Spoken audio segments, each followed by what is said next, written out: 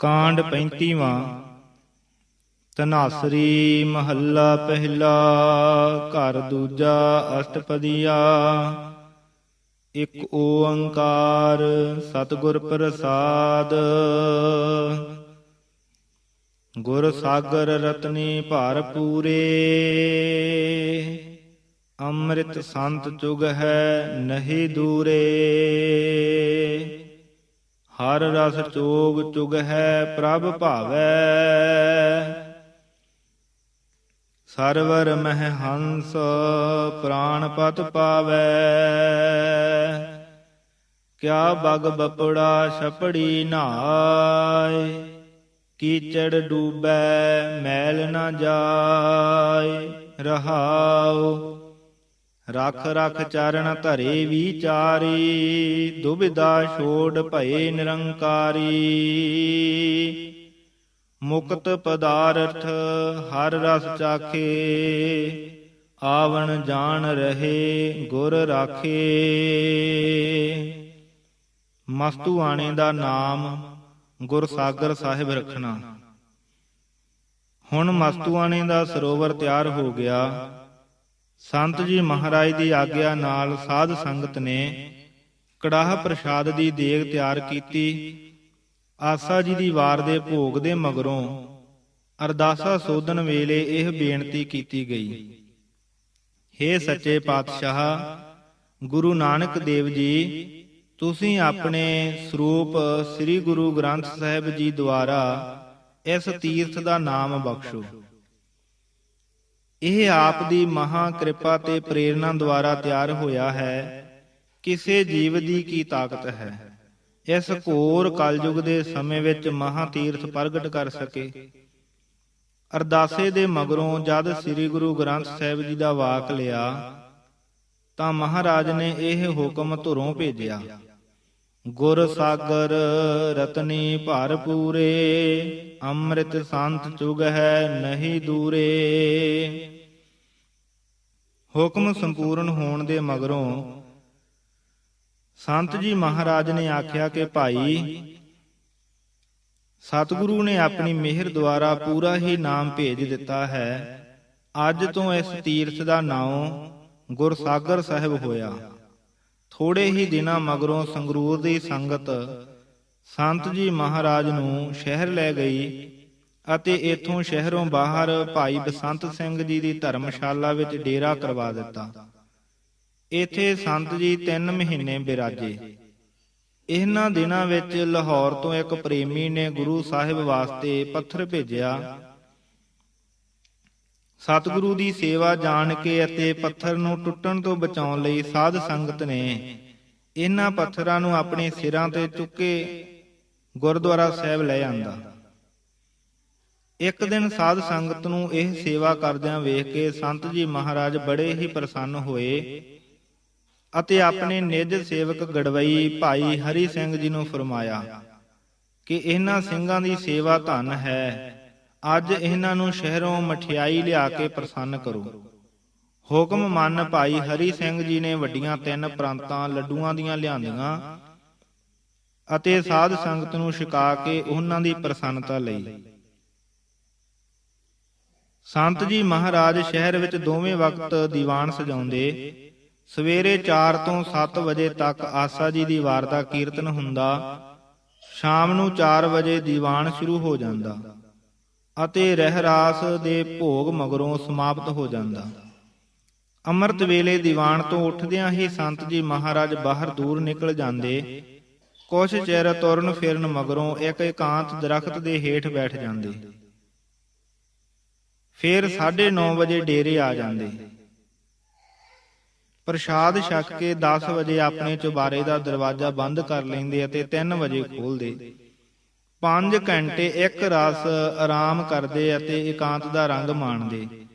ਫਿਰ 3 ਵਜੇ ਜਲ ਪਾਣੀ ਛਕ ਦੀਵਾਨ ਵਾਸਤੇ ਤਿਆਰ ਹੋ ਜਾਂਦੇ।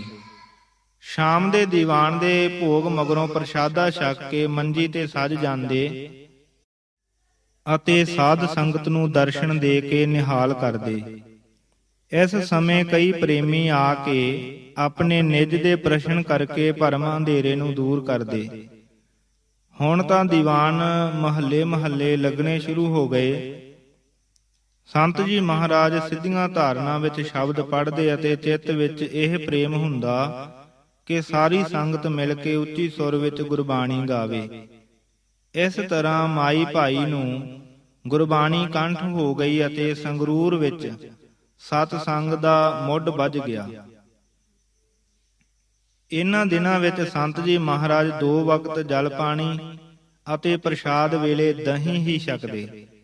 ਸਭ ਤੋਂ ਪਹਿਲਾਂ ਦੀਵਾਨ ਭਾਈ ਮੋਤਾ ਸਿੰਘ ਹਲਵਾਈ ਦੇ ਘਰ ਹੋਇਆ। ਭਾਵੇਂ ਉਹ ਗਰੀਬ ਸੀ, ਉਸ ਨੇ ਗੁਰੂ ਸਾਹਿਬ ਦੀ ਸੇਵਾ ਲਈ 10 ਦਮੜੇ ਭੇਟਾ ਕੀਤੇ। ਹੁਣ ਤਾਂ ਹਰ ਘਰ ਵਿੱਚ ਗੁਰੂ ਸਾਹਿਬ ਦੀ ਭੇਟਾ ਹੋਣੀ ਸ਼ੁਰੂ ਹੋ ਗਈ। ਸਾਧ ਸੰਗਤ ਨੇ ਦਿਲ ਖੋਲ੍ਹ ਕੇ ਸੇਵਾ ਕੀਤੀ। ਇਸ ਵੇਲੇ 10 ਕੋ ਸਿੰਘ ਸੰਤ ਜੀ ਮਹਾਰਾਜ ਨਾਲ ਸਨ। ਕੀਰਤਨ ਦੇ ਮੁਖੀ ਭਾਈ ਕਲਿਆਣ ਸਿੰਘ ਜੀ ਸਨ। ਸੰਗਰੂਰ ਸ਼ਹਿਰ ਵਿੱਚ ਹੀ ਸੰਤ ਅਤਰ ਸਿੰਘ ਜੀ ਅਤਲੇ ਵਾਲਿਆਂ ਨੇ ਪਹਿਲੀ ਵਾਰੀ ਸੰਤ ਜੀ ਮਹਾਰਾਜ ਦਾ ਦਰਸ਼ਨ ਕੀਤਾ ਅਤੇ ਕੁਝ ਦਿਨ ਸਤਸੰਗ ਕਰਕੇ ਬੜੇ ਨਿਹਾਲ ਹੋਏ। ਇਹਨਾਂ ਦਿਨਾਂ ਵਿੱਚ ਹੀ ਸਰਦਾਰ ਪ੍ਰੇਮ ਸਿੰਘ ਜੀ ਰਾਜੋਂ ਮਾਜਰੇ ਵਾਲੇ, ਜੋ ਇਸ ਵੇਲੇ ਜੀਂਦ ਦੀ ਰਿਆਸਤ ਦੇ ਵਜ਼ੀਰ ਸਨ, ਸੰਤ ਜੀ ਮਹਾਰਾਜ ਦੇ ਚਰਨ ਕਮਲਾਂ ਦੇ ਭੌਰੇ ਬਣ ਗਏ। ਰੋਜ਼ ਦੋਵੇਂ ਵੇਲੇ ਦੀਵਾਨ ਵਿੱਚ ਦਰਸ਼ਨ ਲਈ ਆਉਂਦੇ ਅਤੇ ਇਕਾਂਤ ਵਿੱਚ ਵੀ ਕਈ ਵਾਰੀ ਵਿਚਾਰ ਕਰਦੇ। ਸੰਤ ਜੀ ਮਹਾਰਾਜ ਦੀ ਛੋਹ ਨਾਲ ਇਹਨਾਂ ਦੇ ਹਿਰਦੇ ਵਿੱਚ ਸਤ ਸੰਗ ਦਾ ਬੜਾ ਉਤਸ਼ਾਹ ਪੈਦਾ ਹੋਇਆ। ਥੋੜੇ ਦਿਨਾਂ ਵਿੱਚ ਸ੍ਰੀ ਗੁਰੂ ਸਿੰਘ ਸਭਾ ਦੀ ਨੀਂਹ ਰੱਖੀ ਗਈ। ਇਹਨਾਂ ਦਿਨਾਂ ਵਿੱਚ ਹੀ ਰਾਜੇ ਦੀ ਗੱਦੀ ਨਿਸ਼ੀਨੀ ਦਾ ਜਲੂਸ ਨਿਕਲਿਆ। ਮਹਾਰਾਜੇ ਵੱਲੋਂ ਬੜੇ ਪ੍ਰੇਮ ਨਾਲ ਸੰਤ ਜੀ ਨੂੰ ਇਸ ਜਲੂਸ ਵਿੱਚ ਦਰਸ਼ਨ ਦੇਣ ਦੀ ਬੇਨਤੀ ਕੀਤੀ ਗਈ ਅਤੇ ਇੱਕ ਹਾਥੀ ਸਵਾਰੀ ਵਾਸਤੇ ਭੇਜਿਆ ਗਿਆ। ਕਿਸੇ ਅਹਿਲਕਾਰ ਦੇ ਮਨ ਵਿੱਚ ਫੁਰਿਆ ਕਿ ਸੰਤ ਜੀ ਮਹਾਰਾਜ ਦੀ ਪ੍ਰੀਖਿਆ ਕੀਤੀ ਜਾਵੇ। ਉਸ ਨੇ ਸਵਾਰੀ ਵਾਸਤੇ ਮਸਤ ਹਾਥੀ ਭੇਜਿਆ।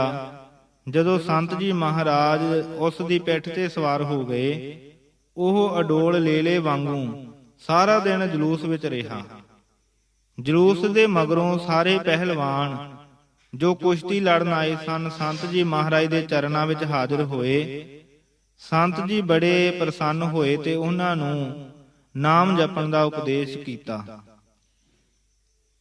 ਫਿਰ ਸਰਦਾਰ ਗੋਬਿੰਦ ਸਿੰਘ ਜੀ ਦੀ ਕੋਠੀ ਅਖੰਡ ਪਾਠ ਹੋਇਆ ਅਤੇ ਉੱਥੇ ਬਿਹੰਗਮ ਅਰੂੜ ਸਿੰਘ ਸੰਤ ਜੀ ਮਹਾਰਾਜ ਨੂੰ ਬਠਿੰਡੇ ਲੈ ਆਇਆ। ਇੱਥੋਂ ਚੱਲ ਕੇ ਡੱਬ ਵਾਲੀ ਮੰਡੀ ਪੁੱਜੇ। ਫਿਰ ਕਾਲੀਆਂ ਵਾਲੀ ਇੱਕ ਰਾਤ ਠਹਿਰ ਕੇ ਪਿੰਡ ਫਤੂਹੀ ਜ਼ਿਲ੍ਹਾ ਫਿਰੋਜ਼ਪੁਰ ਵਿੱਚ ਇੱਕ ਅਖੰਡ ਪਾਠ ਦੀ ਸੇਵਾ ਲਈ ਗਏ। ਫਿਰ ਡੂਮਾ ਵਾਲੀ ਅਤੇ 1-2 ਹੋਰ ਪਿੰਡ, ਜਿਨ੍ਹਾਂ ਵਿੱਚ ਨਾਮ ਬਾਣੀ ਦਾ ਪ੍ਰਵਾਹ ਚਲਾਉਂਦੇ ਹੋਏ ਬਠਿੰਡੇ ਵਾਪਸ ਆ ਗਏ। 2 ਦਿਨ ਬਠਿੰਡੇ ਵਿੱਚ ਸਤਸੰਗ ਹੋਇਆ। ਫਿਰ ਸਰਦਾਰ ਕਿਹਰ ਸਿੰਘ ਰਾਮਪੁਰਾ ਫੂਲ ਮੰਡੀ ਲੈ ਆਇਆ। 2 ਦਿਨ ਦੀਵਾਨ ਸਜੇ। ਮੰਡੀ ਦੀ ਸਾਧ ਸੰਗਤ ਨੇ ਗੁਰਸਾਗਰ ਸਾਹਿਬ ਮਸਤੂਆਣੇ ਵਾਸਤੇ ਬੜੇ ਉਤਸ਼ਾਹ ਨਾਲ ਅਰਦਾਸੇ ਕਰਵਾਏ।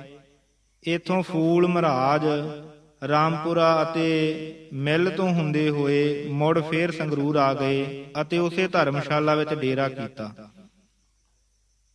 ਧਰਮਸ਼ਾਲਾ ਦੇ ਖੱਬੇ ਪਾਸੇ ਤਲਾਉ ਹੈ। ਇਸ ਦੇ ਨਾਲ ਹੀ ਬਿਜਲੀ ਘਰ ਨਵਾਂ ਬਣਿਆ ਸੀ। ਇੱਕ ਦਿਨ ਇੱਥੋਂ ਦਾ ਮਿਸਤਰੀ ਸੰਤ ਜੀ ਨੂੰ ਕਾਰਖਾਨਾ ਦਿਖਾਉਣ ਵਾਸਤੇ ਲੈ ਗਿਆ। ਸੰਤ ਜੀ ਬੜੇ ਗਹੁ ਨਾਲ ਦੇਖਦੇ ਰਹੇ। ਇੱਕ ਮਿਸਤਰੀ ਨੇ ਆਖਿਆ ਕਿ ਮਹਾਰਾਜ, ਚੁੰਬਕ ਪੱਥਰ ਦੇ ਘੇਰੇ ਵਿੱਚ ਇੱਕ ਲੋਹੇ ਦੇ ਖੇਹ ਨੂੰ ਜਿਹੇ ਦੇ ਬੜੇ ਜ਼ੋਰ ਨਾਲ ਫਿਰਨ ਕਰਕੇ ਸ਼ਕਤੀਵਾਨ ਬਿਜਲੀ ਪੈਦਾ ਹੁੰਦੀ ਹੈ। ਸੰਤ ਜੀ ਨੇ ਫਰਮਾਇਆ ਕਿ ਭਾਈ, ਨਾਮ ਦੇ ਹਰ ਵਕਤ ਪੂਰੇ ਉਤਸ਼ਾਹ ਤੇ ਜ਼ੋਰ ਨਾਲ ਹਜ਼ੂਰੀ ਵਿੱਚ ਜਾਪ ਕਰਨ ਦੁਆਰਾ ਇੱਕ ਅਦਭੁਤ ਬਿਜਲੀ ਪੈਦਾ ਹੁੰਦੀ ਹੈ, ਜਿਹਦੇ ਆਸਰੇ ਕੋਟਾਨ ਸੂਰਜ, ਚੰਦ, ਖੰਡ ਬ੍ਰਹਿਮੰਡ ਅਤੇ ਸਾਰੀ ਰਚਨਾ ਚੱਲ ਰਹੀ ਹੈ। ਮਹਾਰਾਜ ਜੀਂਦ ਜੀ ਦੇ ਮਹੱਲਾਂ ਵਿੱਚੋਂ ਬੂੜੀਏ ਵਾਲੀ ਰਾਣੀ ਨੂੰ ਸੰਤਾਂ ਦੇ ਚਰਨਾਂ ਨਾਲ ਬੜਾ ਹੀ ਪ੍ਰੇਮ ਹੋ ਗਿਆ। ਇਹ ਸੰਤ ਜੀ ਦੀ ਮਾਤਾ ਜੀ ਨੂੰ ਸਤਸੰਗ ਤੇ ਸੇਵਾ ਦਾ ਲਾਭ ਲੈਣ ਲਈ ਆਪਣੇ ਪਾਸ ਲੈ ਗਈ। ਇਸ ਦੇ ਪ੍ਰੇਮ ਕਰਕੇ ਕੱਤਕ ਪੂਰਨਮਾਸ਼ੀ ਗੁਰੂ ਨਾਨਕ ਦੇਵ ਜੀ ਦੇ ਜਨਮ ਦਿਨ ਤੋਂ 7 ਦਿਨ ਪਹਿਲਾਂ ਸੰਤ ਜੀ ਮਹਾਰਾਜ ਨੇ ਸ਼ਾਹੀ ਦੀਵਾਨਖਾਨੇ ਵਿੱਚ 2 ਵੇਲੇ ਦੀਵਾਨ ਲਗਾਉਣੇ ਸ਼ੁਰੂ ਕਰ ਦਿੱਤੇ। ਪੂਰਨਮਾਸ਼ੀ ਤੋਂ 2 ਦਿਨ ਪਹਿਲਾਂ ਅਖੰਡ ਪਾਠ ਰੱਖਿਆ ਗਿਆ ਅਤੇ ਸਾਹਿਬ ਸ੍ਰੀ ਗੁਰੂ ਨਾਨਕ ਦੇਵ ਜੀ ਮਹਾਰਾਜ ਦੇ ਜਨਮ ਦਿਹਾੜੇ ਵਾਲੇ ਦਿਨ ਬੜੇ ਉਤਸ਼ਾਹ ਨਾਲ ਭੋਗ ਪਾਇਆ ਗਿਆ। ਮਹਾਰਾਣੀ ਨੇ ਸੰਤ ਜੀ ਮਹਾਰਾਜ ਅਤੇ ਸਾਧ ਸੰਗਤ ਲਈ ਬੜੇ ਖੁੱਲੇ ਦਿਲ ਨਾਲ ਬਸਤਰ ਅਤੇ ਬਿਸਤਰੇ ਅਰਦਾਸ ਕਰਵਾਏ। 1100 ਦਮੜਾ ਭੇਟਾ ਕੀਤਾ ਅਤੇ ਸਾਰਾ ਦਿਨ ਅਟੁੱਟ ਲੰਗਰ ਜਾਰੀ ਰੱਖਿਆ। ਇਸ ਮਹਾਰਾਣੀ ਦਾ ਪ੍ਰੇਮ ਅੰਤ ਸਮੇਂ ਤੱਕ ਨਿਭਿਆ। ਸੰਨ 1921 ਵਿੱਚ ਅਖੰਡ ਪਾਠ ਦਾ ਭੋਗ ਪਵਾ ਸਾਧ ਸੰਗਤ ਦੇ ਦਰਸ਼ਨ ਤੋਂ ਨਿਹਾਲ ਹੋ ਆਪਣੀ ਮਰਿਆਦਾ ਅਨੁਸਾਰ ਸੇਵਾ ਕਰ ਸਰੀਰ ਛੱਡ ਗੁਰਪੁਰੀ ਸਿਧਾਰ ਗਈ। ਫਿਰ ਅਲਾਲ ਪਿੰਡ ਵਿੱਚ ਅਖੰਡ ਪਾਠ ਲਈ ਆਏ। ਮੂਲੋਵਾਲ ਗੁਰੂ ਤੇਗ ਬਹਾਦਰ ਸਾਹਿਬ ਦੇ ਗੁਰਦੁਆਰੇ ਇੱਕ ਦੀਵਾਨ ਦੀ ਹਾਜ਼ਰੀ ਭਰਦੇ ਹੋਏ ਕਾਂਜਲੇ ਪੁੱਜੇ ਅਤੇ ਇੱਥੋਂ ਗੁਰਸਾਗਰ ਸਾਹਿਬ ਮਸਤੂਆਣੇ ਮਾਘੀ ਦੇ ਦੀਵਾਨ ਲਈ ਆ ਗਏ। ਦੀਵਾਨ ਵਿੱਚ ਬੜੇ ਆਨੰਦ ਨਾਲ ਕੀਰਤਨ ਹੋਇਆ ਅਤੇ 3 ਦਿਨ ਅਤੇ 3 ਰਾਤਾਂ ਮਹਾਂਕਾਸ਼ ਵਿੱਚ ਨਾਮ ਬਾਣੀ ਦੀ ਰੱਬੀ ਬਿਜਲੀ ਜਮ੍ਹਾਂ ਹੁੰਦੀ ਰਹੀ। ਹੁਣ ਨਿਮਾਣੀ, ਨਿਰਜਲਾ ਇਕਾਦਸ਼ੀ ਅਤੇ ਮਾਘੀ ਦੋਵੇਂ ਦੀਵਾਨ ਗੁਰਸਾਗਰ ਸਾਹਿਬ ਪੱਕੇ ਹੋ ਗਏ। ਗੁਰੂ ਦੀਆਂ ਸੰਗਤਾਂ ਸਹਿਜ ਸੁਭਾਉ ਵੇਲੇ ਸਿਰ ਜੋੜ ਮੇਲੇ ਦੀ ਤਾਰੀਖ ਤੋਂ 2 ਦਿਨ ਪਹਿਲਾਂ ਹੀ ਖਿੱਚੀਆਂ ਚਲੀਆਂ ਆਉਂਦੀਆਂ ਅਤੇ 1 ਦਿਨ ਪਹਿਲਾਂ ਦੀਵਾਨ ਪੂਰੇ ਜ਼ੋਰ ਨਾਲ ਭਰ ਜਾਂਦਾ। ਇਹ ਦੀਵਾਨ ਗੁਰੂ ਨਾਨਕ ਸਾਹਿਬ ਦੇ ਘਰ ਦੇ ਨਾਮ ਬਾਣੀ ਦੇ ਵੱਡੇ ਸਕੂਲ ਬਣ ਗਏ। ਸੰਤ ਜੀ ਮਹਾਰਾਜ ਸਾਧ ਸੰਗਤ ਮਾਈ ਭਾਈ ਨੂੰ ਕੀਰਤਨ ਵਿੱਚ ਪੂਰਾ ਹਿੱਸਾ ਦਿੰਦੇ। ਇਸੇ ਲਈ ਹੀ ਸਾਰੇ ਮਾਲਵੇ ਦੇਸ਼ ਦੀਆਂ ਸੰਗਤਾਂ ਬੜੇ ਚਾਉ ਤੇ ਉਤਸ਼ਾਹ ਨਾਲ ਬਾਣੀ ਕੰਠ ਕਰਦੀਆਂ ਅਤੇ ਜੋੜ ਮੇਲਿਆਂ ਦੇ ਸਮੇਂ ਸ਼ਬਦੀ ਜਥੇ ਬਣਾ ਕੇ ਆਉਂਦੀਆਂ। ਪਹਿਲਾ ਰਾਗੀ ਜਥਾ 7 ਸ਼ਲੋਕ ਆਸਾ ਜੀ ਦੀ ਵਾਰ ਦੇ ਲਗਾਉਂਦੇ। ਪਿੱਛੋਂ ਸੰਤ ਜੀ 1-2 ਛੱਕੇ ਪੜ੍ਹ ਕੇ ਸ਼ਬਦ ਦਾ ਭੰਡਾਰ ਖੋਲ ਦਿੰਦੇ ਅਤੇ ਵਾਰੀ-ਵਾਰੀ ਮਾਈ ਭਾਈ ਕੋਲੋਂ ਸ਼ਬਦ ਪੜ੍ਹਾਉਂਦੇ। ਇੱਕ ਸ਼ਬਦ ਮਾਈਆਂ ਦਾ ਹੁੰਦਾ ਤੇ ਦੂਜਾ ਭਾਈਆਂ ਦਾ। ਪਹਿਲਾਂ ਇੱਕ ਪ੍ਰੇਮਣ ਬੋਲਦੀ, ਪਿੱਛੋਂ ਸਾਰੀਆਂ ਮਾਈਆਂ ਅਤੇ ਫੇਰ ਸਾਰੇ ਭਾਈ। ਇਸੇ ਤਰ੍ਹਾਂ ਇੱਕ ਭਾਈ ਸ਼ਬਦ ਪੜ੍ਹਦਾ, ਪਿੱਛੋਂ ਸਾਰੇ ਭਾਈ ਅਤੇ ਫੇਰ ਸਾਰੀਆਂ ਮਾਈਆਂ। ਇਸ ਤਰ੍ਹਾਂ ਮਾਈ ਭਾਈ ਦੀ ਬਿਰਤੀ ਸ਼ਬਦ ਵਿੱਚ ਜੁੜੀ ਰਹਿੰਦੀ ਅਤੇ ਨਾਮ ਬਾਣੀ ਦੀ ਟਿਕਵੀਂ ਲਹਿਰ ਚੱਲਦੀ। ਜਦ 5 ਕੁ ਸ਼ਲੋਕ ਰਹਿ ਜਾਂਦੇ ਤਦ ਸੰਤ ਜੀ ਮਹਾਰਾਜ ਸ਼ਬਦ ਦੀ ਉਹ ਘਣਘੋਰ ਬੰਨ੍ਹਦੇ ਕਿ ਸਾਰਾ ਆਕਾਸ਼ ਸ਼ਬਦ ਦੀ ਧੁਨੀ ਨਾਲ ਗੂੰਜ ਉੱਠਦਾ ਅਤੇ ਮਨੁੱਖ, ਪਸ਼ੂ, ਪੰਛੀ ਨਾਮ ਦੀ ਲਹਿਰ ਵਿੱਚ ਮਸਤ ਹੋ ਜਾਂਦੇ। 3 ਦਿਨ ਅਤੇ 3 ਰਾਤਾਂ ਇਹ ਸ਼ਬਦ ਦੀ ਲਹਿਰ ਚੱਲਦੀ। ਦੋਹਾਂ ਜੋੜ ਮੇਲਿਆਂ ਦੇ ਸਮੇਂ ਮਾਈ ਭਾਈ ਇਸ ਗੁਰਬਾਣੀ ਦੇ ਮਹਾਂ ਜੱਗ ਵਿੱਚ ਪੂਰੇ ਉਤਸ਼ਾਹ ਨਾਲ ਆਪਣਾ ਹਿੱਸਾ ਰਲਾਉਂਦੇ। ਕਾਂਡ 36ਵਾਂ। ਰਾਗ ਸੂਹੀ ਮਹੱਲਾ 5ਵਾਂ। ਅਸ਼ਟਪਦੀਆ। ਘਰ ਨਾਵਾ। ਏਕ ਓੰਕਾਰ ਸਤਿਗੁਰ ਪ੍ਰਸਾਦ। ਜਿਨ ਡਿਠਿਆ ਮਨ ਰਹਿਸੀਐ ਕਿਉ ਪਾਈਐ ਤਿਨ ਸੰਗ ਜੀਓ। ਸੰਤ ਸੱਜਣ ਮਨ ਮਿੱਤਰ ਸੇ ਲਾਇਨ ਪ੍ਰਭ ਸਿਓ ਰੰਗ ਜੀਓ। ਤਿਨ ਸਿਓ ਪ੍ਰੀਤ ਨ ਟੁੱਟਈ ਕਬਹੁ ਨ ਹੋਵੈ ਭੰਗ ਜੀਓ। ਪਾਰ ਬ੍ਰਹਮ ਪ੍ਰਭ ਕਰ ਦਇਆ ਗੁਣ ਗਾਵਾ ਤੇਰੇ ਨਿਤ ਜੀਓ। ਆਏ ਮਿਲਹੁ ਸੰਤ ਸੱਜਣਾ ਨਾਮ ਜਪਹਿ ਮਨ ਮਿਤ ਜੀਓ। ਰਹਾਉ ਦੇਖੈ ਸੁਣੇ ਨਾ ਜਾਣਈ ਮਾਇਆ ਮੋਹਿਆ ਅੰਧ ਜੀਓ। ਕਾਚੀ ਦੇਹਾ ਵਿਣਸਣੀ ਕੂੜ ਕਮਾਵੈ ਤੰਦ ਜੀਓ। ਨਾਮ ਧਿਆਵਹਿ ਸੇ ਜਿਨ ਚੱਲੇ ਗੁਰ ਪੂਰੇ ਸੰਬੰਧ ਜੀਓ। ਹੁਕਮੇ ਜੁਗ ਮਹਿ ਆਇਆ ਚੱਲਣ ਹੁਕਮ ਸੰਜੋਗ ਜੀਓ। ਹੁਕਮੇ ਪਰਪੰਚ ਪਸਰਿਆ ਹੁਕਮ ਕਰੇ ਰਸ ਭੋਗ ਜਿਉ। ਜਿਸਨੋ ਕਰਤਾ ਵਿਸਰੈ ਤਿਸ ਹੈ ਵਿਛੋੜਾ ਸੋਗ ਜਿਉ। ਆਪਨੜੇ ਪ੍ਰਭ ਭਾਣਿਆ ਦਰਗਹਿ ਪੈਦਾ ਜਾਏ ਜਿਉ। ਐਥੈ ਸੁਖ ਮੁਖ ਉਜਲਾ ਏਕੋ ਨਾਮ ਧਿਆਏ ਜਿਉ। ਆਦਰ ਦਿੱਤਾ ਪਰ ਬ੍ਰਹਮ ਗੁਰ ਸੇਵਿਆ ਸਤ ਭਾਏ ਜਿਉ। ਥਾਨ ਥਨੰਤਰ ਰਵ ਰਹਿਆ ਸਰਬ ਜੀਆ ਪ੍ਰਤਪਾਲ ਜਿਉ। ਸਚ ਖਜ਼ਾਨਾ ਸੰਚਿਆ ਏਕ ਨਾਮ ਧਨ ਮਾਲ ਜਿਉ। ਮਨ ਤੇ ਕਬਹੁ ਨ ਵਿਸਰੈ ਜਾ ਆਪੇ ਹੋਏ ਦਇਆਲ ਜਿਉ। ਆਵਣ ਜਾਣਾ ਰਹਿ ਗਏ ਮਨ ਬੁੱਠਾ ਨਿਰੰਕਾਰ ਜਿਉ।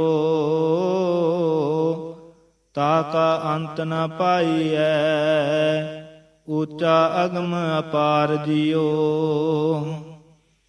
ਜਿਸ ਪ੍ਰਭ ਆਪਣਾ ਵਿਸਰੈ ਸੋ ਮਰ ਜੰਮੈ ਲਖ ਵਾਰ ਜਿਉ। ਸਾਚ ਨੇਹੋ ਤਿਨ ਪ੍ਰੀਤਮਾ ਜਿਨ ਮਨ ਬੁੱਠਾ ਆਪ ਜਿਉ। ਗੁਣ ਸਾਜੇ ਤਿਨ ਸੰਗ ਬਸੇ ਆਠ ਪਹਿਰ ਪ੍ਰਭ ਜਾਪ ਜਿਉ।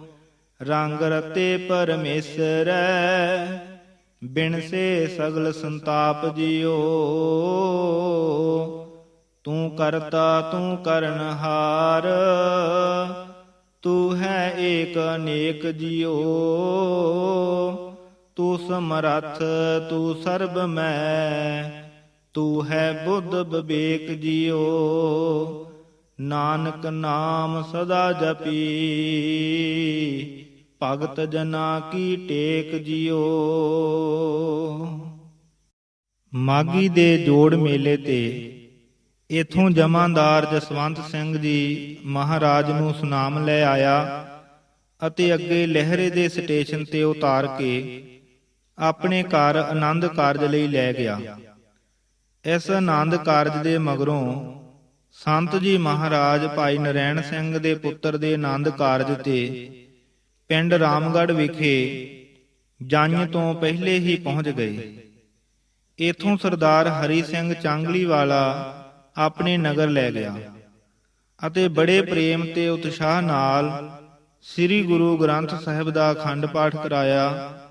ਅਖੰਡ ਪਾਠ ਦੇ ਭੋਗ ਮਗਰੋਂ ਸੰਤ ਜੀ ਮਹਾਰਾਜ ਸ੍ਰੀ ਗੁਰੂ ਤੇਗ ਬਹਾਦਰ ਸਾਹਿਬ ਦੇ ਗੁਰਦੁਆਰੇ ਯਾਤਰਾ ਲਈ ਗਏ ਅਤੇ 3 ਦਿਨ ਵੈਰਾਗ ਦੇ ਸਮੁੰਦਰ ਦੀਨ ਦੁਨੀਆ ਦੇ ਰਕਸ਼ਕ ਸੱਚੇ ਪਾਤਸ਼ਾਹ ਤੇਗ ਬਹਾਦਰ ਹਿੰਦ ਦੀ ਚਾਦਰ ਦੀ ਚੌਂਕੀ ਭਰੀ ਸਿੱਖ ਵਿਦਿਅਕ ਕਾਨਫਰੰਸ ਤੇ ਜਾਣਾ।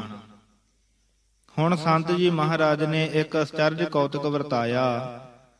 ਜਦ ਚੌਥੀ ਰਾਤ ਦੇ 12 ਵਜੇ ਚੁਪੀਤੇ ਹੀ 5 ਸਿੰਘ ਭਾਈ ਕਲਿਆਣ ਸਿੰਘ, ਭਾਈ ਹਰੀ ਸਿੰਘ, ਭਾਈ ਮੋਹਨ ਸਿੰਘ ਅਤੇ ਭਾਈ ਲਾਲ ਸਿੰਘ ਨੂੰ ਨਾਲ ਲੈ ਕੇ ਅੰਬਾਲੇ ਵੱਲ ਤੁਰ ਪਏ। ਬਾਕੀ ਜਥਾ ਸੁੱਤਾ ਹੀ ਪਿਆ ਰਿਹਾ। ਇਸ ਸ਼ਹਿਰ ਸਿੱਖ ਵਿਦਿਅਕ ਕਾਨਫਰੰਸ ਦਾ ਸਾਲਾਨਾ ਸਮਾਗਮ ਹੋਣਾ ਸੀ। ਅੰਬਾਲੇ ਦੀ ਸੰਗਤ ਬੜੀ ਢੂੰਡ ਭਾਲ ਵਿੱਚ ਸੀ ਕਿ ਕਿਤੇ ਸੰਤ ਮਿਲਣ ਤਾਂ ਉਹਨਾਂ ਨੂੰ ਇਸ ਸਮਾਗਮ ਵਿੱਚ ਲਿਆ ਕੇ ਨਾਮ ਬਾਣੀ ਅਤੇ ਮਨਮੋਹਣੇ ਦਰਸ਼ਨ ਦਾ ਲਾਭ ਲਈਏ। ਕਈ ਜਗ੍ਹਾ ਖੋਜ ਕੀਤੀ ਪਰ ਪਤਾ ਨਾ ਲੱਗਾ। ਆਖਰ ਜਦ ਨਿਰਾਸ਼ ਹੋ ਗਏ ਤਾਂ ਕੀ ਦੇਖਦੇ ਹਨ ਕਿ ਕਾਨਫਰੰਸ ਤੋਂ 2 ਦਿਨ ਪਹਿਲਾਂ ਸਿਰ ਤੇ ਭੂਰੀ ਲਈ ਸੰਤ 5 ਸਿੰਘਾਂ ਸਮੇਤ ਅੰਬਾਲੇ ਵੱਲ ਤੁਰੇ ਆਉਂਦੇ ਹਨ। ਸਾਧ ਸੰਗਤ ਦੇ ਕੁਝ ਸਰੀਰਾਂ ਨੇ ਸੰਤ ਜੀ ਮਹਾਰਾਜ ਨੂੰ ਪਛਾਣ ਲਿਆ ਤੇ ਵੈਰਾਗ ਵਿੱਚ ਚਰਨਾਂ ਤੇ ਢਹਿ ਪਏ।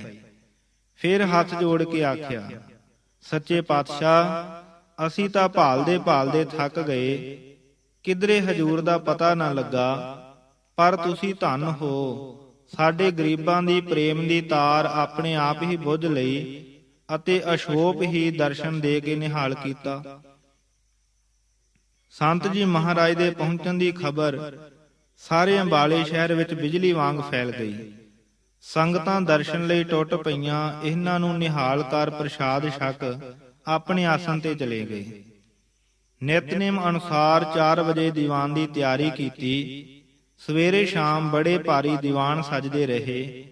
ਹੁਣ ਕਾਨਫਰੰਸ ਦੇ ਸਮਾਗਮ ਦਾ ਸਮਾਂ ਆ ਗਿਆ ਅਤੇ ਸੰਤ ਜੀ ਦੇ ਦੀਵਾਨ ਕਾਨਫਰੰਸ ਦੇ ਦੀਵਾਨ ਅਸਥਾਨ ਵਿੱਚ ਲੱਗਣੇ ਸ਼ੁਰੂ ਹੋ ਗਏ। ਅੱਧੀ ਆਸਾ ਜੀ ਦੀ ਵਾਰ ਭਾਈ ਭਾਗ ਸਿੰਘ, ਭਾਈ ਹੀਰਾ ਸਿੰਘ ਜੀ ਲਾਉਂਦੇ ਅਤੇ ਅੱਧੀ ਸੰਤ ਜੀ ਮਹਾਰਾਜ। ਮਾਈ ਭਾਈ ਕੋਲੋਂ 3 ਥਾਂ ਤੇ ਪੜਾਉਂਦੇ। ਸ਼ਬਦ ਦਾ ਸਮੁੰਦਰ ਠਾਠਾਂ ਮਾਰਦਾ ਤੇ ਸ਼ਬਦ ਬਾਣੀ ਦੀ ਗੂੰਜ ਮਹਾ ਆਕਾਸ਼ ਵਿੱਚ ਸਦਾ ਜਗਿਆਸੂਆਂ ਦੇ ਭਲੇ ਲਈ ਇਕੱਠੀ ਹੋ ਕੇ ਜਾ ਬਿਰਾਜਦੀ। ਇਸ ਸਮੇਂ ਦੀ ਇਕਾਦੁੱਤੀ ਸਾਖੀ ਗਿਆਨੀ ਝੰਡਾ ਸਿੰਘ ਜੀ ਵਕੀਲ ਦੀ ਭੈਣ ਜੀ ਨੇ ਦਾਸ ਨੂੰ ਲਿਖਾਈ। ਸਰਦਾਰ ਝੰਡਾ ਸਿੰਘ ਜੀ BA LLB ਵਕੀਲ, ਜਿਹੜੇ ਕਿ ਰੱਬ ਦੀ ਹਸਤੀ ਤੋਂ ਉੱਕੇ ਹੀ ਮੁਨਕਰ ਸਨ, ਬੜੇ ਸਖਤ ਬਿਮਾਰ ਪਏ ਸਨ। ਬਚਣ ਦੀ ਆਸ ਨਹੀਂ ਸੀ। ਸੁਭਾਗ ਮਾਈ ਦੇ ਚਿੱਤ ਵਿੱਚ ਇਹ ਤੀਬਰ ਫੁਰਨਾ ਪੈਦਾ ਹੋਇਆ ਕਿ ਸੰਤ ਜੀ ਮਹਾਰਾਜ ਦੇ ਹਸਤ ਕਮਲਾਂ ਦੁਆਰਾ ਸ੍ਰੀ ਗੁਰੂ ਗ੍ਰੰਥ ਸਾਹਿਬ ਜੀ ਦੀ ਤਾਬੇ ਤੋਂ ਇੱਕ ਫੁੱਲ ਪ੍ਰਾਪਤ ਕਰੇ ਅਤੇ ਉਹ ਸਰਦਾਰ ਝੰਡਾ ਸਿੰਘ ਜੀ ਨੂੰ ਸੁੰਘਾਏ। ਮਾਈ ਦੇ ਚਿੱਤ ਵਿੱਚ ਪੱਕਾ ਵਿਸ਼ਵਾਸ ਸੀ ਕਿ ਇਸ ਫੁੱਲ ਦੀ ਬਰਕਤ ਨਾਲ ਝੰਡਾ ਸਿੰਘ ਜੀ ਦਾ ਰੋਗ ਕੱਟਿਆ ਜਾਏਗਾ। ਕਾਨਫਰੰਸ ਦੇ ਸਮਾਗਮ ਦੇ ਪਹਿਲੇ ਦਿਨ ਹੀ ਇਹ ਮਾਈ ਦੀਵਾਨ ਵਿੱਚ ਗਈ ਅਤੇ ਸੰਗਦੀ ਸ੍ਰੀ ਗੁਰੂ ਗ੍ਰੰਥ ਸਾਹਿਬ ਜੀ ਦੇ ਪ੍ਰਕਾਸ਼ ਅਸਥਾਨ ਦੇ ਸੱਜੇ ਪਾਸੇ ਖਲੋ ਗਈ। ਸੰਤ ਜੀ ਮਹਾਰਾਜ ਨੇਤਰ ਮੂੰਦ ਕੀਰਤਨ ਵਿੱਚ ਜੁੜੇ ਹੋਏ ਸਨ। ਜਦ ਮਾਈ ਨੂੰ ਖਲੋਤਿਆਂ ਕੁਝ ਚਿਰ ਹੋ ਗਿਆ ਤਾਂ ਸੰਤ ਜੀ ਮਹਾਰਾਜ ਨੇ ਪੌੜੀ ਦੇ ਪਾਠ ਵੇਲੇ ਨੇਤਰ ਖੋਲੇ ਅਤੇ ਪੁੱਛਿਆ, ਮਾਈ ਕਿਸ ਤਰ੍ਹਾਂ ਖੜੀ ਹੈ? ਪ੍ਰੇਮਨ ਨੇ ਹੱਥ ਜੋੜ ਕੇ ਅਰਜ਼ ਕੀਤੀ, ਸੱਚੇ ਪਾਤਸ਼ਾਹ ਇੱਕ ਫੁੱਲ ਬਖਸ਼ੋ। ਉਸੇ ਵੇਲੇ ਸੰਤ ਜੀ ਮਹਾਰਾਜ ਨੇ ਸ੍ਰੀ ਗੁਰੂ ਗ੍ਰੰਥ ਸਾਹਿਬ ਜੀ ਦੇ ਉੱਤੋਂ ਇੱਕ ਫੁੱਲਾਂ ਦਾ ਹਾਰ ਲਾਹ ਕੇ ਮਾਈ ਨੂੰ ਦੇ ਦਿੱਤਾ। ਮਾਈ ਚਾਈ ਸਰਦਾਰ ਝੰਡਾ ਸਿੰਘ ਜੀ ਵਕੀਲ ਦੇ ਮਕਾਨ ਤੇ ਆਈ ਅਤੇ ਫੁੱਲਾਂ ਦਾ ਹਾਰ ਗਿਆਨੀ ਜੀ ਦੇ ਗਲੇ ਵਿੱਚ ਪਾ ਦਿੱਤਾ। ਬਸ ਹਾਰ ਕੀ ਸੀ, ਕਰਤਾਰੀ ਬਿਜਲੀ ਦੀ ਬੈਟਰੀ ਸੀ। ਸਰਦਾਰ ਸਾਹਿਬ ਉਸੇ ਵੇਲੇ ਵਾਹਿਗੁਰੂ ਵਾਹਿਗੁਰੂ ਵਾਹਿਗੁਰੂ ਬੋਲ ਉੱਠੇ ਅਤੇ ਇਹਨਾਂ ਦੇ ਰੋਮ ਰੋਮ ਵਿੱਚ ਰੱਬ ਦੇ ਪਿਆਰ ਦਾ ਖੇੜਾ ਵਸ ਗਿਆ। ਸਰੀਰ ਅਤੇ ਮਨ ਦੇ ਰੋਗਾਂ ਦੀ ਜੜ ਕੱਟੀ ਗਈ। ਸਰਬ ਰੋਗ ਕਾ ਔਖਦ ਨਾਮ। ਤਕੜੇ ਹੋ ਕੇ ਅੰਮ੍ਰਿਤ ਛਕਿਆ। ਖਾਲਸਾ ਜੀ ਦੀ ਸੇਵਾ ਵਿੱਚ ਜੁਟ ਪਏ। ਬਾਕੀ ਦਾ ਜੀਵਨ ਪੰਥ ਦੀ ਸੇਵਾ ਵਿੱਚ ਬਿਤਾਇਆ ਅਤੇ ਖਾਲਸਾ ਹਾਈ ਸਕੂਲ ਅਤੇ ਸ੍ਰੀ ਗੁਰੂ ਸਿੰਘ ਸਭਾ ਦੇ ਪ੍ਰਧਾਨ ਰਹੇ। ਆਸਾ ਜੀ ਦੀ ਵਾਰ ਦੇ ਦੀਵਾਨ ਦੇ ਮਗਰੋਂ ਸਾਧ ਸੰਗਤ ਆਪਣੇ ਆਪਣੇ ਡੇਰਿਆਂ ਤੇ ਚਲੀ ਗਈ ਅਤੇ ਫਿਰ ਪ੍ਰਸ਼ਾਦਾ ਛਕ ਕਾਨਫਰੰਸ ਦੇ ਪੰਡਾਲ ਵੱਲ ਤੁਰ ਪਈ।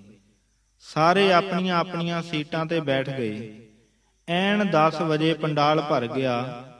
ਕਾਨਫਰੰਸ ਦੀ ਰਿਸੈਪਸ਼ਨ ਦੇ ਐਜੂਕੇਸ਼ਨ ਕਮੇਟੀ ਦੇ ਸੱਜਣ ਪ੍ਰਧਾਨ ਜੀ ਨੂੰ ਨਾਲ ਲੈ ਕੇ ਕਾਨਫਰੰਸ ਵਿੱਚ ਆਏ ਅਤੇ ਸਾਰੇ ਸਵਾਗਤ ਲਈ ਉੱਠੇ। 10 ਮਿੰਟਾਂ ਮਗਰੋਂ ਸੰਤ ਜੀ ਮਹਾਰਾਜ ਜਥੇ ਸਮੇਤ ਪੰਡਾਲ ਵਿੱਚ ਆ ਗਏ। ਸਾਰਾ ਪੰਡਾਲ ਸਤਿ ਸ੍ਰੀ ਅਕਾਲ ਦੇ ਜੈਕਾਰਿਆਂ ਨਾਲ ਗੂੰਜ ਉੱਠਿਆ ਅਤੇ ਜਦ ਤੀਕਰ ਸੰਤ ਜੀ ਮਹਾਰਾਜ ਆਪਣੀ ਕੁਰਸੀ ਤੇ ਸੱਜ ਨਹੀਂ ਗਏ, ਸਾਰੇ ਮਾਈ ਭਾਈ ਖਲੋਤੇ ਰਹੇ। ਹੁਣ ਕਾਨਫਰੰਸ ਦੀ ਕਾਰਵਾਈ ਸ਼ੁਰੂ ਹੋ ਗਈ। ਪਹਿਲਾਂ ਫਿਰੋਜ਼ਪੁਰ ਕੰਨਿਆ ਮਹਾਵਿਦਿਆਲੇ ਦੀਆਂ ਬੀਬੀਆਂ ਨੇ ਇੱਕ ਸ਼ਬਦ ਪੜ੍ਹਿਆ ਤੇ ਫਿਰ ਦੋਹਾਂ ਪ੍ਰਧਾਨਾਂ ਨੇ ਆਪਣੇ ਆਪਣੇ ਐਡਰੈਸ ਪੜ੍ਹ ਕੇ ਸੁਣਾਏ। ਇਸ ਦੇ ਮਗਰੋਂ ਸੰਤ ਜੀ ਦੀ ਸੇਵਾ ਵਿੱਚ ਇੱਕ ਸ਼ਬਦ ਪੜ੍ਹਨ ਦੀ ਬੇਨਤੀ ਕੀਤੀ ਗਈ। ਬੜੀ ਉੱਚੀ ਸੁਰ ਵਿੱਚ ਮਹਾਰਾਜ ਜੀ ਨੇ ਮਾਈ ਭਾਈ ਨੂੰ 3 ਥਾਂ ਸ਼ਬਦ ਪੜ੍ਹਾਇਆ। ਪੰਡਾਲ ਇੱਕ ਰੱਬੀ ਰੌਂ ਨਾਲ ਭਰ ਗਿਆ ਅਤੇ ਸਾਰਿਆਂ ਦੇ ਹਿਰਦੇ ਵਿੱਚ ਕਰਤਾਰ ਵਸ ਗਿਆ। ਕਾਨਫਰੰਸ ਦੀ ਕਾਰਵਾਈ ਦੇ ਮਗਰੋਂ ਸ਼ਾਮ ਦੇ ਦੀਵਾਨ ਲੱਗਣ ਤੇ ਦੂਜੇ ਦਿਨ ਆਸਾ ਜੀ ਦੀ ਵਾਰ ਦੇ ਭੋਗ ਮਗਰੋਂ ਕਾਨਫਰੰਸ ਸ਼ੁਰੂ ਹੋਈ। ਗੁਰਮਤੇ ਪਾਸ ਕਰ ਵਿਦਿਅਕ ਫੰਡ ਦੀ ਅਪੀਲ ਹੋਈ। ਸ਼ਾਮ ਦੇ ਦੀਵਾਨ ਮਗਰੋਂ ਸੰਗਤਾਂ ਘਰੋ ਘਰੀ ਤੁਰ ਪਈਆਂ। ਪਰ ਅੰਬਾਲੇ ਦੀ ਸੰਗਤ ਦੇ ਪ੍ਰੇਮ ਕਰਕੇ ਸੰਤ ਜੀ ਨੂੰ ਅਟਕਣਾ ਪਿਆ। ਸ਼ਬਦ ਦਾ ਅਟੁੱਟ ਪ੍ਰਵਾਹ ਚੱਲਿਆ ਤੇ ਬਹੁਤ ਸਾਰੇ ਮਾਈ ਭਾਈ ਨੇ ਅੰਮ੍ਰਿਤ ਛਕਿਆ। ਇੱਥੋਂ ਸੰਤ ਜੀ ਨੇ ਮੈਣ ਦੁਆਬੇ ਵਿੱਚ ਦੌਰਾ ਕੀਤਾ ਅਤੇ ਕਈ ਨਗਰਾਂ ਨੂੰ ਨਿਹਾਲ ਕਰਕੇ ਮੋਟੇ ਮਾਜਰੇ ਪਹੁੰਚੇ। ਇੱਕ ਦਿਨ ਭਾਈ ਲਾਲ ਸਿੰਘ ਨੇ ਪ੍ਰਸ਼ਨ ਕੀਤਾ, ਸੱਚੇ ਪਾਤਸ਼ਾਹ, ਸੁਣਿਆ ਹੈ ਕਿ ਜੰਤਰ ਮੰਤਰ ਤੰਤਰ ਵਿੱਚ ਬੜੀ ਤਾਕਤ ਹੁੰਦੀ ਹੈ। ਇਹ ਗੱਲ ਸੁਣ ਕੇ ਸੰਤ ਜੀ ਮਹਾਰਾਜ ਮੁਸਕਰਾਏ ਅਤੇ ਫਰਮਾਇਆ, ਗੁਰਬਾਣੀ ਦੇ ਅੱਗੇ ਸਭ ਜੰਤਰ ਮੰਤਰ ਤੰਤਰ ਰਿੱਧੀਆਂ ਤੇ ਸਿੱਧੀਆਂ ਮਾਤ ਪੈ ਜਾਂਦੀਆਂ ਹਨ। ਇਸ ਲਈ ਸਿੱਖ ਦਾ ਧਰਮ ਹੈ ਕਿ ਹਰ ਵੇਲੇ ਗੁਰਬਾਣੀ ਦੇ ਰੰਗ ਵਿੱਚ ਮੱਤਾ ਰਹੇ। ਨਾਮਾ ਕਹੈ ਤੇ ਲੋਚਨਾ ਮੁਖ ਤੇ RAM ਸੰਭਾਲ, ਹਾਥ ਪਾਓ ਕਰ ਕਾਮ ਸਭ ਚੀਤਨ ਰੰਜਨ ਨਾਲ। ਫਿਰ ਕਰਤਾਰ ਸਦਾ ਰਾਖਾ ਹੋ ਜਾਂਦਾ ਹੈ। ਕੋਈ ਜੰਤਰ ਮੰਤਰ ਤੰਤਰ ਦੁਸ਼ਮਣ ਦੂਤ ਇਸ ਨੂੰ ਪੋਹ ਨਹੀਂ ਸਕਦਾ। ਮੋਟੇ ਮਾਜਰੇ ਸੰਤ ਜੀਵਾ ਸਿੰਘ ਜੀ, ਜੋ ਅੱਜ ਕੱਲ੍ਹ ਨਨਕਾਣੇ ਸਾਹਿਬ ਸ਼ਹਿਰ ਤੋਂ ਬਾਹਰ ਮਾਲਜੀ ਸਾਹਿਬ ਦੀ ਜ਼ਮੀਨ ਵਿੱਚ ਇਕਾਂਤ ਕੁਟੀਆ ਵਿੱਚ ਰਹਿੰਦੇ ਹਨ, ਉਹਨਾਂ ਨੇ ਸੰਤ ਜੀ ਮਹਾਰਾਜ ਦਾ ਦਰਸ਼ਨ ਕੀਤਾ ਅਤੇ ਨਿਹਾਲ ਹੋਏ। ਕਾਂਡ 37ਵਾਂ। ਗੋਜਰੀ ਮਹੱਲਾ ਪੰਜਵਾ। ਜਨ ਕੀ ਪੈਜ ਸਵਾਰੀ ਆਪ, ਹਰ ਹਰ ਨਾਮ ਦਿਓ ਗੁਰ ਅਵਖਦ। ਉਤਰ ਗਇਓ ਸਭ ਤਾਪ ਰਹਾਉ। ਹਰ ਗੋਬਿੰਦ ਰਖਿਓ ਪਰਮੇਸ਼ਰ, ਆਪਣੀ ਕਿਰਪਾ ਧਾਰ। ਮਿਟੀ ਬਿਆਦ ਸਰਬ ਸੁਖ ਹੋਏ, ਹਰ ਗੁਣ ਸਦਾ ਵਿਚਾਰ। ਅੰਗੀਕਾਰ ਕੀਓ ਮੇਰੇ ਕਰਤੈ, ਗੁਰ ਪੂਰੇ ਕੀ ਵਡਿਆਈ।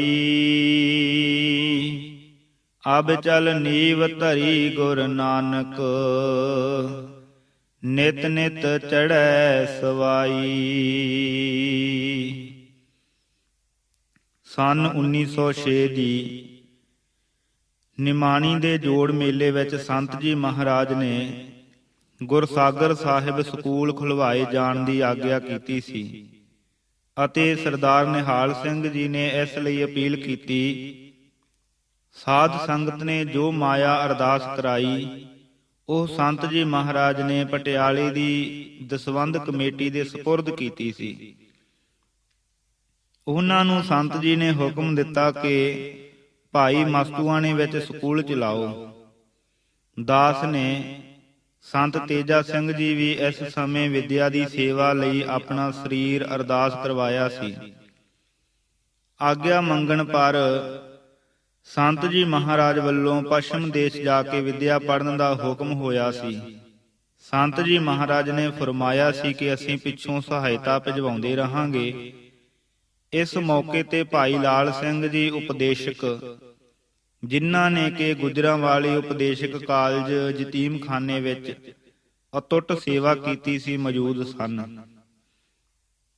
ਸੰਨ 1907 ਦੇ ਮਾਘੀ ਦੇ ਜੋੜ ਮੇਲੇ ਤੇ ਫਿਰ ਇਹ ਗੁਰਸਾਗਰ ਸਾਹਿਬ ਹਾਜ਼ਰ ਹੋਏ। ਤਦ ਇਹਨਾਂ ਦੀ ਕੁਝ ਪ੍ਰੇਮੀਆਂ ਨੇ ਹੱਤਕ ਕੀਤੀ। ਦੀਵਾਨ ਦੇ ਮਗਰੋਂ ਸੰਤ ਜੀ ਮਹਾਰਾਜ ਨੇ ਭਾਈ ਲਾਲ ਸਿੰਘ ਜੀ ਨੂੰ ਦਿਲਾਸਾ ਦਿੱਤਾ ਅਤੇ ਸਮਝਾਇਆ ਕਿ ਅਵਲ ਤਾਂ ਕੀਰਤਨ ਵਿੱਚ ਕੋਈ ਗੱਲ ਛੇੜਨੀ ਨਹੀਂ, ਪਰ ਜੇ ਛੇੜ ਵੀ ਪਵੇ ਤਾਂ ਸ਼ਾਂਤੀ ਨਾਲ ਵਿਚਾਰ ਕਰੇ ਅਤੇ ਸੁਣੇ। ਖਿੱਚੋ ਤਾਣ ਵਿੱਚੋਂ ਦੁੱਖ ਹੀ ਨਿਕਲਦਾ ਹੈ। ਸੱਚੇ ਪਾਤਸ਼ਾਹ ਜੀ ਦਾ ਹੁਕਮ ਹੈ, ਖਿੱਚੋ ਤਾਣ ਵਿਗੁੱਚੀ ਹੈ।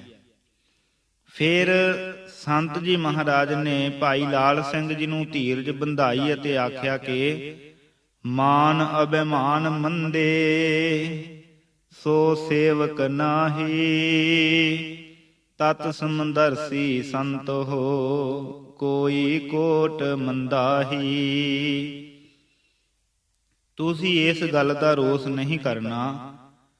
ਅਤੇ ਇਸ ਨੂੰ ਚਿੱਤ ਤੋਂ ਉੱਕਾ ਹੀ ਭੁਲਾ ਦੇਣਾ ਹੈ।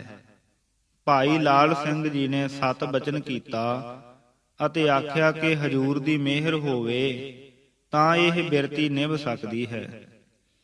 ਫਿਰ ਉਪਦੇਸ਼ਕ ਕਾਲਜ ਗੁਜਰਾਂਵਾਲੇ ਦੀ ਨੀਂਹ ਰੱਖਣ ਤੇ ਵਿਚਾਰ ਹੋਈ ਅਤੇ ਸੰਤ ਜੀ ਮਹਾਰਾਜ ਨੇ ਫਰਮਾਇਆ ਕਿ ਜਦੋਂ ਤਾਰੀਖ ਮੁਕਰਰ ਕਰ ਉਸ ਤੋਂ ਪਹਿਲੋਂ ਸਾਨੂੰ ਲੈ ਜਾਣਾ।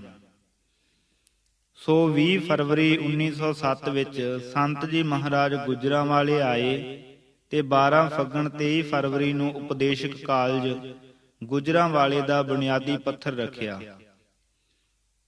ਸ਼ਹੀਦ ਸਿੰਘਾਂ ਦਾ ਪਹਿਰਾ। ਇਸ ਸਮਾਗਮ ਤੋਂ ਪਹਿਲਾਂ ਤੇ ਪਿੱਛੋਂ ਉਪਦੇਸ਼ਕ ਕਾਲਜ ਦੇ ਹਾਤੇ ਵਿੱਚ ਦੀਵਾਨ ਸਜਦੇ। ਅੰਮ੍ਰਿਤ ਵੇਲੇ 4 ਵਜੇ ਹੀ ਸਾਰਾ ਦੀਵਾਨ ਭਰਪੂਰ ਹੋ ਜਾਂਦਾ ਅਤੇ ਵਿਹੜੇ ਵਿੱਚ ਤਿਲ ਸੁੱਟਣ ਦੀ ਥਾਂ ਨਾ ਰਹਿੰਦੀ। ਭੋਗ ਦੇ ਮਗਰੋਂ ਸੰਗਤਾਂ ਆਪਣੀ ਥਾਂ ਤੇ ਚਲੀਆਂ ਜਾਂਦੀਆਂ। ਇੱਕ ਦਿਨ ਸੰਤ ਜੀ ਨੇ ਭਾਈ ਸ਼ਹਿਬਰ ਸਿੰਘ ਅਤੇ ਭਾਈ ਨਰੈਣ ਸਿੰਘ ਜੀ ਨੂੰ ਪੁੱਛਿਆ ਕਿ ਇੰਨੀ ਸੰਗਤ ਕਿੱਥੋਂ ਆ ਜਾਂਦੀ ਹੈ। ਉਹਨਾਂ ਨੇ ਆਖਿਆ ਕਿ ਸੱਚੇ ਪਾਤਸ਼ਾਹ, ਕਈ ਸੱਜਣ ਤਾਂ ਐਸੇ ਹਨ ਜਿਹੜੇ ਅੱਗੇ ਅਸੀਂ ਵੇਖੇ ਵੀ ਨਹੀਂ। ਉਹ ਡੋਲ ਆ ਜਾਂਦੇ ਹਨ ਅਤੇ ਕੀਰਤਨ ਵਿੱਚ ਸਮਾਧੀ ਸਥਿਤ ਰਹਿੰਦੇ ਹਨ ਅਤੇ ਅਰਦਾਸੇ ਮਗਰੋਂ ਚੁਪੀਤੇ ਹੀ ਚਲੇ ਜਾਂਦੇ ਹਨ। ਸੰਤ ਜੀ ਨੇ ਫਰਮਾਇਆ ਕਿ ਇਹ ਇੱਕ ਖਾਸ ਪਵਿੱਤਰ ਜਗ੍ਹਾ ਹੈ। ਇੱਥੇ ਸ਼ਹੀਦ ਸਿੰਘਾਂ ਦਾ ਪਹਿਰਾ ਹੈ। ਆਤਮ ਰਸ ਦੇ ਖਿੱਚੇ ਹੋਏ ਉਹ ਵੀ ਹਾਜ਼ਰ ਹੋ ਜਾਂਦੇ ਹਨ। ਇੱਥੇ ਇੱਕ ਬੜਾ ਸੋਭਨੀਕ ਗੁਰਦੁਆਰਾ ਬਣਨਾ ਚਾਹੀਦਾ ਹੈ। 1000 ਦਮੜੇ ਅਸੀਂ ਇਸ ਲਈ ਅਰਦਾਸ ਕਰਦੇ ਹਾਂ, ਜਿੰਨੀ ਛੇਤੀ ਹੋ ਸਕੇ ਇਸ ਸਥਾਨ ਨੂੰ ਸੰਪੂਰਨ ਕਰ ਲਵੋ। ਕੁਝ ਚਿਰ ਮਗਰੋਂ ਸੰਤ ਜੀ ਮਹਾਰਾਜ ਜੇਹਲਮ ਚਲੇ ਗਏ ਅਤੇ ਕਮੇਟੀ ਨੇ ਇਸ ਗੱਲ ਵੱਲ ਗਹੁ ਨਾ ਕੀਤੀ। ਜਦੋਂ 1000 ਦਮੜਾ ਆਇਆ, ਇਹ ਹੋਰ ਕੰਮਾਂ ਵਿੱਚ ਖਰਚ ਹੋ ਗਿਆ। ਜਦੋਂ ਜੇਹਲਮ ਪੁੱਜੇ ਤਾਂ ਸਾਰੀ ਸੰਗਤ ਹੁਮ ਹੁਮਾ ਕੇ ਸਟੇਸ਼ਨ ਤੇ ਲੈਣ ਆਈ।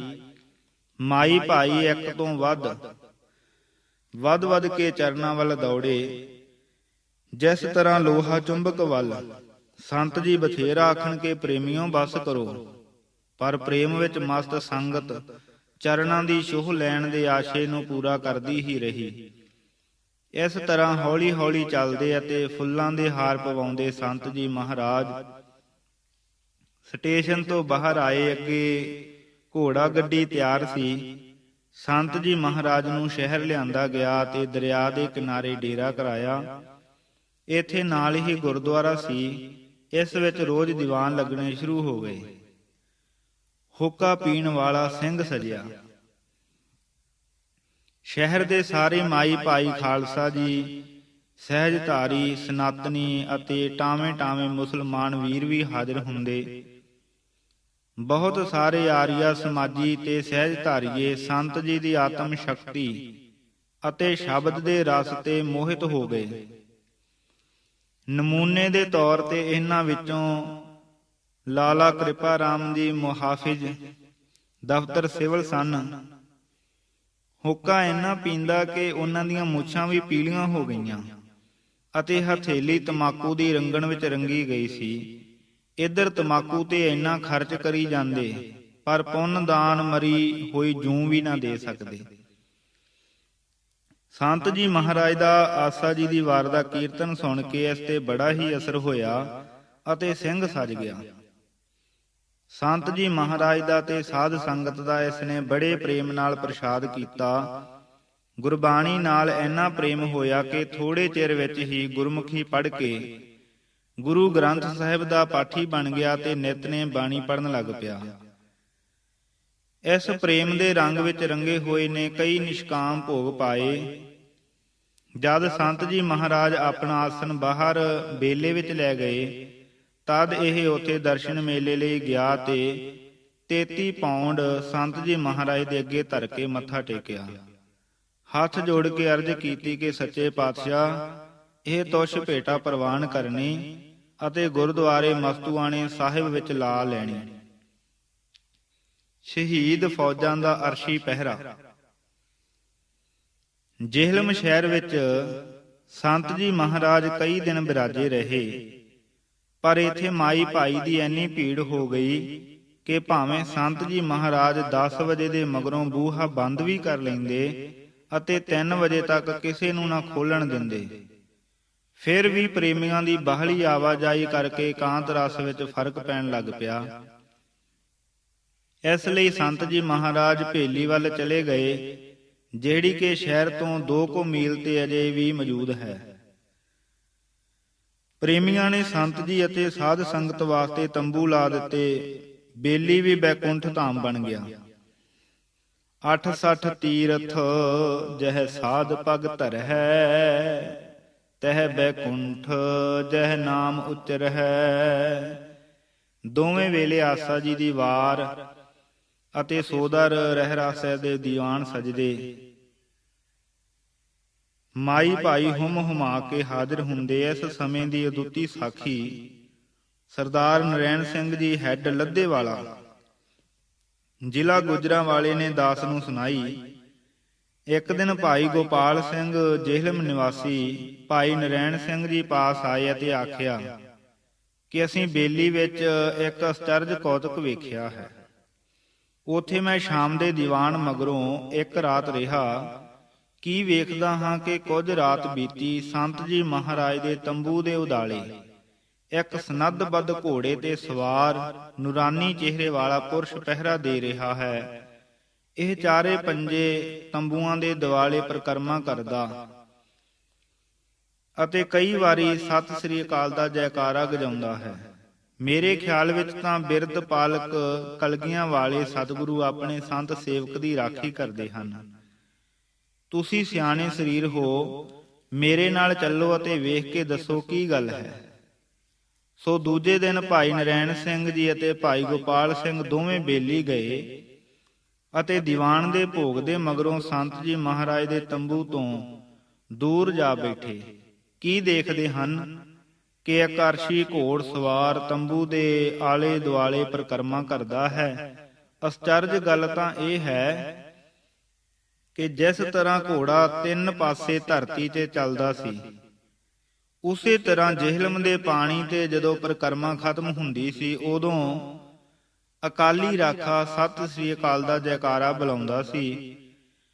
ਇੱਧਰ ਤੇ ਭਾਈ ਨਰੈਣ ਸਿੰਘ ਜੀ ਚੁੱਪ ਕਰਕੇ ਸੁਣੀ ਜਾਂਦੇ ਸਨ, ਉਧਰ ਭਾਈ ਗੋਪਾਲ ਸਿੰਘ ਜੀ ਸਤਿ ਸ੍ਰੀ ਅਕਾਲ ਦਾ ਜੈਕਾਰਾ ਸੁਣ ਕੇ ਨਾਲ ਹੀ ਗੁਰਬਰ ਅਕਾਲ ਦਾ ਨਾਅਰਾ ਉਠਾ ਦਿੰਦੇ ਸਨ। ਦੋਵੇਂ ਪ੍ਰੇਮੀ ਇਹ ਕੌਤਕ ਦੇਖ ਕੇ ਅਸਚਰਜ ਦੇ ਰੰਗ ਵਿੱਚ ਰੰਗੇ ਗਏ। ਦੂਜੇ ਦਿਨ ਸਵੇਰ ਦੇ ਦੀਵਾਨ ਦੇ ਮਗਰੋਂ ਸੰਤ ਜੀ ਇਕਾਂਤ ਵਿੱਚ ਜਾ ਬੈਠੇ। ਭਾਈ ਨਰੈਣ ਸਿੰਘ ਜੀ ਨੇ ਪੁੱਛਿਆ, ਮਹਾਰਾਜ ਇਹ ਕੀ ਕੌਤਕ ਹੈ? ਸਾਨੂੰ ਤਾਂ ਭਾਸਦਾ ਹੈ ਕਿ ਦਸ਼ਮੇਸ਼ ਪਿਤਾ ਜੀ ਆਪ ਜੀ ਦੀ ਰਾਖੀ ਕਰਦੇ ਹਨ।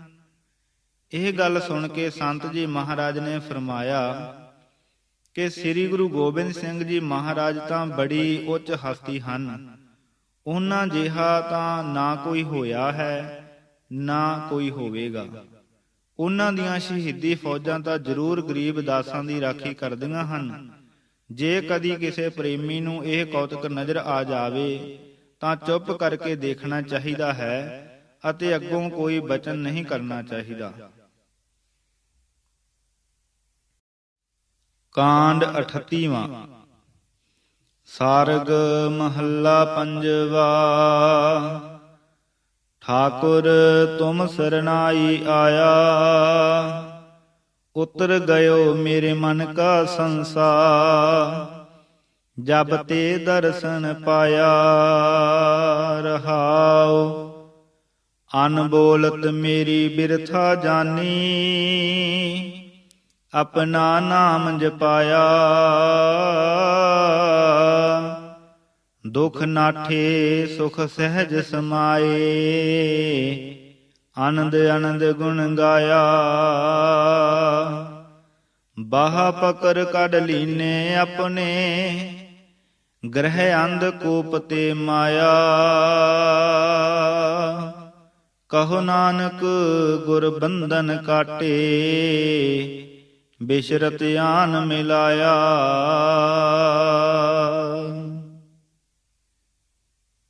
ਚੋਰਾਂ ਅਤੇ ਸੰਤਾਂ ਦਾ ਮੇਲ ਨਹੀਂ। ਜਿਹਲਮ ਤੋਂ ਸੰਤ ਜੀ ਮਹਾਰਾਜ ਗੁਜਰ ਖਾਨ ਆਏ, ਉਥੇ ਸਾਧ ਸੰਗਤ ਦੇ ਦੋਵੇਂ ਵੇਲੇ ਦੀਵਾਨ ਸਜਦੇ ਰਹੇ। ਅਨੇਕਾਂ ਮਾਈ ਭਾਈ ਨੇ ਅੰਮ੍ਰਿਤ ਛਕਿਆ। ਇਸ ਸਮੇਂ ਗੁਰਸਾਗਰ ਸਾਹਿਬ ਮਸਤੂਆਣੇ ਦੇ ਫਰਸ਼ ਲਈ ਪੱਥਰ ਦੀ ਲੋੜ ਸੀ। ਗੁਜਰ ਖਾਨ ਤੋਂ ਸੰਤ ਜੀ ਮਹਾਰਾਜ ਨੇ ਤਰੱਕੀ ਵੱਲ ਜਾਣ ਦੀ ਤਿਆਰੀ ਕੀਤੀ। ਮਿੱਸਾ ਕਸਵਾਲ ਤੱਕ ਪੈਦਲ ਆਏ। ਸੰਤ ਜੀ ਮਹਾਰਾਜ ਨੇ ਭਾਈ ਕਲਿਆਣ ਸਿੰਘ ਨੂੰ ਫਰਮਾਇਆ, ਸਾਡਾ ਸੰਕਲਪ ਹੈ ਕਿ ਜਿਹੜੀ ਭੇਟਾ ਸਾਧ ਸੰਗਤ ਗੁਜਰ ਖਾਨ ਨੇ ਕੀਤੀ ਹੈ, ਉਸ ਨਾਲ ਤਰੱਕੀ ਤੋਂ ਇੱਕ ਪੱਥਰ ਦੀ ਗੱਡੀ ਮਸਤੂਆਣੇ ਭੇਜੀ ਜਾਏ। ਸਾਡੇ ਖਿਆਲ ਵਿੱਚ ਪੱਥਰ ਦੀ ਗੱਡੀ ਤੇ 700 ਰੁਪਈਆ ਲੱਗੇਗਾ। ਤੁਸੀਂ ਦੇਖੋ ਕਿ ਤੁਹਾਡੇ ਪਾਸ ਕਿੰਨੀ ਕੁ ਮਾਇਆ ਜਮ੍ਹਾਂ ਹੈ। ਗਿਣਤੀ ਕਰਨ ਪਰ 682 ਰੁਪਏ ਨਿਕਲੇ। ਘਟ ਦੇ ਦਮੜੇ ਪੂਰੇ ਕਰਨ ਵਾਸਤੇ ਸੰਤ ਜੀ ਨੇ ਫਰਮਾਇਆ ਕਿ ਜਥੇ ਦੇ ਜਿਸ ਸਰੀਰ ਪਾਸ ਜੋ ਕੁਝ ਗੁਪਤ ਮਾਇਆ ਹੈ, ਉਹ ਹਾਜ਼ਰ ਕਰ ਦੇਵੇ। ਸਭ ਨੇ ਜੋ ਕੁਝ ਥੋੜਾ ਬਹੁਤ ਕੋਲ ਸੀ, ਸੰਤ ਜੀ ਮਹਾਰਾਜ ਦੇ ਚਰਨਾਂ ਵਿੱਚ ਹਾਜ਼ਰ ਕਰ ਦਿੱਤਾ। ਪਰ ਦੋ ਰਾਗੀ ਸਿੰਘ ਵਾਜੇ ਬੰਨੀ ਚੁੱਪ ਬੈਠੇ ਰਹੇ। ਸੰਤ ਜੀ ਮਹਾਰਾਜ ਨੇ ਭਾਈ ਕਲਿਆਣ ਸਿੰਘ ਹੋਰਾਂ ਨੂੰ ਹੁਕਮ ਕੀਤਾ ਕਿ ਭਾਈ ਇਹਨਾਂ ਦੋਹਾਂ ਦੇ ਵਾਜੇ ਖੋਲੋ ਤੇ ਉਤਲੀਆਂ ਫੱਟੀਆਂ ਪੁੱਟੋ ਤੇ ਦੇਖੋ। ਅਜੇ 700 ਵਿੱਚੋਂ 7 ਦਮੜੇ ਥੁੜਦੇ ਹਨ। ਜਦੋਂ ਹੁਕਮ ਦੀ ਤਾਮੀਲ ਕੀਤੀ ਗਈ ਤਾਂ ਪੂਰੇ 7 ਦਮੜੇ ਵਾਜਿਆਂ ਵਿੱਚੋਂ ਨਿਕਲੇ। ਰਾਗੀ ਸਿੰਘਾਂ ਦੀ ਇਹ ਕਰਤੂਤ ਦੇਖ ਕੇ ਸੰਤ ਜੀ ਮਹਾਰਾਜ ਬੜੇ ਗੁੱਸੇ ਵਿੱਚ ਆਏ ਤੇ ਹੁਕਮ ਦਿੱਤਾ ਕਿ ਤੁਸੀਂ ਚਲੇ ਜਾਓ, ਚੋਰਾਂ ਅਤੇ ਸੰਤਾਂ ਦਾ ਮੇਲ ਨਹੀਂ। ਰਾਗੀ ਸਿੰਘ ਹੱਥ ਜੋੜ ਕੇ ਖੜੇ ਹੋ ਗਏ ਅਤੇ ਗਲ ਵਿੱਚ ਪੱਲਾ ਪਾ ਕੇ ਲੱਗੇ ਬੇਨਤੀਆਂ ਕਰਨ। ਸਾਰੀ ਸੰਗਤ ਦੇ ਸਿਫਾਰਿਸ਼ ਕਰਨ ਤੇ ਸੰਤ ਜੀ ਮਹਾਰਾਜ ਨੇ ਬਖਸ਼ ਦਿੱਤਾ ਤੇ ਜਥੇ ਵਿੱਚ ਰਹਿਣ ਦੀ ਆਗਿਆ ਦੇ ਦਿੱਤੀ। ਪੋਠੋਹਾਰ ਵਿੱਚ ਗੁਰਮਤਿ ਪ੍ਰਚਾਰ। ਤਰੱਕੀ ਤੋਂ ਭਾਈ ਹੁਕਮ ਸਿੰਘ ਜੀ, ਜਿਹੜੇ ਗੁਜਰ ਖਾਨ ਤੋਂ ਨਾਲ ਹੀ ਆਏ ਸਨ, ਸੰਤ ਜੀ ਮਹਾਰਾਜ ਨੂੰ ਬਿਸ਼ਨ ਦੌਰ ਲੈ ਗਏ। ਇੱਥੇ ਇੱਕ ਦਿਨ ਭਾਈ ਸਾਹਿਬ ਨੇ ਪ੍ਰਸ਼ਾਦ ਲਈ ਅਰਜ਼ ਕੀਤੀ। ਸਿਆਲ ਦੇ ਦਿਨ ਸਨ। ਇਹਨਾਂ ਦੇ ਚਿੱਤ ਵਿੱਚ ਖਿਆਲ ਆਇਆ ਕਿ ਸਾਧ ਸੰਗਤ ਨੂੰ ਗਰਮ ਗਰਮ ਪ੍ਰਸ਼ਾਦੇ ਛਕਾਏ ਜਾਣ। ਇਸ ਲਈ ਦਾਲ ਭਾਜੀ ਤਿਆਰ ਕਰ ਸਾਧ ਸੰਗਤ ਨੂੰ ਸੱਦ ਲਿਆਂਦਾ। 13 ਸਰੀਰ ਸੰਤ ਜੀ ਮਹਾਰਾਜ ਦੇ ਨਾਲ ਸਨ। ਪਕਾਉਣ ਵਾਲੀਆਂ ਬੀਬੀਆਂ ਨੇ ਆਪਣੇ ਵੱਲੋਂ ਬੜੀ ਛੇਤੀ ਕੀਤੀ, ਪਰ ਸੰਗਤ ਦੀਆਂ ਥਾਲੀਆਂ ਖਾਲੀ ਹੋ ਗਈਆਂ। ਭਾਈ ਹੁਕਮ ਸਿੰਘ ਜੀ ਦੇ ਚਿੱਤ ਵਿੱਚ ਭਰਮ ਹੋਇਆ ਕਿ ਅੱਜ ਇੱਜ਼ਤ ਰਹਿੰਦੀ ਨਜ਼ਰ ਨਹੀਂ ਆਉਂਦੀ। ਹੱਥਾਂ ਪੈਰਾਂ ਦੀ ਪੈ ਗਈ ਅਤੇ ਗਵਾਂਢੀ ਦੇ ਘਰੋਂ ਪ੍ਰਸ਼ਾਦੇ ਮੰਗਣ ਦਾ ਸੰਕਲਪ ਕੀਤਾ। ਉਸੇ ਵਕਤ ਸੰਤ ਜੀ ਮਹਾਰਾਜ ਨੇ ਆਵਾਜ਼ ਦਿੱਤੀ, ਭਾਈ ਪ੍ਰਸ਼ਾਦੇ ਲੈ ਆਵੋ। ਹੁਕਮ ਮੰਨ ਕੇ ਭਾਈ ਹੁਕਮ ਸਿੰਘ ਜੀ ਨੇ ਫਿਰ ਸ਼ਕੋਰ ਦਾ ਢੱਕਣ ਜਾ ਚੁੱਕਿਆ, ਜਿਸ ਨੂੰ ਕਿ ਉਹ ਮਿੰਟ ਪਹਿਲੇ ਖਾਲੀ ਦੇਖ ਚੁੱਕਿਆ ਸੀ। ਕੀ ਦੇਖਦੇ ਹਨ ਕਿ ਗਰਮਾ ਗਰਮ ਪ੍ਰਸ਼ਾਦੇ ਵਿੱਚ ਪਏ ਹਨ। ਭਾਈ ਸਾਹਿਬ ਜੀ ਨੇ ਲਿਆ ਕੇ ਵਰਤਾ ਦਿੱਤੇ। ਇਹਨਾਂ ਦੀ ਮਾਤਾ ਵੀ ਅਸਚਰਜ ਹੋ ਗਈ ਅਤੇ ਆ ਕੇ ਸੰਤ ਜੀ ਮਹਾਰਾਜ ਦੇ ਚਰਨਾਂ ਵਿੱਚ ਟਹਿ ਪਈ। ਸੰਤ ਜੀ ਮੁਸਕਰਾਏ ਤੇ ਆਖਿਆ ਕਿ ਗੁਰੂ ਨਾਨਕ ਸਾਹਿਬ ਦੇ ਸ਼ਰਧਾਲੂਆਂ ਨੂੰ ਕਿਸੇ ਗੱਲ ਦਾ ਘਾਟਾ ਨਹੀਂ। ਬਿਸ਼ਨ ਦੌਰ ਤੋਂ ਸੰਤ ਜੀ ਮਹਾਰਾਜ ਰਾਵਲਪਿੰਡੀ ਆਏ। ਇੱਥੇ ਹਰ ਰੋਜ਼ ਮਲਕ ਮੋਹਨ ਸਿੰਘ ਦੇ ਗੁਰਦੁਆਰੇ ਦੀਵਾਨ ਲੱਗਦੇ ਅਤੇ ਸੰਗਤਾਂ ਨਿਹਾਲ ਹੁੰਦੀਆਂ। ਇਹਨਾਂ ਦਿਨਾਂ ਵਿੱਚ ਜਮਾਂਦਾਰ ਗੁਰਦਿੱਤ ਸਿੰਘ ਧਮਾਲੀ ਵਾਲੇ ਰਸਾਲਪੁਰ ਤੋਂ ਛੁੱਟੀ ਲੈ ਕੇ ਆਏ ਹੋਏ ਸਨ। ਉਹਨਾਂ ਨੂੰ ਪਤਾ ਲੱਗਾ ਕਿ ਸੰਤ ਜੀ ਮਹਾਰਾਜ ਪਿੰਡੀ ਹਨ। ਹਿਰਦੇ ਵਿੱਚ ਦਰਸ਼ਨ ਦੀ ਤੀਬਰ ਖਿੱਚ ਪੈਦਾ ਹੋ ਗਈ ਅਤੇ ਪਿੰਡੀ ਪਹੁੰਚੇ। ਦੂਜੇ ਦਿਨ ਅੰਮ੍ਰਿਤ ਵੇਲੇ ਆਸਾ ਜੀ ਦੀ ਵਾਰ ਦੇ ਸਮੇਂ ਮਲਕ ਮੋਹਨ ਸਿੰਘ ਜੀ ਦੀ ਧਰਮਸ਼ਾਲ ਗਏ। ਕੀ ਦੇਖਦੇ ਹਨ ਕਿ ਸਾਰਾ ਗੁਰਦੁਆਰਾ ਮਾਈ ਭਾਈ ਨਾਲ ਭਰਿਆ ਹੋਇਆ ਹੈ। ਜਮਾਂਦਾਰ ਜੀ ਮੱਥਾ ਟੇਕ ਕੇ ਪਿੱਛੇ ਹੀ ਬੈਠ ਗਏ, ਪਰ ਦਿਲ ਵਿੱਚ ਬੜੀ ਖਿੱਚ ਸੀ ਕਿ ਸੰਤ ਜੀ ਮਹਾਰਾਜ ਦੇ ਚਰਨ ਪਰਸ ਕੇ ਚਰਨ ਧੂੜ ਦੀ ਛੋਹ ਪ੍ਰਾਪਤ ਕਰੀਏ। ਉਸ ਵੇਲੇ ਸੰਤ ਜੀ ਮਹਾਰਾਜ ਨੇ ਭਾਈ ਕਲਿਆਣ ਸਿੰਘ ਨੂੰ ਜਮਾਂਦਾਰ ਗੁਰਤਿੱਤ ਸਿੰਘ ਪਾਸ ਭੇਜਿਆ ਅਤੇ ਆਪਣੇ ਪਾਸ ਬੁਲਾਇਆ। ਜਮਾਂਦਾਰ ਜੀ ਮੱਥਾ ਟੇਕ ਬੈਠ ਗਏ। ਦਿਲ ਵਿੱਚ ਇੱਕ ਹੋਰ ਉਮੰਗ ਉੱਠੀ ਕਿ ਇੱਕ ਸ਼ਬਦ ਪੜ੍ਹਨ ਦੀ ਆਗਿਆ ਮਿਲੇ। ਜਿਸ ਵੇਲੇ ਸ਼ਲੋਕ ਦਾ ਭੋਗ ਪਿਆ ਤਾਂ ਸੰਤ ਜੀ ਮਹਾਰਾਜ ਨੇ ਜਮਾਂਦਾਰ ਦੇ ਦਿਲ ਦੀ ਬੁੱਝ ਕੇ ਰਾਗੀ ਸਿੰਘਾਂ ਨੂੰ ਆਖਿਆ ਕਿ ਭਾਈ ਜਰਾ ਕੋ ਠਹਿਰ ਜਾਵੋ। ਫੇਰ ਭਾਈ ਗੁਰਦਿੱਤ ਸਿੰਘ ਜੀ ਜਮਾਂਦਾਰ ਵੱਲ ਨਿਗਾਹ ਕਰਕੇ ਆਖਿਆ ਕਿ ਭਾਈ ਛੇਤੀ ਕਰ, ਹੁਣ ਦੇਰੀ ਕਿਉਂ ਲਾਉਣਾ ਹੈ। ਹੁਕਮ ਹੋਣ ਦੀ ਦੇਰ ਸੀ ਕਿ ਜਮਾਂਦਾਰ ਨੇ ਬੜੀ ਉੱਚੀ ਸੁਰ ਤੇ ਪੂਰੇ ਜ਼ੋਰ ਨਾਲ ਸ਼ਬਦ ਪੜ੍ਹਿਆ। ਸਾਰੀ ਤਾਕਤ ਲਾ ਦਿੱਤੀ। ਮਨ ਵਿੱਚ ਡਰੇ ਕਿ ਕਿਧਰੇ ਸੰਤ ਜੀ ਦੂਜਾ ਸ਼ਬਦ ਪੜ੍ਹਨ ਲਈ ਨਾ ਆਖ ਦੇਣ। ਸ਼ਬਦ ਦਾ ਭੋਗ ਪੈਂਦਿਆਂ ਹੀ ਸੰਤ ਜੀ ਮਹਾਰਾਜ ਨੇ ਰਾਗੀ ਸਿੰਘ ਨੂੰ ਹੁਕਮ ਦਿੱਤਾ ਕਿ ਭਾਈ ਅਗਲਾ ਛੱਕਾ ਸ਼ੁਰੂ ਕਰੋ। ਰਾਗੀ ਸਿੰਘਾਂ ਨੇ ਕੀਰਤਨ ਆਰੰਭ ਕਰ ਦਿੱਤਾ। ਜਮਾਂਦਾਰ ਸਾਹਿਬ ਹੋਰੀ ਆਪਣੀ ਜਗ੍ਹਾ ਬੈਠ ਗਏ। ਦੀਵਾਨ ਦੇ ਭੋਗ ਮਗਰੋਂ ਸਾਰੀ ਸੰਗਤ ਆਪਣੇ ਆਪਣੇ ਕਾਰ ਵਿਹਾਰ ਵਿੱਚ ਜਾ ਲੱਗੀ ਅਤੇ ਸੰਤ ਜੀ ਮਹਾਰਾਜ ਸ਼ਹਿਰ ਤੋਂ ਬਾਹਰ ਖੁੱਲੇ ਥਾਂ ਵਿੱਚ ਚਲੇ ਗਏ। ਉੱਥੇ ਥੋੜਾ ਚਿਰ ਇਕਾਂਤ ਵਿੱਚ ਬੈਠ ਪ੍ਰੇਮੀ ਦੇ ਘਰ ਪ੍ਰਸ਼ਾਦ ਛਕਣ ਆਏ ਅਤੇ ਫਿਰ ਆਪਣੇ ਆਸਣ ਤੇ ਆਰਾਮ ਕਰਨ ਲਈ ਪਹੁੰਚੇ। ਜਮਾਂਦਾਰ ਗੁਰਦਿੱਤ ਸਿੰਘ ਜੀ ਆਪਣੇ ਹਿਰਦੇ ਵਿੱਚ ਇਹ ਆਸਾ ਧਾਰ ਕੇ ਗਏ ਕਿ ਮੈਂ ਸੰਤ ਜੀ ਮਹਾਰਾਜ ਅੱਗੇ ਉਹਨਾਂ ਦੀ ਤਸਵੀਰ ਖਿਚਵਾਉਣ ਦੀ ਅਰਜ਼ ਕਰਾਂਗਾ। ਦਰਸ਼ਨ ਲਈ ਕੁਝ ਮਾਈ ਭਾਈ ਇਸ ਸਮੇਂ ਆਏ। ਇਹਨਾਂ ਵਿੱਚ ਇੱਕ ਫੋਟੋਗ੍ਰਾਫਰ ਵੀ ਸੀ। ਉਸ ਨੇ ਸੰਤ ਜੀ ਮਹਾਰਾਜ ਦੀ ਤਸਵੀਰ ਜੋ ਤਿਆਰ ਕਰਕੇ ਲਿਆਇਆ ਸੀ ਸੰਤ ਜੀ ਮਹਾਰਾਜ ਦੇ ਅੱਗੇ ਰੱਖ ਦਿੱਤੀ। ਉਸ ਵੇਲੇ ਸੰਤ ਜੀ ਮਹਾਰਾਜ ਨੇ ਇਹ ਤਸਵੀਰ ਜਮਾਂਦਾਰ ਗੁਰਦਿੱਤ ਸਿੰਘ ਨੂੰ ਦੇ ਦਿੱਤੀ, ਜਿਹੜੀ ਕਿ ਹੁਣ ਤੀਕਰ ਉਹਨਾਂ ਦੇ ਪਾਸ ਸੰਭਾਲੀ ਮੌਜੂਦ ਹੈ। ਇਹਨਾਂ ਦਿਨਾਂ ਵਿੱਚ ਭਾਈ ਮਿਹਰ ਸਿੰਘ ਜੀ, ਜਿਹੜੇ ਕਿ ਫੌਜੀ ਹਿਸਾਬ ਦੇ ਦਫ਼ਤਰ ਵਿੱਚ ਉੱਚੇ ਅਹੁਦੇ ਤੇ ਨੌਕਰ ਸਨ, ਸੰਤ ਜੀ ਮਹਾਰਾਜ ਦੀ ਸੇਵਾ ਵਿੱਚ ਹਾਜ਼ਰ ਹੋਏ। ਇਹਨਾਂ ਨੇ ਅਟੁੱਟ ਸੇਵਾ ਕੀਤੀ ਤੇ ਨਾਮ ਦੀ ਦਾਤ ਪ੍ਰਾਪਤ ਕੀਤੀ। ਕੁਝ ਚਿਰ ਅਭਿਆਸ ਕਰਨ ਮਗਰੋਂ ਇਹਨਾਂ ਨੂੰ ਕਈ ਅਚਰਜ ਨਜ਼ਾਰੇ ਦਿਸਣ ਲੱਗ ਪਏ, ਪਰ ਇਹ ਜਰ ਨਾ ਸਕੇ। ਭਾਈ ਕਲਿਆਣ ਸਿੰਘ ਅੱਗੇ ਜ਼ਿਕਰ ਕਰ ਦਿੱਤਾ। ਚਿੱਤ ਵਿੱਚ ਸੂਖਸ਼ਮ ਮਾਨ ਆ ਗਿਆ ਅਤੇ ਅਭਿਆਸ ਦੀ ਤਾਰ ਟੁੱਟ ਗਈ। ਜ਼ਬਾਨੀ ਭਾਈ ਮਿਹਰ ਸਿੰਘ ਜੀ। ਹੋਰ ਅਨੇਕਾਂ ਪ੍ਰੇਮੀਆਂ ਨੇ, ਜਿਨ੍ਹਾਂ ਵਿੱਚ ਸਰਦਾਰ ਸੁਜਾਨ ਸਿੰਘ, ਫੌਜੀ ਹਿਸਾਬ ਦਫ਼ਤਰ ਸਰਦਾਰ ਰੋਚਾ ਸਿੰਘ, ਭਾਈ ਗੁਲਾਬ ਸਿੰਘ ਅਤੇ ਹੋਰ ਕਈ ਸੱਜਣ ਨਾਮ ਅਭਿਆਸ ਦੀ ਜੁਗਤ ਪ੍ਰਾਪਤ ਕੀਤੀ। ਹਜ਼ਾਰਾਂ ਮਾਈ ਭਾਈ ਗੁਰੂ ਕਲਗੀਆਂ ਵਾਲੇ ਦੇ ਅੰਮ੍ਰਿਤ ਦੇ ਜਹਾਜ਼ ਤੇ ਚੜ੍ਹੇ। ਰਾਵਲਪਿੰਡੀ ਤੋਂ ਕੁਹਾਟ ਦੇ ਪ੍ਰੇਮੀ ਸੰਤ ਜੀ ਮਹਾਰਾਜ ਨੂੰ ਆਪਣੇ ਨਾਲ ਸ਼ਹਿਰ ਲੈ ਗਏ। ਇੱਥੇ ਸ਼ਹਿਰ ਵਿੱਚ ਤੇ ਬਾਹਰ ਭਾਈ ਛੱਜੂ ਦੇ ਕੋਠੇ ਬੜੇ ਭਾਰੀ ਦੀਵਾਨ ਸਜਦੇ ਰਹੇ। ਸੈਂਕੜੇ ਮਾਈ ਭਾਈ ਨੇ ਨਾਮ ਬਾਣੀ ਅਤੇ ਅੰਮ੍ਰਿਤ ਦੀ ਦਾਤ ਪ੍ਰਾਪਤ ਕੀਤੀ। ਫਿਰ ਭਾਈ ਉਤਮ ਸਿੰਘ ਜੀ ਅਤੇ ਚੌਧਰੀ ਮੋਹਨ ਲਾਲ ਜੀ ਸੰਤ ਜੀ ਮਹਾਰਾਜ ਨੂੰ ਬੰਨੂ ਲੈ ਆਏ। ਭਾਈ ਰੂਪ ਚੰਦ ਦੇ ਗੁਰਦੁਆਰੇ ਵਿੱਚ ਡੇਰਾ ਕੀਤਾ ਅਤੇ 10 ਦਿਨ ਅੰਮ੍ਰਿਤ ਭਿੰਨੇ ਕੀਰਤਨ ਦੀ ਵਰਖਾ ਕੀਤੀ। ਅੰਮ੍ਰਿਤ ਪ੍ਰਚਾਰ ਬਹੁਤ ਹੋਇਆ।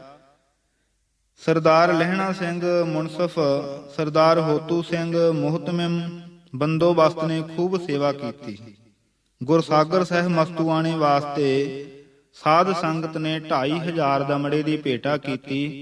ਇਸ ਸਮੇਂ ਭਾਈ ਕਲਿਆਣ ਸਿੰਘ ਜੀ ਅਤੇ ਸੰਤ ਤੇਜਾ ਸਿੰਘ ਜੀ ਹੈੱਡ ਗ੍ਰੰਥੀ ਨਨਕਾਣਾ ਸਾਹਿਬ ਸੰਤ ਜੀ ਮਹਾਰਾਜ ਦੇ ਨਾਲ ਸਨ। ਇੱਕ ਦਿਨ ਅੰਮ੍ਰਿਤ ਵੇਲੇ ਦੇ ਦੀਵਾਨ ਦੇ ਮਗਰੋਂ ਸੰਤ ਜੀ ਮਹਾਰਾਜ ਡੇਰੇ ਵੱਲ ਜਾ ਰਹੇ ਸਨ। ਬਾਜ਼ਾਰ ਵਿੱਚ ਇੱਕ ਪਠਾਨ ਢੋਲ ਵਜਾ ਰਿਹਾ ਸੀ। ਸੰਤ ਜੀ ਮਹਾਰਾਜ ਇਸ ਨੂੰ ਵੇਖ ਕੇ ਬੜੇ ਪ੍ਰਸੰਨ ਹੋਏ ਅਤੇ ਫਰਮਾਇਆ, ਭਾਈ ਇਹ ਢੋਲ ਤਾਂ ਬੜਾ ਸੋਹਣਾ ਵੱਜਦਾ ਹੈ। ਗੁਰਸਾਗਰ ਸਾਹਿਬ ਮਸਤੂਆਣੇ ਸੇਵਾ ਦੇ ਹੱਲੇ ਵਿੱਚ ਸੰਗਤਾਂ ਨੂੰ ਬੜਾ ਉਤਸ਼ਾਹ ਹੋਵੇਗਾ। ਇਸ ਨੂੰ ਮੁੱਲ ਲੈ ਲਵੋ ਤੇ ਉੱਥੇ ਭੇਜ ਦੇਵੋ। ਹੁਕਮ ਹੋਣ ਤੇ ਪ੍ਰੇਮੀਆਂ ਨੇ 10 ਰੁਪਇਆਂ ਦਾ ਢੋਲ ਖਰੀਦ ਲਿਆ। ਇਸ ਨੂੰ ਸੰਤ ਜੀ ਮਹਾਰਾਜ ਮਸਤੂਆਣੇ ਨਾਲ ਲੈ ਗਏ। ਜਦ ਸੰਤ ਜੀ ਮਹਾਰਾਜ ਗੱਡੀ ਵਿੱਚ ਬੰਨੂ ਵੱਲ ਆ ਰਹੇ ਸੀ ਤਾਂ ਕੁਦਰਤੀ ਉਸ ਗੱਡੀ ਵਿੱਚ ਰਾਏ ਬਹਾਦਰ, ਲਾਲਾ ਚਮਨ ਲਾਲ ਐਡਵੋਕੇਟ ਵੀ ਬੈਠਾ ਸੀ। ਇਸ ਨੂੰ ਦਰਸ਼ਨ ਦੀ ਖਿੱਚ ਪਈ ਅਤੇ ਚਰਨਾਂ ਵਿੱਚ ਹਾਜ਼ਰ ਹੋ ਕੇ ਮੱਥਾ ਟੇਕਿਆ। ਅਰਜ਼ ਕੀਤੀ ਕਿ ਮਹਾਰਾਜੀ ਰੱਖਿਆ ਲਿਖ ਦਿਓ। ਸੰਤ ਜੀ ਮਹਾਰਾਜ ਨੇ ਫਰਮਾਇਆ, ਭਾਈ ਨਾਮ ਜਪੋ, ਰੱਖਿਆ ਹੋ ਜਾਵੇਗੀ। ਫਿਰ ਰਾਏ ਬਹਾਦਰ ਨੇ ਬੇਨਤੀ ਕੀਤੀ ਕਿ ਸੱਚੇ ਪਾਤਸ਼ਾਹ ਗੁਰਮੰਤਰ ਦੀ ਦਾਤ ਬਖਸ਼ੋ। ਸੰਤ ਜੀ ਮਹਾਰਾਜ ਨੇ ਹੁਕਮ ਕੀਤਾ, ਭਾਈ ਸ੍ਰੀ ਗੁਰੂ ਗ੍ਰੰਥ ਸਾਹਿਬ ਦਾ ਪਾਠ ਕਰੋ, ਗੁਰਮੰਤਰ ਲੱਭ ਪਵੇਗਾ। ਰਾਏ ਬਹਾਦਰ ਨੇ ਹੱਥ ਜੋੜ ਕੇ ਕਿਹਾ ਕਿ ਮੈਂ ਗੁਰਮੁਖੀ ਨਹੀਂ ਪੜ੍ਹਿਆ ਹੋਇਆ, ਦਾਸ ਨੂੰ ਤੁਸੀਂ ਹੀ ਪੜ੍ਹਾਓਗੇ। ਉਸੇ ਵੇਲੇ ਲਾਲਾ ਹਰਨਾਮ ਦਾਸ ਜੋ ਕੋਲ ਹੀ ਬੈਠਾ ਹੋਇਆ ਸੀ ਬੋਲ ਉੱਠਿਆ, ਸੱਚੇ ਪਾਤਸ਼ਾਹ ਮੈਂ ਪੜ੍ਹਾਵਾਂਗਾ। ਮਹਾਰਾਜ ਨੇ ਆਖਿਆ, ਅੱਛਾ ਭਾਈ। ਰਾਏ ਬਹਾਦਰ 2-3 ਮਹੀਨਿਆਂ ਵਿੱਚ ਗੁਰਮੁਖੀ ਪੜ੍ਹ ਗਿਆ ਅਤੇ ਸਾਰਾ ਪਰਿਵਾਰ ਇਸ ਦੇ ਮਗਰ ਲੱਗ ਤੁਰਿਆ। ਹੁਣ ਸਾਰੇ ਜਪਜੀ ਸਾਹਿਬ ਦੇ ਨਿਤਨੇਮੀ ਹਨ। ਇਸ ਸਮੇਂ ਦੌਰਾਨ ਸੰਤ ਜੀ ਮਹਾਰਾਜ ਖੈਰਾਬਾਦ, ਜਿਹੜਾ ਦਰਿਆ ਅਟਕ ਦੇ ਕਿਨਾਰੇ ਵਸਿਆ ਹੈ, ਵਿਖੇ ਪਹੁੰਚੇ। ਇਸ ਕਸਬੇ ਵਿੱਚ ਮੁਸਲਮਾਨਾਂ ਦੀ ਵਸੋਂ ਜ਼ਿਆਦਾ ਸੀ। ਸਵੇਰੇ ਅੰਮ੍ਰਿਤ ਵੇਲੇ ਆਸਾ ਜੀ ਦੀ ਵਾਰ ਦੇ ਜਦੋਂ 5 ਸ਼ਲੋਕ ਪੂਰੇ ਹੋਏ ਤਾਂ ਕੀਰਤਨੀ ਜਥੇ ਦੇ ਦੁਆਲੇ ਇਕੱਠੇ ਹੋ ਕੇ ਮੁਸਲਮਾਨ ਰੌਲਾ ਪਾਉਣ ਲੱਗੇ। ਰਾਗੀ ਸਿੰਘ ਕੁਝ ਘਬਰਾ ਗਏ, ਪਰ ਸੰਤ ਜੀ ਮਹਾਰਾਜ ਨੇ ਰਾਗੀ ਸਿੰਘਾਂ ਨੂੰ ਕੀਰਤਨ ਚਾਲੂ ਰੱਖਣ ਲਈ ਇਸ਼ਾਰਾ ਕੀਤਾ। ਉਸ ਸਮੇਂ ਇੱਕ ਅਜਬ ਕੌਤਕ ਵਰਤਿਆ। ਦਰਿਆ ਅਟਕ ਦੇ ਕਿਨਾਰੇ 50 ਕਿਸ਼ਤੀਆਂ ਬੰਨੀਆਂ ਹੋਈਆਂ ਸਨ।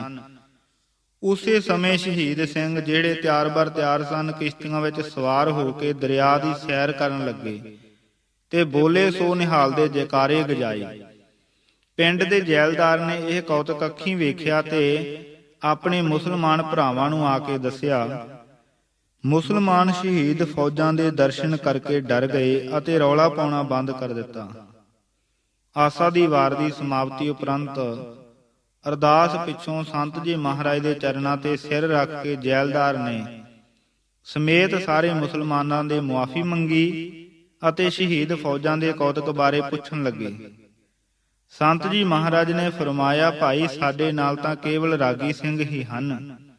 ਤੁਸੀਂ ਹਿੰਦੂ ਮੁਸਲਮਾਨ ਰਲ ਕੇ ਰਹੋ, ਤੁਹਾਨੂੰ ਕੋਈ ਕੁਝ ਨਹੀਂ ਆਖੇਗਾ। ਜੈਲਦਾਰ ਨੇ ਕਿਹਾ, ਸਤ ਬਚਨ ਮਹਾਰਾਜ। ਤਾਂ ਸੰਤ ਜੀ ਨੇ ਖੁਸ਼ ਹੋ ਕੇ ਨਿਸ਼ਾਨੀ ਵਜੋਂ ਜੈਲਦਾਰ ਨੂੰ ਇੱਕ ਚਾਦਰ ਦਿੱਤੀ, ਜਿਹੜੀ ਉਸਨੇ ਨਮਸਕਾਰ ਕਰਕੇ ਲੈ ਲਈ। ਇਸ ਪਿੱਛੋਂ ਜਿੰਨੇ ਦਿਨ ਸੰਤ ਜੀ ਖੈਰਾਬਾਦ ਰਹੇ, ਹਿੰਦੂ ਮੁਸਲਮਾਨ ਇਕੱਠੇ ਦੀਵਾਨ ਸੁਣਦੇ ਤੇ ਸੇਵਾ ਕਰਦੇ ਅਤੇ ਇੱਕ ਪੰਗਤ ਵਿੱਚ ਬੈਠ ਕੇ ਹੀ ਲੰਗਰ ਛਕਦੇ ਰਹੇ। ਕਾਂਡ 39ਵਾਂ। ਸੋਹੀ ਮਹੱਲਾ ਪੰਜਵਾ। ਸੰਤਾਂ ਕੇ ਕਾਰਜ ਆਪ ਖਲੋਇਆ, ਹਰ ਕੰਮ ਕਰਾਵਣ ਆਇਆ RAM। ਧਰਤ ਸੁਹਾਵੀ ਤਾਲ ਸੁਹਾਵਾ, ਵਿੱਚ ਅੰਮ੍ਰਿਤ ਜਲ ਛਾਇਆ RAM। ਅੰਮ੍ਰਿਤ ਜਲ ਛਾਇਆ, ਪੂਰਨ ਸਾਜ ਕਰਾਇਆ,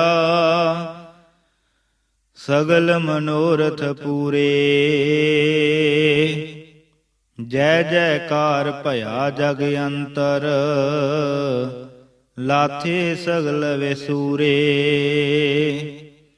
ਪੂਰਨ ਪੁਰਖ ਅਚੁੱਤ ਅਬਿਨਾਸੀ, ਜਸ ਵੇਦ ਪੁਰਾਣੀ ਗਾਇਆ। ਆਪਣਾ ਬਿਰਦ ਰਖਿਆ ਪਰਮੇਸ਼ਰ, ਨਾਨਕ ਨਾਮ ਧਿਆਇਆ। ਨਵ ਨਿਧ ਸਿਧ ਰਿਧ ਦੀਨੇ ਕਰਤੇ, ਟੋਟ ਨ ਆਵੈ ਕਾਈ RAM।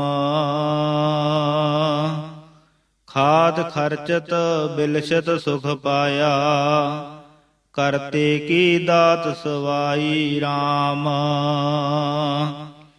ਦਾਤ ਸਵਾਈ ਨਿਖੋਟ ਨ ਜਾਈ, ਅੰਤਰ ਜਾਮੀ ਪਾਇਆ।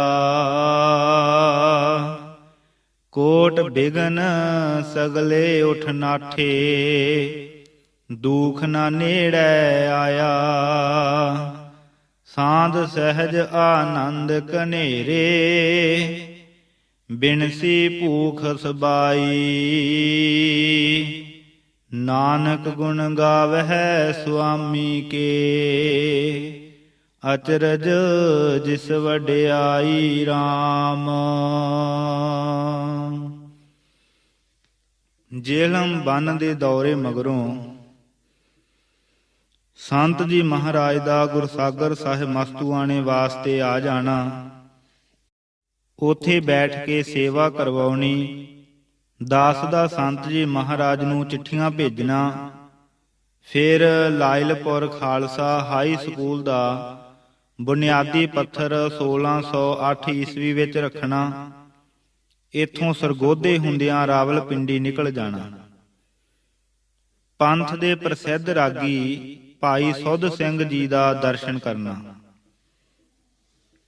ਸੰਤ ਜੀ ਮਹਾਰਾਜ ਭਾਵੇਂ ਸਰੀਰ ਕਰਕੇ ਦੌਰੇ ਵਿੱਚ ਰਹਿੰਦੇ ਅਤੇ ਅਨੇਕਾਂ ਸੰਗਤਾਂ ਨੂੰ ਅੰਮ੍ਰਿਤ ਨਾਮ ਬਾਣੀ ਦੀ ਦਾਤ ਬਖਸ਼ ਕੇ ਨਿਹਾਲ ਕਰਦੇ, ਪਰ ਇਹਨਾਂ ਦੀ ਤਾਰ ਗੁਰਸਾਗਰ ਸਾਹਿਬ ਦੀ ਸੇਵਾ ਵਿੱਚ ਜੁੜੀ ਰਹਿੰਦੀ। ਇੱਧਰ ਸੰਤ ਜੀ ਸੇਵਾਦਾਰ ਸੰਗਤ ਨੂੰ ਯਾਦ ਰੱਖਦੇ ਅਤੇ ਉੱਧਰ ਸੰਗਤ ਆਪਣੀ ਪ੍ਰੇਮ ਦੀ ਖਿੱਚ ਮਹਾਰਾਜ ਜੀ ਦੇ ਚਰਨਾਂ ਵਿੱਚ ਰੱਖਦੀ। ਇਹ ਖਿੱਚ ਬਹੁਤ ਵੱਧ ਗਈ ਤੇ ਸੰਤ ਜੀ ਸੇਵਾ ਦੇ ਕੇਂਦਰ ਗੁਰਸਾਗਰ ਸਾਹਿਬ ਮਸਤੂਆਣੇ ਵੱਲ ਮੁੜ ਆਏ। ਇੱਥੇ ਆ ਕੇ ਕੁਝ ਚਿਰ ਟਿਕ ਕੇ ਅਸਥਾਨ ਦੀ ਸੇਵਾ ਕਰਵਾਈ। ਇਹਨਾਂ ਦਿਨਾਂ ਵਿੱਚ ਭਾਈ ਸੁੱਧ ਸਿੰਘ ਜੀ ਪੰਥ ਦੇ ਪ੍ਰਸਿੱਧ ਰਾਗੀ ਸੰਤ ਜੀ ਮਹਾਰਾਜ ਨੂੰ ਫਰੂਕੇ ਦੀਵਾਨ ਲਈ ਲੈਣ ਵਾਸਤੇ ਆਏ,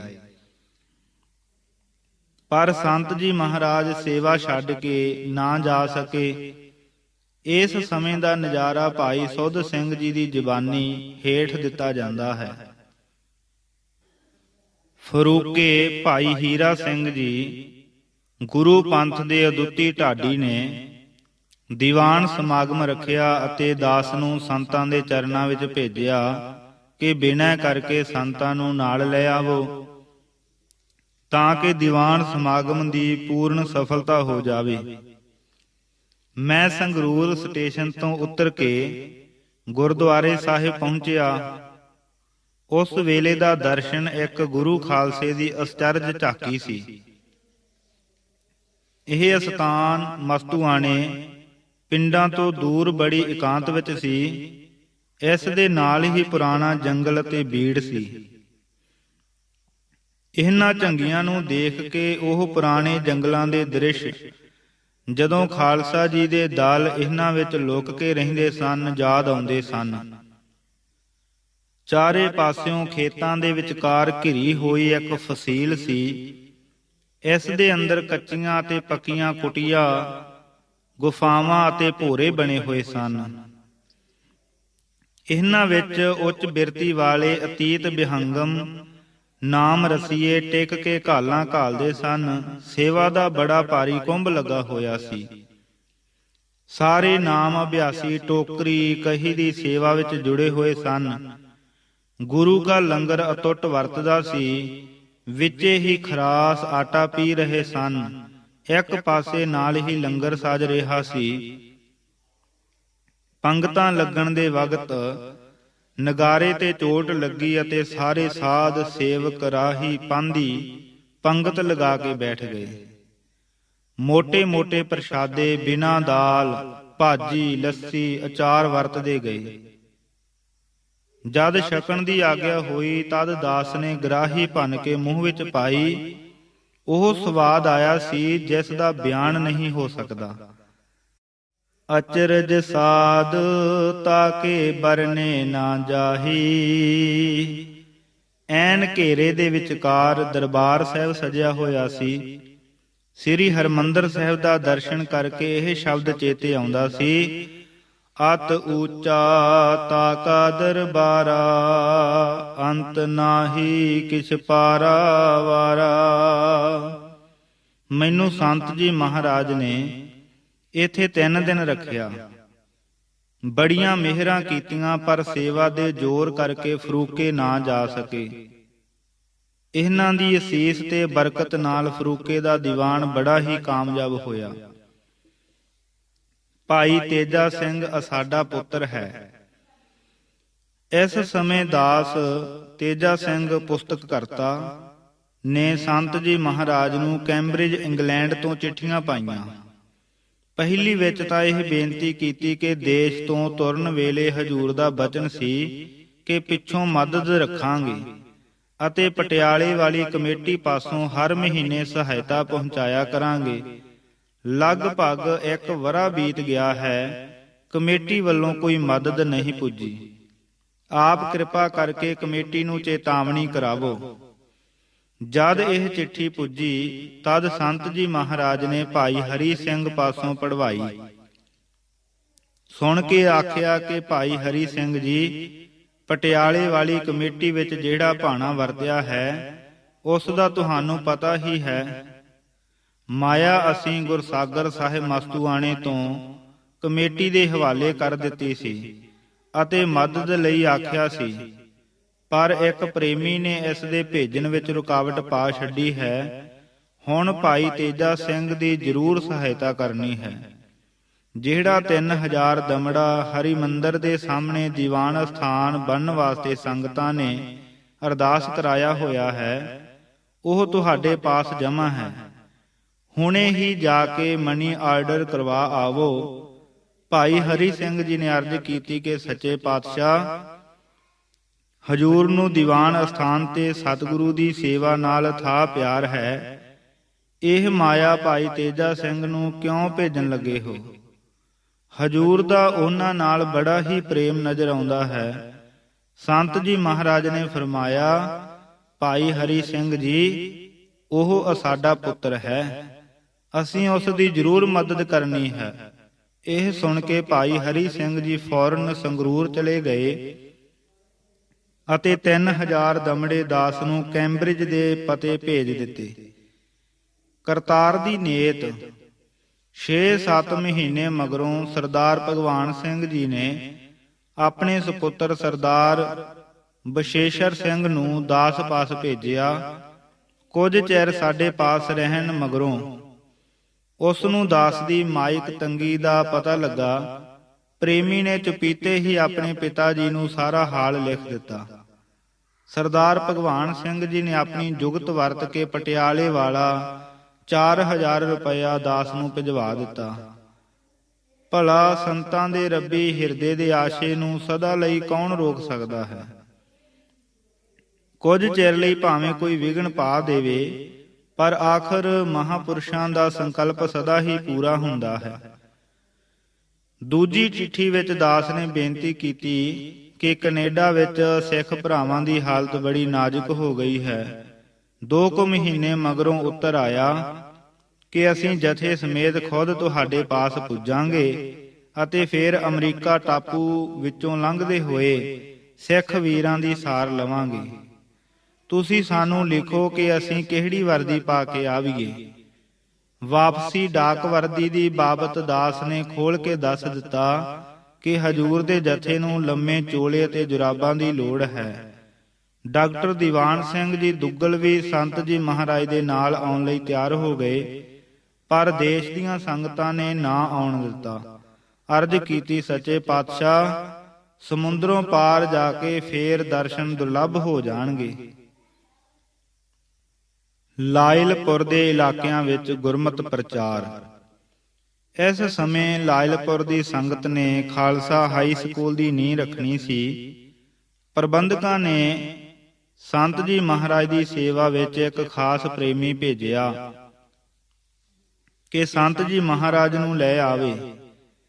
ਲਾਇਲਪੁਰ ਵਿਖੇ ਬੜੇ ਭਾਰੀ ਦੀਵਾਨ ਸਜੇ ਅਤੇ ਸੰਗਤ ਵਿੱਚ ਨਾਮ ਬਾਣੀ ਅੰਮ੍ਰਿਤ ਪ੍ਰਚਾਰ ਦਾ ਟੁੱਟ ਪ੍ਰਵਾਹ ਚੱਲਿਆ। ਖਾਲਸਾ ਹਾਈ ਸਕੂਲ ਦੀ ਨੀਂਹ ਰੱਖਣ ਦਾ ਸਮਾਚਾਰ ਭਾਈ ਗੰਗਾ ਸਿੰਘ ਜੀ ਸੁਪਰਵਾਈਜ਼ਰ ਫੌਜੀ ਡੇਅਰੀ ਫਾਰਮ ਦੀ ਜ਼ਬਾਨੀ ਵਰਣਨ ਕੀਤਾ ਜਾਂਦਾ ਹੈ। ਜਦ ਸੰਤ ਜੀ ਮਹਾਰਾਜ ਬੁਨਿਆਦੀ ਪੱਥਰ ਦੀ ਰਸਮ ਪੂਰੀ ਕਰਨ ਲੱਗੇ ਤਾਂ ਸਤਿ ਸ੍ਰੀ ਅਕਾਲ ਦੇ ਜੈਕਾਰਿਆਂ ਨਾਲ ਅਸਮਾਨ ਗੂੰਜ ਉੱਠਿਆ। ਇੰਦਰ ਦੇਵਤਾ ਵੀ ਅਤ ਪ੍ਰਸੰਨ ਹੋਇਆ ਅਤੇ ਖੁੱਲੇ ਦਿਲ ਨਾਲ ਫੁੱਲ ਵਰਸਾਉਣ ਲੱਗ ਪਿਆ। ਬੜਾ ਮੂਸਲਾਧਾਰ ਮੀਂਹ ਵਸਿਆ, ਪਰ ਸੰਤ ਜੀ ਮਹਾਰਾਜ ਅਡੋਲ ਖਲੋਤੇ ਰਹੇ ਅਤੇ ਸਾਧ ਸੰਗਤ ਨੂੰ ਬੜੀ ਉੱਚੀ ਸੁਰ ਵਿੱਚ ਸੰਤਾਂ ਕੇ ਕਾਰਜ ਆਪ ਖਲੋਇਆ, ਹਰ ਕੰਮ ਕਰਾਵਣ ਆਇਆ RAM। ਪੂਰਾ ਸ਼ਬਦ ਪੜਾਇਆ। ਇਹ ਇੱਕ ਅਚਰਜ ਨਜ਼ਾਰਾ ਸੀ। ਇਧਰੋਂ ਇੰਦਰ ਦੇਵਤਾ ਆਪਣੇ ਪੂਰੇ ਜੋਬਨ ਵਿੱਚ ਤੇ ਉਧਰੋਂ ਸੰਤ ਜੀ ਮਹਾਰਾਜ ਆਪਣੇ ਤੇਜ ਵਿੱਚ ਮਸਤ ਸਨ। ਸਾਧ ਸੰਗਤ ਵਿੱਚ ਵੀ ਅਦੁੱਤੀ ਤੇਜ ਅਤੇ ਸ਼ਬਦ ਦੇ ਪ੍ਰੇਮ ਦੀ ਲਹਿਰ ਚੱਲ ਪਈ। ਆਖਰ ਇੰਦਰ ਦੇਵਤਾ ਇਹ ਤੇਜ ਨਾ ਸਹਾਰ ਸਕਿਆ ਅਤੇ ਸੰਤ ਜੀ ਮਹਾਰਾਜ ਦੀ ਸ਼ਰਨ ਲੈ ਕੇ ਅਡੋਲ ਖੜਾ ਹੋ ਗਿਆ। ਮੀਂਹ ਬੰਦ ਹੋ ਗਿਆ ਤੇ ਬੁਨਿਆਦੀ ਪੱਥਰ ਰੱਖਣ ਦੀ ਰਸਮ ਹੁਣ ਸੋਹਣੀ ਤਰ੍ਹਾਂ ਪੂਰੀ ਕੀਤੀ ਗਈ। ਸੰਤ ਜੀ ਮਹਾਰਾਜ ਦੀ ਅਡੋਲਤਾ, ਰਸ ਭਿੰਨੇ ਨੇਤਰ ਤੇ ਜਸਵੀ ਸਰੂਪ ਨੇ ਮੇਰੇ ਤੇ ਬੜਾ ਅਸਰ ਕੀਤਾ ਅਤੇ ਮੇਰੇ ਹਿਰਦੇ ਵਿੱਚ ਇਹਨਾਂ ਦੇ ਪ੍ਰੇਮ ਦਾ ਤੀਰ ਠੀਕ ਨਿਸ਼ਾਨੇ ਤੇ ਬੈਠ ਗਿਆ। ਇਸ ਦਰਸ਼ਨ ਦਾ ਫਲ ਸੀ ਕਿ ਜਦ ਮੇਰੀ 9 ਸਾਲ ਦੀ ਬੱਚੀ ਹਰਪਾਲ ਕੌਰ ਅਤੇ 1.25 ਸਾਲ ਦਾ ਕਾਕਾ ਬਚਿੱਤਰ ਸਿੰਘ 31 ਮਈ 1930 ਵਿੱਚ ਪਿਸ਼ਾਵਰ ਸ਼ਹਿਰ ਵਿਖੇ ਗੋਰੀ ਫੌਜੀ ਦੀ ਗੋਲੀ ਦਾ ਨਿਸ਼ਾਨਾ ਬਣ ਕੇ ਸ਼ਹੀਦ ਹੋਏ ਅਤੇ ਮੇਰੀ ਸਿੰਘਣੀ ਸ੍ਰੀਮਤੀ ਤੇਜ ਕੌਰ ਦੀ ਛਾਤੀ ਉਸ ਗੋਲੀ ਨਾਲ ਉੱਡ ਗਈ। ਮੈਨੂੰ ਸਿੱਖਾਂ ਵਾਲਾ ਭਾਣਾ ਮੰਨਣ ਦੀ ਤਾਕਤ ਮਿਲੀ ਅਤੇ ਮੈਂ ਪੂਰੀ ਤਰ੍ਹਾਂ ਸ਼ਾਂਤ ਰਿਹਾ।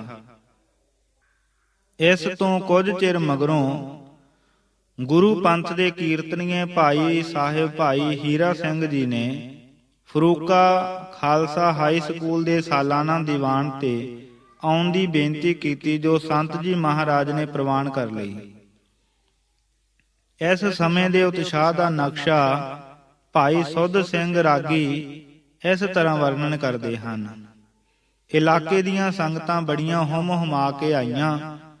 ਬੇਅੰਤ ਮਾਈ ਭਾਈ ਨੇ ਨਾਮ ਬਾਣੀ ਦਾ ਲਾਭ ਲਿਆ। ਕਈ ਸਹਿਜਧਾਰੀ ਘਰਾਣੇ ਸਿੰਘ ਸਜ ਗਏ। ਅੰਮ੍ਰਿਤ ਦਾ ਬਾਟਾ ਦੀਵਾਨ ਦੇ ਸਮੇਂ 2 ਵਾਰੀ ਤਿਆਰ ਹੋਇਆ ਅਤੇ ਸੈਂਕੜੇ ਪ੍ਰੇਮੀ ਗੁਰੂ ਕਲਗੀਆਂ ਵਾਲੇ ਦੇ ਜਹਾਜ਼ ਤੇ ਚੜ੍ਹੇ। ਸਾਹੀਵਾਲ ਦੀ ਸੰਗਤ ਨੇ ਵੀ ਇਹਨਾਂ ਵਿੱਚ ਹੀ ਦੀਵਾਨ ਰੱਖ ਲਿਆ ਅਤੇ ਸੰਤ ਜੀ ਮਹਾਰਾਜ ਪਾਸ ਬੇਨਤੀ ਕੀਤੀ। ਅਰਜ ਮੰਨ ਸੰਤ ਜੀ ਤੁਰ ਪਏ। ਫਰੂਕੇ ਤੋਂ ਸਾਹੀਵਾਲ 8 ਕੁ ਮੀਲ ਦਾ ਫਾਸਲਾ ਹੈ। ਦਿਨ ਅੱਸੂ ਦੇ ਸਨ।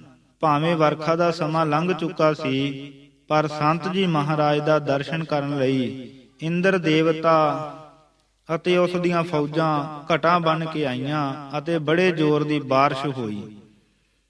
ਸਾਰੇ ਰਸਤੇ ਵਿੱਚ ਪਾਣੀ ਹੀ ਪਾਣੀ ਨਜ਼ਰ ਆਉਣ ਲੱਗ ਪਿਆ।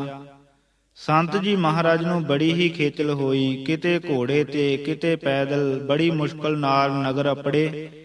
ਅੱਗੇ ਸੰਗਤਾਂ ਵੀ ਘਰਾਂ ਨੂੰ ਜੰਦਰੇ ਮਾਰ ਸਰਬੱਤ ਮਾਈ ਭਾਈ ਬੱਚੇ ਬੱਚੀਆਂ ਵਹੀਰਾਂ ਪਾ ਕੇ ਆਏ ਹੋਏ ਸਨ।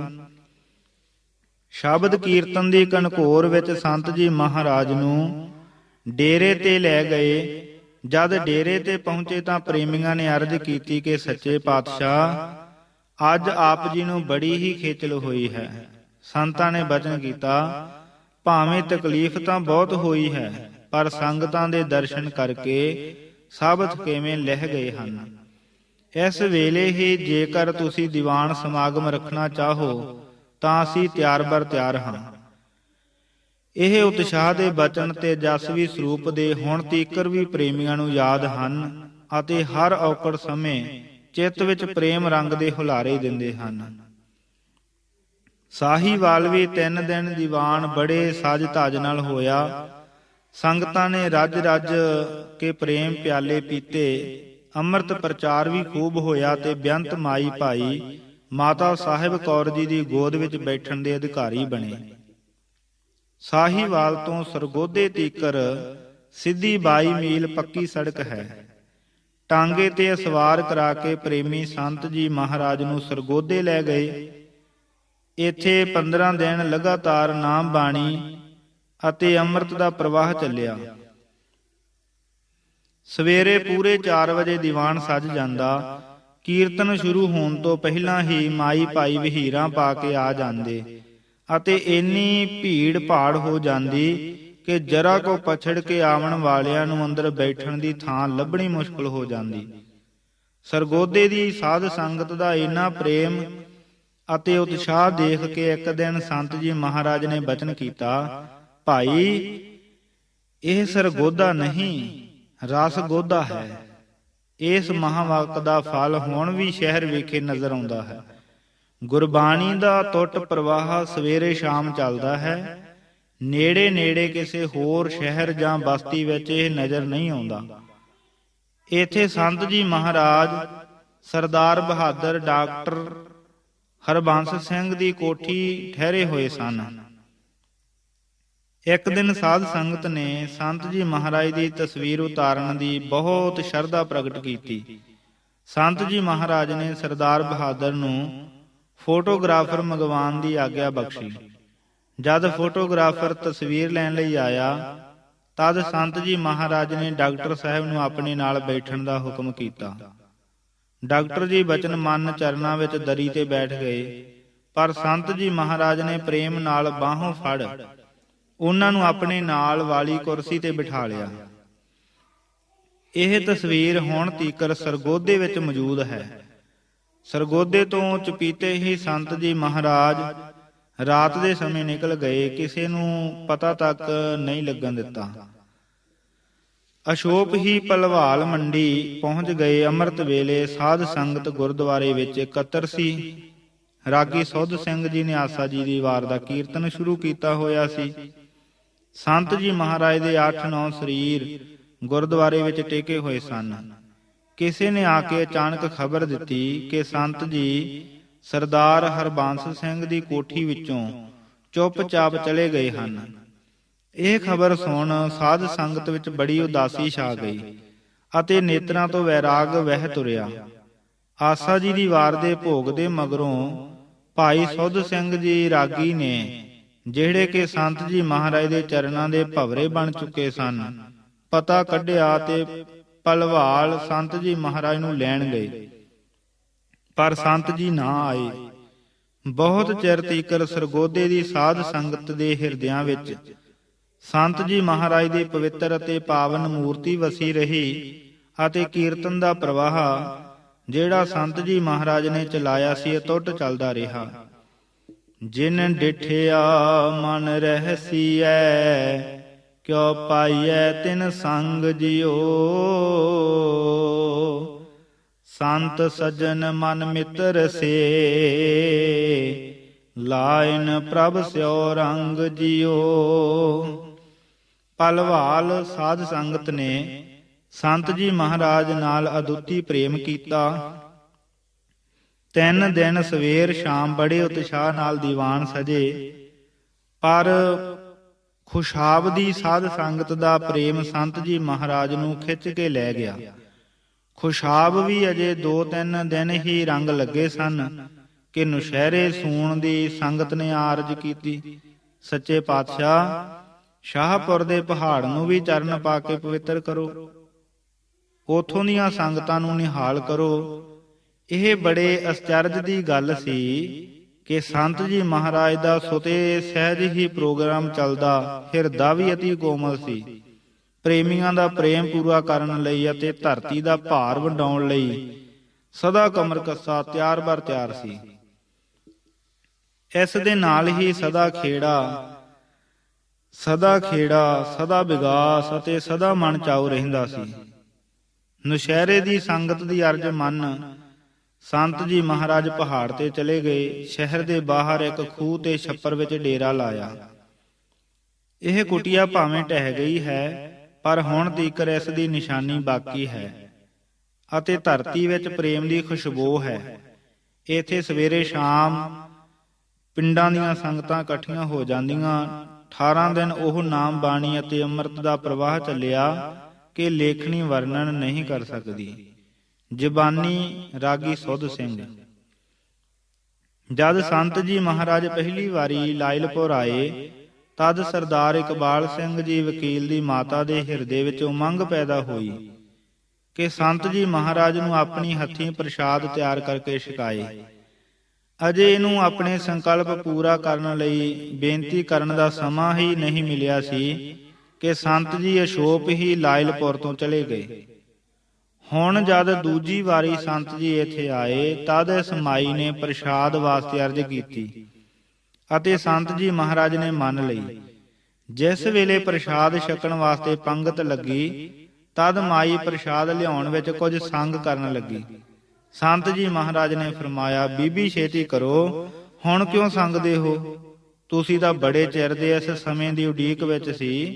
ਅੰਤ ਵਾਹਕ ਵਿੱਚ ਕਈ ਵਾਰੀ ਸਾਡੇ ਅੱਗੇ ਥਾਲ ਫੜੀ ਖਲੋਤੇ ਦਿਸਦੇ ਸੀ। ਇਹ ਸੁਣ ਬੀਬੀ ਨੇ ਝਟ ਪ੍ਰਸ਼ਾਦ ਦਾ ਥਾਲ ਸੰਤ ਜੀ ਮਹਾਰਾਜ ਅੱਗੇ ਰੱਖ ਦਿੱਤਾ ਤੇ ਸਾਧ ਸੰਗਤ ਵਿੱਚ ਵੀ ਵਰਤਾਇਆ ਗਿਆ। ਇਸ ਤਰ੍ਹਾਂ ਮਾਈ ਦਾ ਬਹੁਤ ਚਿਰ ਦਾ ਪ੍ਰੇਮ ਪੂਰਾ ਹੋ ਗਿਆ।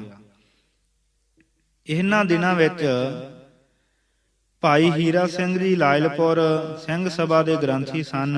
ਉਹ ਦੱਸਦੇ ਹਨ ਕਿ ਅੰਮ੍ਰਿਤ ਵੇਲੇ ਸੰਤ ਜੀ ਮਹਾਰਾਜ ਸਿੰਘ ਸਭਾ ਦੇ ਗੁਰਦੁਆਰੇ ਵਿੱਚ ਦੀਵਾਨ ਲਗਾਉਂਦੇ ਅਤੇ ਸ਼ਾਮ ਨੂੰ ਸ਼ਹਿਰ ਤੋਂ ਬਾਹਰ, ਜਿੱਥੇ ਅੱਜ ਕੱਲ ਸੰਤਪੁਰਾ ਹੈ, ਇਸ਼ਨਾਨ ਕਰਨ ਲਈ ਜਾਇਆ ਕਰਦੇ। ਭਾਈ ਹਰੀ ਸਿੰਘ ਜੀ ਵੀ ਸੰਤ ਜੀ ਮਹਾਰਾਜ ਦੇ ਨਾਲ ਜਾਂਦੇ ਅਤੇ 101 ਗਾਗਰ ਜਲ ਨਾਲ ਸੰਤ ਜੀ ਦਾ ਇਸ਼ਨਾਨ ਕਰਾਉਂਦੇ।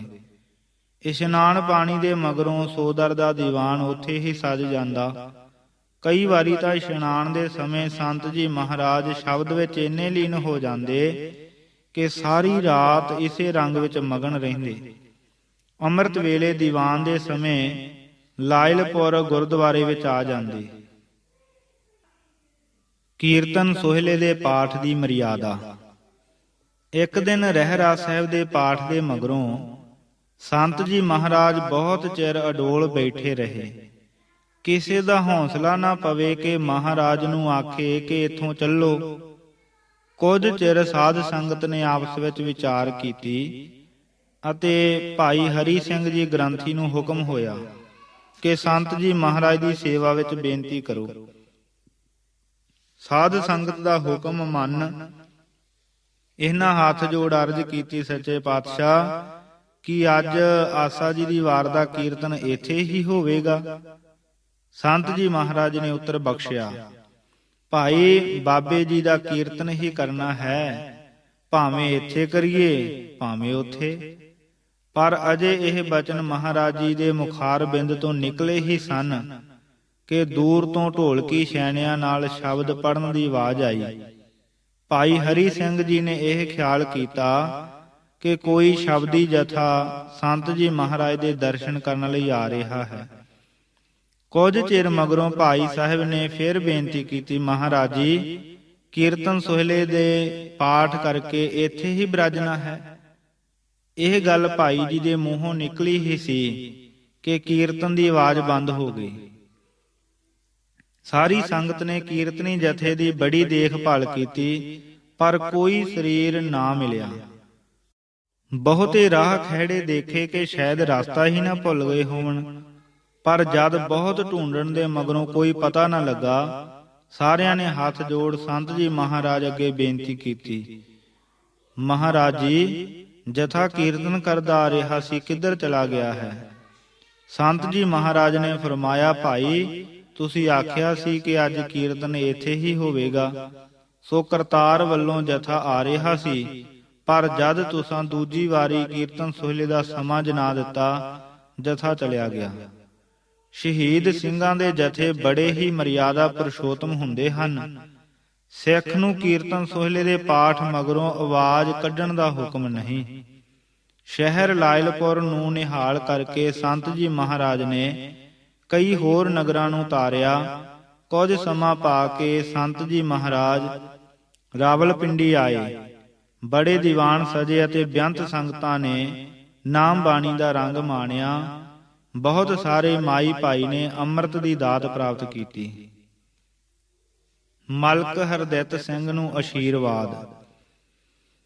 ਇਹਨਾਂ ਦਿਨਾਂ ਵਿੱਚ ਮਲਕ ਮੋਹਨ ਜੀ ਦੇ ਸੁਪੁੱਤਰ ਮਲਕ ਹਰਦਿੱਤ ਸਿੰਘ ਜੀ ਛੋਟੀ ਉਮਰ ਵਿੱਚ ਹੀ ICS ਇਮਤਿਹਾਨ ਪਾਸ ਕਰਨ ਲਈ ਇੰਗਲੈਂਡ ਜਾਣ ਲਈ ਤਿਆਰ ਹੋ ਗਏ।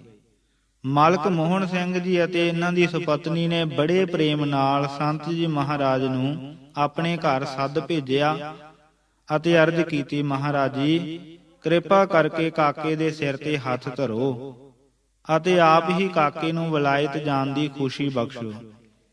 ਸੰਤ ਜੀ ਮਹਾਰਾਜ ਨੇ ਬੜੇ ਪ੍ਰੇਮ ਨਾਲ ਭੁਜੰਗੀ ਨੂੰ ਇੱਕ ਨਿਤਨੇਮ ਦਾ ਗੁਟਕਾ ਬਖਸ਼ਿਆ ਅਤੇ ਫਰਮਾਇਆ, ਕਾਕਾ, ਗੁਰਬਾਣੀ ਦਾ ਨਿਤਨੇਮ ਕਦੀ ਵੀ ਨਾ ਛੱਡਣਾ। ਗੁਰੂ ਨਾਨਕ ਸਾਹਿਬ ਹਰ ਸਮੇਂ ਸਹਾਈ ਹੋਣਗੇ। ਜਦ ਮਲਕ ਹਰਦਿੱਤ ਸਿੰਘ ਜੀ ਆਪਣੇ ਪਿਤਾ ਨੂੰ ਖਤ ਲਿਖਦੇ, ਤਦ ਦੱਸਦੇ ਕਿ ਮੈਨੂੰ ਕਈ ਵਾਰੀ ਸੰਤ ਜੀ ਮਹਾਰਾਜ ਦੇ ਦਰਸ਼ਨ ਹੁੰਦੇ ਹਨ। ਉਹਨਾਂ ਦੇ ਕੀਰਤਨ ਦਾ ਰਸ ਆਉਂਦਾ ਹੈ। ਇਹ ਸੰਤ ਜੀ ਮਹਾਰਾਜ ਦੀ ਕਿਰਪਾ ਦਾ ਹੀ ਫਲ ਹੈ ਕਿ ਮਲਕ ਹਰਦਿੱਤ ਸਿੰਘ ਜੀ ਹੁਣ ਤੀਕਰ ਗੁਰਸਿੱਖੀ ਵਿੱਚ ਪ੍ਰਪੱਕ ਹਨ ਅਤੇ ਖਾਲਸਾਈ ਅਣਖ ਦੇ ਪੂਰੇ ਧਨੀ ਹਨ। ਕਾਂਡ 40ਵਾਂ। ਗੌੜੀ ਰਾਮ ਜਪੋ ਜੀ ਐਸੇ ਐਸੇ, ਧਰੂ ਪ੍ਰਹਿਲਾਦ ਜਪਿਓ ਹਰ ਜੈਸੇ। ਦੀਨ ਦਇਆਲ ਭਰੋਸੇ ਤੇਰੇ, ਸਭ ਪਰਵਾਰ ਚੜਾਇਆ ਬੇੜੇ। ਰਹਾਉ ਜਾ ਤਿਸ ਭਾਵੈ ਤਾ ਹੁਕਮ ਮਨਾਵੈ, ਇਸ ਬੇੜੇ ਕਉ ਪਾਰ ਲੰਘਾਵੈ। ਗੁਰ ਪ੍ਰਸਾਦ ਐਸੀ ਬੁੱਧ ਸਮਾਨੀ, ਚੂਕ ਗਈ ਫਿਰ ਆਵਨ ਜਾਨੀ। ਕਹੋ ਕਬੀਰ ਭਜ ਸਾਰਗ ਪਾਨੀ, ਉਰਵਾਰ ਪਾਰ ਸਭ ਏਕੋ ਦਾਨੀ। ਮਾਸਟਰ ਮਹਿਤਾਬ ਸਿੰਘ, ਜਿਹੜੇ ਖਾਲਸਾ ਹਾਈ ਸਕੂਲ ਤਰਨ ਤਾਰਨ ਦੇ ਹੈੱਡ ਮਾਸਟਰ ਸਨ, ਅਤੇ ਇੱਕ ਹੋਰ ਗੁਰਮੁਖ ਸੱਜਣ ਨਿਤਨੇਮ ਰਾਵਲਪਿੰਡੀ ਸ਼ਹਿਰ ਤੋਂ ਬਾਹਰ ਜਾ ਕੇ ਗੁਰਬਾਣੀ ਦਾ ਪਾਠ ਅਤੇ ਵਿਚਾਰ ਕਰਦੇ। ਇਹਨਾਂ ਦੇ ਚਿੱਤ ਵਿੱਚ ਸੰਤ ਜੀ ਮਹਾਰਾਜ ਦੇ ਦਰਸ਼ਨ ਦੀ ਖਿੱਚ ਹੋਈ ਅਤੇ ਦਿਨੋਂ ਦਿਨ ਵੱਧਦੀ ਗਈ। ਇੱਕ ਦਿਨ ਮਾਸਟਰ ਚੰਦਾ ਸਿੰਘ ਨੇ, ਜਿਹੜੇ ਉਹਨਾਂ ਦਿਨਾਂ ਵਿੱਚ ਰਾਵਲਪਿੰਡੀ ਬੀਬੀਆਂ ਦੇ ਸਕੂਲ ਦੇ ਮੈਨੇਜਰ ਸਨ, ਇਹਨਾਂ ਦੋਹਾਂ ਸੱਜਣਾਂ ਨੂੰ ਆ ਕੇ ਕਿਹਾ, ਭਾਈ, ਸੰਤ ਜੀ ਮਹਾਰਾਜ ਇਸ ਇਲਾਕੇ ਵਿੱਚ ਆਏ ਹੋਏ ਸਨ।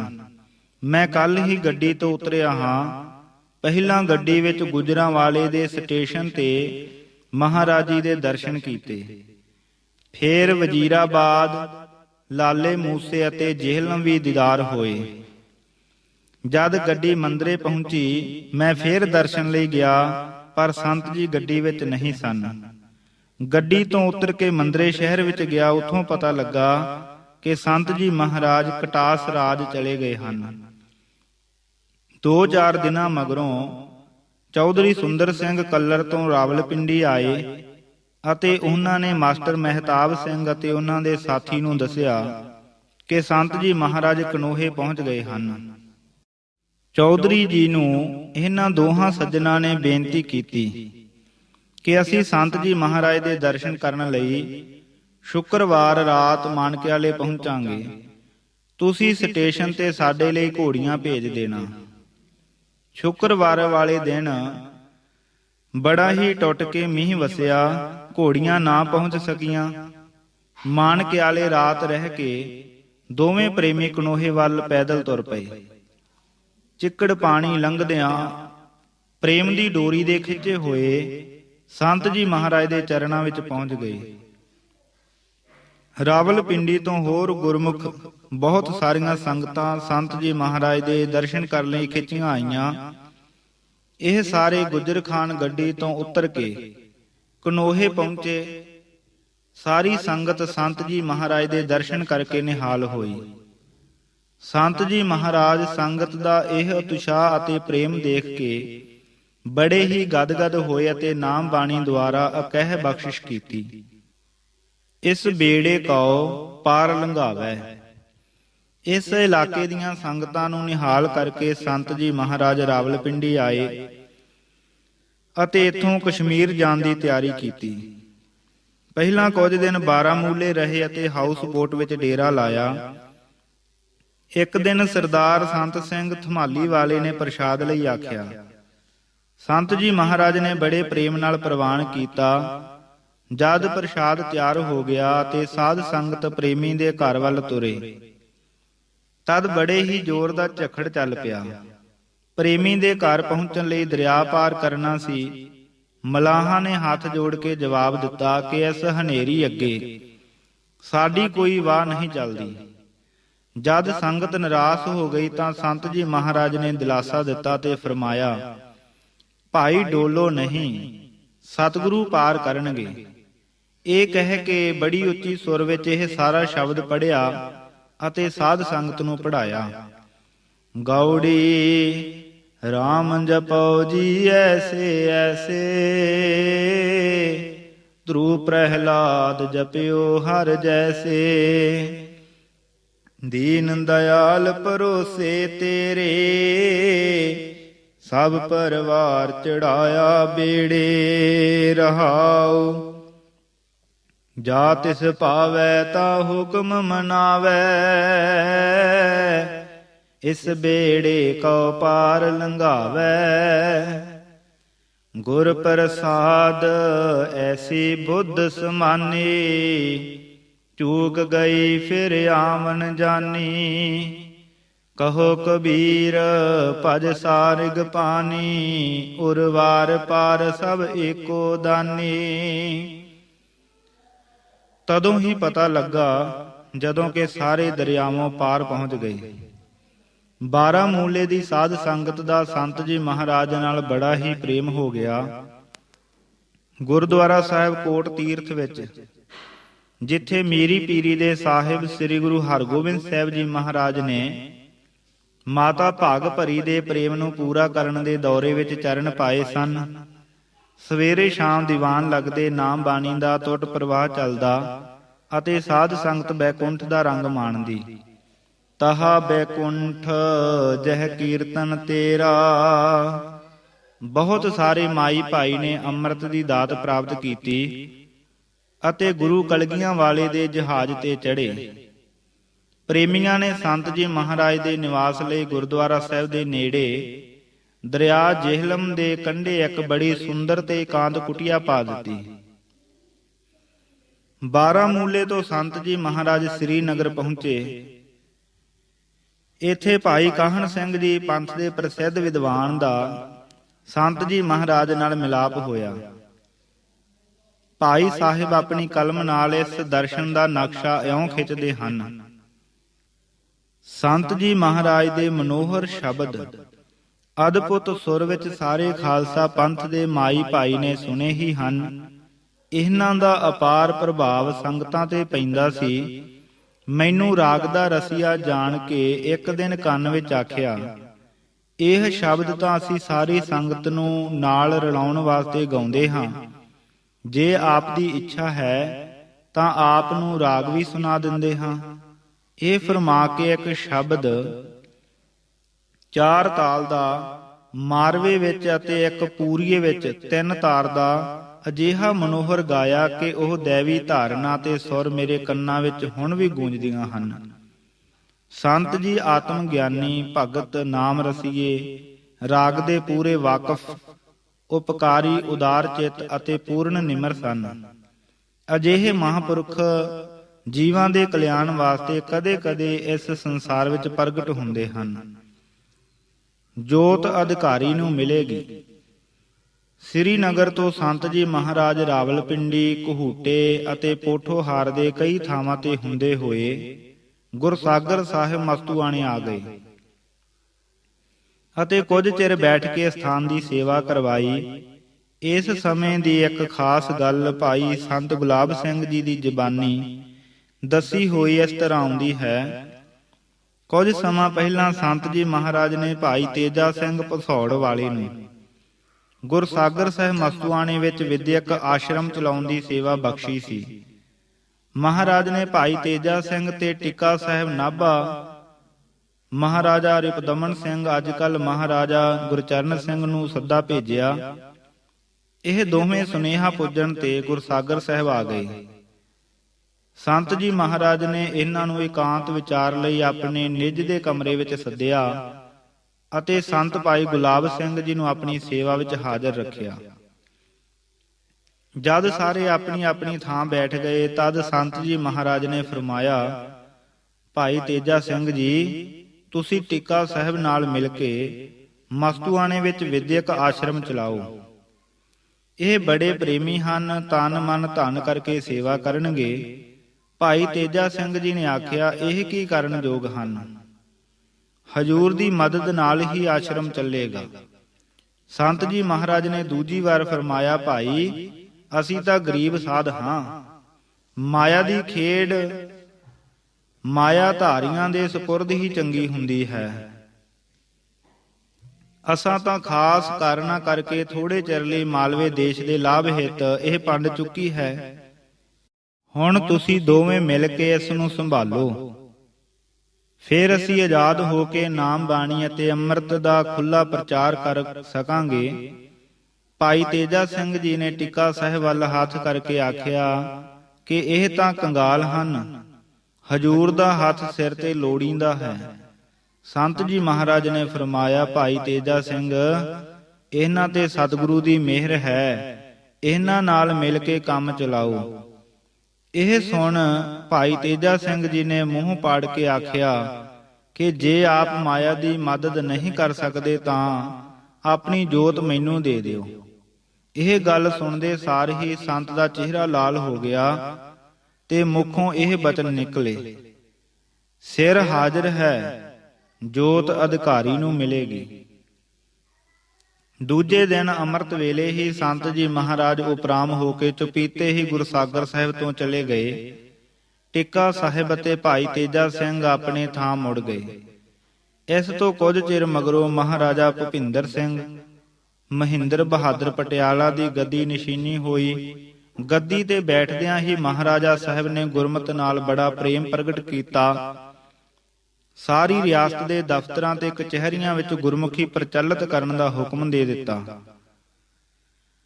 ਆਪਣਾ ਆਨੰਦ ਕਾਰਜ ਵੀ ਨਿਰੋਲ ਗੁਰਮਤਿ ਅਨੁਸਾਰ ਕਰਾਇਆ ਅਤੇ ਫੇਰ ਸਤਸੰਗ ਲਈ ਸੰਤ ਜੀ ਮਹਾਰਾਜ ਨੂੰ ਪਟਿਆਲੇ ਸੱਦਾ ਭੇਜਿਆ। ਸੰਤ ਜੀ ਮਹਾਰਾਜ ਨੇ ਆਪਣੇ ਮੁਖਾਰਬਿੰਦ ਤੋਂ ਹੇਠ ਲਿਖੀ ਵਾਰਤਾ ਦਾਸ ਨੂੰ ਸੁਣਾਈ। ਇਸ ਸਮੇਂ ਮਹਾਰਾਜਾ ਭੁਪਿੰਦਰ ਸਿੰਘ ਦੇ ਚਿੱਤ ਵਿੱਚ ਸਤ ਸੰਗ ਤੇ ਗੁਰਬਾਣੀ ਦੇ ਪਿਆਰ ਦੀ ਬੜੀ ਸੋਹਣੀ ਲਹਿਰ ਚੱਲ ਪਈ ਸੀ। ਸਾਡਾ ਅੰਦਰੋਂ ਇਹ ਪ੍ਰੇਮ ਸੀ ਕਿ ਘੱਟ ਤੋਂ ਘੱਟ 6 ਮਹੀਨੇ ਮਹਾਰਾਜ ਦੇ ਨੇੜੇ ਰਹਿ ਕੇ ਉਸ ਦੀ ਇਹ ਬਿਰਤੀ ਪ੍ਰਪੱਕ ਕਰ ਦਈਏ। ਪਰ ਕਰਤਾਰ ਦੀ ਨੇਤ ਭਾਈ ਤੇਜਾ ਸਿੰਘ ਪਸੌੜੀਏ ਦੇ ਚਿੱਤ ਵਿੱਚ ਇਹ ਫੁਰ ਪਿਆ ਕਿ ਜਿਹੜਾ 7 ਲੱਖ ਰੁਪਇਆ ਮਹਾਰਾਜਾ ਪਟਿਆਲੇ ਨੇ ਪੰਚਖੰਡ ਪਸੌੜ ਨੂੰ ਦੇਣ ਦੀ ਆਸ ਦਿਵਾਈ ਹੋਈ ਹੈ, ਉਹ ਕਿਧਰੇ ਸੰਤ ਗੁਰਸਾਗਰ ਸਾਹਿਬ ਮਸਤੂਆਣੇ ਵਾਸਤੇ ਨਾਲ ਲੈ ਜਾਣ। ਇੱਕ ਦਿਨ ਬੜਾ ਭਾਰੀ ਦੀਵਾਨ ਸਜਿਆ ਹੋਇਆ ਸੀ। ਅਸੀਂ ਤਾਬੇ ਬੈਠੇ ਸੀ ਅਤੇ ਸਾਖੀ ਹੋ ਕੇ ਸਾਰੀ ਸੰਗਤ ਨੂੰ ਦੇਖ ਰਹੇ ਸੀ। ਭਾਈ ਤੇਜਾ ਸਿੰਘ ਪਸੌੜ ਨੇ ਭਾਈ ਤੇਜਾ ਸਿੰਘ ਮੈਂਗਣ ਨਾਲ ਦੀਵਾਨ ਵਿੱਚ ਹੀ ਕਾਨਾਫੂਸੀ ਸ਼ੁਰੂ ਕਰ ਦਿੱਤੀ। ਸਾਨੂੰ ਇਹਨਾਂ ਦੀ ਸਾਰੀ ਗੱਲਬਾਤ ਸੁਣਾਈ ਦਿੰਦੀ ਰਹੀ। ਭਾਈ ਤੇਜਾ ਸਿੰਘ ਪਸੌੜ ਨੇ ਆਖਿਆ, ਭਾਈ ਮੈਂਗਣ ਜੀ, ਤੁਸੀਂ ਕਿਸੇ ਨਾ ਕਿਸੇ ਤਰ੍ਹਾਂ ਸੰਤਾਂ ਨੂੰ ਪਟਿਆਲੇ ਤੋਂ ਲੈ ਜਾਵੋ। ਭਾਈ ਤੇਜਾ ਸਿੰਘ ਮੈਂਗਣ ਨੇ ਆਖਿਆ ਕਿ ਮੇਰਾ ਅੱਗੇ ਹੀ ਸੰਤ ਜੀ ਮਹਾਰਾਜ ਨੂੰ ਚੱਕਵਾਲ ਲੈ ਜਾਣ ਦਾ ਇਰਾਦਾ ਹੈ, ਪਰ ਇਹ ਸੋਹਣਾ ਪ੍ਰਚਾਰ ਅਤੇ ਮਹਾਰਾਜਾ ਸਾਹਿਬ ਦੇ ਸਤਸੰਗ ਦਾ ਰੰਗ ਚੜ੍ਹਦਾ ਦੇਖ ਕੇ ਮੇਰਾ ਚਿੱਤ ਅਰਜ ਕਰਨ ਤੋਂ ਝਕਦਾ ਹੈ। ਭਾਈ ਤੇਜਾ ਸਿੰਘ ਪਸੌੜੀਏ ਨੇ ਆਖਿਆ ਕਿ ਜ਼ਰੂਰ ਅਰਜ ਕਰੋ ਅਤੇ ਆਪਣੀ ਸਾਰੀ ਵਾਹ ਲਾ ਕੇ ਸੰਤ ਜੀ ਨੂੰ ਲੈ ਜਾਓ। ਭਾਈ ਤੇਜਾ ਸਿੰਘ ਮੈਂਗਣ ਨੇ ਜਵਾਬ ਦਿੱਤਾ, ਅੱਛਾ ਜੀ। ਦੀਵਾਨ ਦੇ ਭੋਗ ਮਗਰੋਂ ਅਸੀਂ ਆਪਣੇ ਆਸਣ ਤੇ ਆ ਗਏ ਅਤੇ ਪ੍ਰਸ਼ਾਦ ਛਕ ਸਾਧ ਸੰਗਤ ਦੇ ਦਰਸ਼ਨ ਮੇਲੇ ਲਈ ਬੈਠ ਗਏ। ਭਾਈ ਤੇਜਾ ਸਿੰਘ ਮੈਂਗਣ ਵੀ ਆ ਗਿਆ। ਇਸ ਨੇ ਸਾਨੂੰ ਚੱਕਵਾਲ ਖਾਲਸਾ ਹਾਈ ਸਕੂਲ ਦੀ ਨੀਂਹ ਰੱਖਣ ਲਈ ਬੇਨਤੀ ਕੀਤੀ। ਅਸਾਂ ਨਾਂਹ ਕਰ ਦਿੱਤੀ ਅਤੇ ਆਖਿਆ, ਭਾਈ ਤੇਜਾ ਸਿੰਘ ਜੀ, ਸਾਡੇ ਇੱਥੇ ਰਹਿਣ ਵਿੱਚ ਬੜਾ ਹੀ ਲਾਭ ਹੋਵੇਗਾ। ਜੇ ਮਹਾਰਾਜਾ ਗੁਰਮਤਿ ਵਿੱਚ ਪੱਕਾ ਹੋ ਗਿਆ ਤਦ ਸਾਰੇ ਪੰਥਕ ਕਾਰਜਾਂ ਅਤੇ ਆਸ਼ਰਮਾਂ ਦੀ ਸਹਾਇਤਾ ਕਰੇਗਾ। ਅਜੇ ਇਹ ਬਚਨ ਸਾਡੇ ਮੂੰਹੋਂ ਨਿਕਲੇ ਹੀ ਸਨ ਕਿ ਤੇਜਾ ਸਿੰਘ ਮੈਂਗਣ ਨੇ ਆਪਣੀ ਪੱਗ ਲਾਹ ਸਾਡੇ ਪੈਰਾਂ ਤੇ ਧਰ ਦਿੱਤੀ। ਮਹਾਰਾਜ ਜੀ, ਜਿਉਂ ਜਾਣੋ ਦਾਸ ਦੀ ਲਾਜ ਰੱਖੋ। ਹੁਣ ਸਾਡੀ ਕੋਈ ਵਾਹ ਨਾ ਰਹੀ। ਸ਼ਰਨ ਆਈ ਦੀ ਲਾਜ ਰੱਖਣਾ ਖਾਲਸੇ ਦਾ ਬਿਰਧ ਹੈ। ਅਸੀਂ ਆਖਿਆ, ਅੱਛਾ ਭਾਈ। ਦੂਜੇ ਦਿਨ ਹੀ ਸਾਨੂੰ ਚੱਕਵਾਲ ਵੱਲ ਤੁਰਨਾ ਪਿਆ। ਤੇ ਮਹਾਰਾਜਾ ਸਾਹਿਬ ਦੀ ਬਿਰਤੀ ਕੱਚੀ ਦੀ ਕੱਚੀ ਹੀ ਰਹਿ ਗਈ। ਦਿੱਲੀ ਦਰਬਾਰ ਜਾਰਜ ਪੰਚਮ ਨੂੰ ਦਰਸ਼ਨ। ਚੱਕਵਾਲ ਹਾਈ ਸਕੂਲ ਦੀ ਨੀਂਹ ਰੱਖਣ ਦੇ ਮਗਰੋਂ ਕੁਝ ਦਿਨ ਸੰਤ ਜੀ ਮਹਾਰਾਜ ਇੱਥੇ ਰਹੇ ਅਤੇ ਨਾਮ ਬਾਣੀ ਅੰਮ੍ਰਿਤ ਦਾ ਪ੍ਰਚਾਰ ਬਹੁਤ ਹੀ ਚੱਲਿਆ। ਫਿਰ ਧੰਨ ਪੋਠੋਹਾਰ ਇਲਾਕੇ ਵਿੱਚ ਕੁਝ ਚਿਰ ਦੌਰਾ ਕਰ ਰਾਹ ਵਿੱਚ ਸੰਗਤਾਂ ਨੂੰ ਨਿਹਾਲ ਕਰਦੇ ਸੰਤ ਜੀ ਮਹਾਰਾਜ ਗੁਰਸਾਗਰ ਸਾਹਿਬ ਮਸਤੂਆਣੇ ਆ ਪਹੁੰਚੇ। ਇਹਨਾਂ ਦਿਨਾਂ ਵਿੱਚ ਜਾਰਜ ਪੰਚਮ ਦੇ ਵੱਡੇ ਦਿੱਲੀ ਦਰਬਾਰ ਦੀ ਤਿਆਰੀ ਹੋ ਰਹੀ ਸੀ। ਖਾਲਸਾ ਕਾਲਜ ਅੰਮ੍ਰਿਤਸਰ ਦੀ ਕਮੇਟੀ ਨੇ ਗੁਰਮਤਾ ਕਰਕੇ ਸੰਤ ਜੀ ਮਹਾਰਾਜ ਦੀ ਸੇਵਾ ਵਿੱਚ ਮਸਤੂਆਣੇ ਪੱਤਰਕਾ ਭੇਜੀ ਕਿ ਤੁਸੀਂ ਸਾਡੇ ਨਾਲ ਪ੍ਰਤੀਨਿਧ ਹੋ ਕੇ ਦਿੱਲੀ ਦਰਬਾਰ ਵਿੱਚ ਸ਼ਾਮਲ ਹੋਵੋ ਅਤੇ ਉਥੇ ਸੰਗਤਾਂ ਨੂੰ ਦਰਸ਼ਨ ਦੇ ਕੇ ਨਿਹਾਲ ਕਰੋ। ਜਦ ਇਹ ਚਿੱਠੀ ਪੜ੍ਹੀ ਗਈ ਤਦ ਸਾਧ ਸੰਗਤ ਵਿੱਚ ਇਹ ਵਿਚਾਰ ਹੋਈ ਕਿ ਗੁਰਸਾਗਰ ਸਾਹਿਬ ਮਸਤੂਆਣਾ ਰਿਆਸਤ ਜੀਂਦ ਦੀ ਹੱਦ ਵਿੱਚ ਹੈ। ਦਿੱਲੀ ਦਰਬਾਰ ਇੱਕ ਰਾਜਨੀਤਿਕ ਸਮਾਗਮ ਹੈ। ਸਾਡਾ ਧਰਮ ਹੈ ਕਿ ਦਰਬਾਰ ਜੀਂਦ ਨੂੰ ਇਸ ਪੱਤਰਕਾ ਦੀ ਖਬਰ ਕਰ ਦਈਏ। ਗੁਰਮਤਿ ਅਨੁਸਾਰ ਭਾਈ ਹਰੀ ਸਿੰਘ ਜੀ ਗੜਵਈ ਨੂੰ ਸੰਤ ਜੀ ਮਹਾਰਾਜ ਨੇ ਸਰਦਾਰ ਸ਼ਮਸ਼ੇਰ ਸਿੰਘ ਚੀਫ ਮਿਨਿਸਟਰ ਜੀਂਦ ਦੇ ਪਾਸ ਭੇਜ ਦਿੱਤਾ। ਉਹਨਾਂ ਨੂੰ ਭਾਈ ਹਰੀ ਸਿੰਘ ਜੀ ਨੇ ਖਾਲਸਾ ਕਾਲਜ ਅੰਮ੍ਰਿਤਸਰ ਕਮੇਟੀ ਦੀ ਚਿੱਠੀ ਪੜ੍ਹ ਕੇ ਸੁਣਾਈ। ਸਰਦਾਰ ਸ਼ਮਸ਼ੇਰ ਸਿੰਘ ਜੀ ਨੇ ਚਿੱਠੀ ਸੁਣਦੇ ਸਾਰ ਹੀ ਭਾਈ ਹਰੀ ਸਿੰਘ ਜੀ ਨੂੰ ਆਖਿਆ ਕਿ ਇਸ ਕਾਰਜ ਸੰਬੰਧੀ ਰਿਆਸਤ ਜੀਂਦ ਦਾ ਹੱਕ ਸੰਤ ਜੀ ਮਹਾਰਾਜ ਤੇ ਸਭ ਤੋਂ ਪਹਿਲਾਂ ਹੈ। ਅਸੀਂ ਉਹਨਾਂ ਨੂੰ ਆਪਣੇ ਨਾਲ ਲੈ ਜਾਵਾਂਗੇ ਅਤੇ ਸਾਰੀ ਸੇਵਾ ਦਾ ਪ੍ਰਬੰਧ ਕਰਾਂਗੇ। ਵਜ਼ੀਰ ਸਾਹਿਬ ਨਾਲ ਇਹ ਵਿਚਾਰ ਕਰਕੇ ਭਾਈ ਹਰੀ ਸਿੰਘ ਜੀ ਸੰਤ ਜੀ ਮਹਾਰਾਜ ਪਾਸ ਗੁਰਸਾਗਰ ਸਾਹਿਬ ਮਸਤੂਆਣੇ ਮੁੜ ਆਏ ਅਤੇ ਸਾਰੀ ਗੱਲਬਾਤ ਆ ਸੁਣਾਈ। ਸੰਤ ਜੀ ਮਹਾਰਾਜ ਨੇ ਰਿਆਸਤ ਵੱਲੋਂ ਜਾਣ ਦੀ ਮਨਜ਼ੂਰੀ ਦੇ ਦਿੱਤੀ ਅਤੇ ਖਾਲਸਾ ਕਾਲਜ ਪ੍ਰਬੰਧਕ ਕਮੇਟੀ ਨੂੰ ਉੱਤਰ ਭੇਜ ਦਿੱਤਾ ਕਿ ਰਿਆਸਤ ਜੀਂਦ ਸਾਨੂੰ ਆਪਣੀ ਤਰਫੋਂ ਦਿੱਲੀ ਦਰਬਾਰ ਨੂੰ ਲੈ ਜਾ ਰਹੀ ਹੈ। ਥੋੜੇ ਦਿਨਾਂ ਮਗਰੋਂ ਰਿਆਸਤ ਜੀਂਦ ਦੀ ਸਪੈਸ਼ਲ ਗੱਡੀ ਦਿੱਲੀ ਦਰਬਾਰ ਲਈ ਤੁਰੀ। ਇਸ ਵਿੱਚ ਸੰਤ ਜੀ ਮਹਾਰਾਜ ਅਤੇ ਉਹਨਾਂ ਦੇ ਜਥੇ ਲਈ ਇੱਕ ਸੈਕੰਡ ਕਲਾਸ ਬੋਗੀ ਰਿਜ਼ਰਵ ਕਰ ਦਿੱਤੀ ਗਈ। ਦਿੱਲੀ ਪੁੱਜਣ ਤੇ ਜੀਂਦ ਹਾਊਸ ਵਿੱਚ ਡੇਰਾ ਕਰਾਇਆ ਗਿਆ ਅਤੇ ਇੱਕ ਫਿਟਨ ਤੇ ਲੰਗਰ ਦੇ ਸੇਵਕ ਸੇਵਾ ਵਿੱਚ ਹਾਜ਼ਰ ਹੋ ਗਏ। ਹੁਣ ਦਰਬਾਰ ਦਾ ਦਿਨ ਨੇੜੇ ਆ ਗਿਆ। ਮੁਗਲਿਆ ਖਾਨਦਾਨ ਤੇ ਉਸ ਤੋਂ ਪਹਿਲਾਂ ਰਾਜਪੂਤ ਅਤੇ ਹੋਰ ਹਿੰਦੂ ਮਹਾਰਾਜਿਆਂ ਦੇ ਵਕਤ ਦਾ ਦਸਤੂਰ ਸੀ ਕਿ ਦਰਬਾਰ ਦਾ ਜਲੂਸ ਹਾਥੀਆਂ ਤੇ ਨਿਕਲੇ। ਲਾਰਡ ਹਾਰਡਿੰਗ ਤੇ ਬੰਬ ਚੱਲ ਜਾਣ ਦੇ ਕਾਰਨ ਇਹ ਫੈਸਲਾ ਹੋ ਚੁੱਕਾ ਸੀ ਕਿ ਜਾਰਜ ਪੰਚਮ ਦੀ ਸਵਾਰੀ ਘੋੜੇ ਤੇ ਹੀ ਨਿਕਲੇਗੀ। ਖਾਲਸਾ ਜੀ ਨੇ ਇਹ ਗੁਰਮਤਾ ਕੀਤਾ ਕਿ ਸਮੇਂ ਦੀ ਸ਼ੋਭਾ ਅਤੇ ਗੁਰੂ ਘਰ ਦੀ ਸ਼ਾਨ ਨੂੰ ਵਧਾਉਣ ਲਈ ਇੱਕ ਅਦੁੱਤੀ ਤੇ ਬੜਾ ਸ਼ਾਨਦਾਰ ਜਲੂਸ ਸ੍ਰੀ ਗੁਰੂ ਗ੍ਰੰਥ ਸਾਹਿਬ ਜੀ ਦੇ ਤਾਬੇ ਦਰਬਾਰ ਦੇ ਨਿਯਤ ਤੋਂ ਇੱਕ ਦਿਨ ਪਹਿਲਾਂ ਕੱਢਿਆ ਜਾਵੇ। ਸਿੱਖਾਂ ਦਾ ਮੁਖੀ ਮਹਾਰਾਜਾ ਜਾਣ ਕੇ ਇਸ ਜਲੂਸ ਦਾ ਪ੍ਰਬੰਧ ਮਹਾਰਾਜਾ ਭੁਪਿੰਦਰ ਸਿੰਘ ਜੀ ਪਟਿਆਲਾ ਨੂੰ ਬਖਸ਼ਿਆ ਗਿਆ। ਸੰਤ ਜੀ ਮਹਾਰਾਜ ਅੱਗੇ ਸਾਰੀ ਸਾਧ ਸੰਗਤ ਵੱਲੋਂ ਬੇਨਤੀ ਕੀਤੀ ਗਈ ਕਿ ਉਹ ਜਲੂਸ ਵਿੱਚ ਦਰਸ਼ਨ ਦੇ ਕੇ ਇਸ ਦੀ ਸੋਭਾ ਨੂੰ ਵਧਾਉਣ ਅਤੇ ਸੰਗਤਾਂ ਨੂੰ ਨਿਹਾਲ ਕਰਨ। ਜਲੂਸ ਵਾਲੇ ਦਿਹਾੜੇ ਐਨ ਵੇਲੇ ਸਿਰ ਸੰਤ ਜੀ ਮਹਾਰਾਜ ਫਿਟਨ ਤੇ ਸਵਾਰ ਹੋ ਕੇ ਪਟਿਆਲੇ ਹਾਊਸ ਦਿੱਲੀ ਵਿੱਚ ਪੁੱਜ ਗਏ। ਇੱਥੇ ਅੱਗੇ ਹੀ ਜਲੂਸ ਦੀ ਸਾਰੀ ਤਿਆਰੀ ਹੋ ਰਹੀ ਸੀ। ਜਦ ਪਟਿਆਲੇ ਦੇ ਮੁਖੀ ਅਹਿਲਕਾਰਾਂ ਨੂੰ ਸੰਤ ਜੀ ਮਹਾਰਾਜ ਦੇ ਪੁੱਜਣ ਦੀ ਖਬਰ ਹੋਈ ਤਾਂ ਸਾਰੇ ਦੇ ਸਾਰੇ ਦਰਸ਼ਨ ਕਰਨ ਲਈ ਆ ਗਏ। ਬੜੇ ਪ੍ਰੇਮ ਨਾਲ ਸ਼ਰਧਾ ਨਾਲ ਚਰਨ ਪਰਸੇ। ਸਾਰਿਆਂ ਨੇ ਹੱਥ ਜੋੜ ਕੇ ਬੇਨਤੀ ਕੀਤੀ, ਸੱਚੇ ਪਾਤਸ਼ਾਹ ਤੁਸੀਂ ਫਿਟਨ ਇੱਥੇ ਹੀ ਛੱਡ ਦਿਓ ਤੇ ਹਾਥੀ ਤੇ ਸੁਸ਼ੋਭਿਤ ਹੋ ਕੇ ਜਲੂਸ ਦੀ ਸ਼ਾਨ ਨੂੰ ਵਧਾਓ। ਹੁਣ ਜਲੂਸ ਤਿਆਰ ਹੋ ਗਿਆ। ਵਾਇਸਰਾਏ ਨੇ ਸ੍ਰੀ ਗੁਰੂ ਗ੍ਰੰਥ ਸਾਹਿਬ ਜੀ ਦੀ ਤਾਬੇ ਬਹਿਣ ਲਈ ਆਨਰੇਬਲ ਸਰ ਬਾਬਾ ਗੁਰਬਖਸ਼ ਸਿੰਘ ਦੀ ਬੇਦੀ ਨੂੰ ਨਿਯਤ ਕੀਤਾ ਹੋਇਆ ਸੀ, ਪਰ ਮਹਾਰਾਜਾ ਪਟਿਆਲਾ ਨੇ ਆਖਿਆ ਕਿ ਜਲੂਸ ਦਾ ਪ੍ਰਬੰਧ ਮੇਰਾ ਹੈ। ਮੈਂ ਆਪਣੀ ਰਾਏ ਅਨੁਸਾਰ ਜਿਸ ਨੂੰ ਚਾਹਾਂਗਾ ਤਾਬਿਆ ਬੈਠਾਵਾਂਗਾ। ਸੋ ਇਸ ਸੇਵਾ ਲਈ ਮਹਾਰਾਜਾ ਸਾਹਿਬ ਨੇ ਭਾਈ ਸਾਹਿਬ ਭਾਈ ਅਰਜਨ ਸਿੰਘ ਬਾਗੜੀਆਂ ਨੂੰ ਅਰਜ਼ ਕੀਤੀ। ਭਾਈ ਸਾਹਿਬ ਨੇ ਜਲੂਸ ਦਾ ਅਰਦਾਸਾ ਸੋਧਿਆ ਸ੍ਰੀ ਗੁਰੂ ਗ੍ਰੰਥ ਸਾਹਿਬ ਜੀ ਮਹਾਰਾਜ ਇੱਕ ਸੁਨਹਿਰੀ ਪਾਲਕੀ ਵਿੱਚ ਹਾਥੀ ਤੇ ਸਜਾਏ ਭਾਈ ਅਰਜਨ ਸਿੰਘ ਜੀ ਤਾਬੇ ਹਾਜ਼ਰ ਹੋ ਗਏ। ਸ੍ਰੀ ਗੁਰੂ ਗ੍ਰੰਥ ਸਾਹਿਬ ਜੀ ਦੀ ਸਵਾਰੀ ਦੇ ਪਿੱਛੇ ਸੰਤ ਜੀ ਮਹਾਰਾਜ ਦਾ ਹਾਥੀ, ਫਿਰ ਨੰਬਰਵਾਰ ਹੋਰ ਗੁਰਮੁਖਾਂ, ਰਾਜਿਆਂ, ਮਹਾਰਾਜਿਆਂ, ਸਰਦਾਰਾਂ ਅਤੇ ਕੀਰਤਨੀ ਜਥਿਆਂ ਦੇ ਹਾਥੀ ਨਿਯਤ ਕੀਤੇ ਗਏ। ਜਲੂਸ ਪਟਿਆਲਾ ਹਾਊਸ ਤੋਂ ਚੱਲ ਕੇ ਸੀਸਗੰਜ ਸਾਹਿਬ ਪਹੁੰਚਿਆ। ਇੱਥੇ ਸਾਰੇ ਹਾਥੀਆਂ ਤੋਂ ਉੱਤਰ ਸ੍ਰੀ ਗੁਰੂ ਤੇਗ ਬਹਾਦਰ ਸਾਹਿਬ ਦੀ ਚਰਨ ਧੂੜ ਲੈਣ ਲਈ ਹਾਜ਼ਰ ਹੋਏ। ਕੁਝ ਚਿਰ ਬੜੇ ਅਦਬ ਸਤਿਕਾਰ ਅਤੇ ਵੈਰਾਗ ਵਿੱਚ ਸੰਗਤ ਬੈਠੀ ਰਹੀ।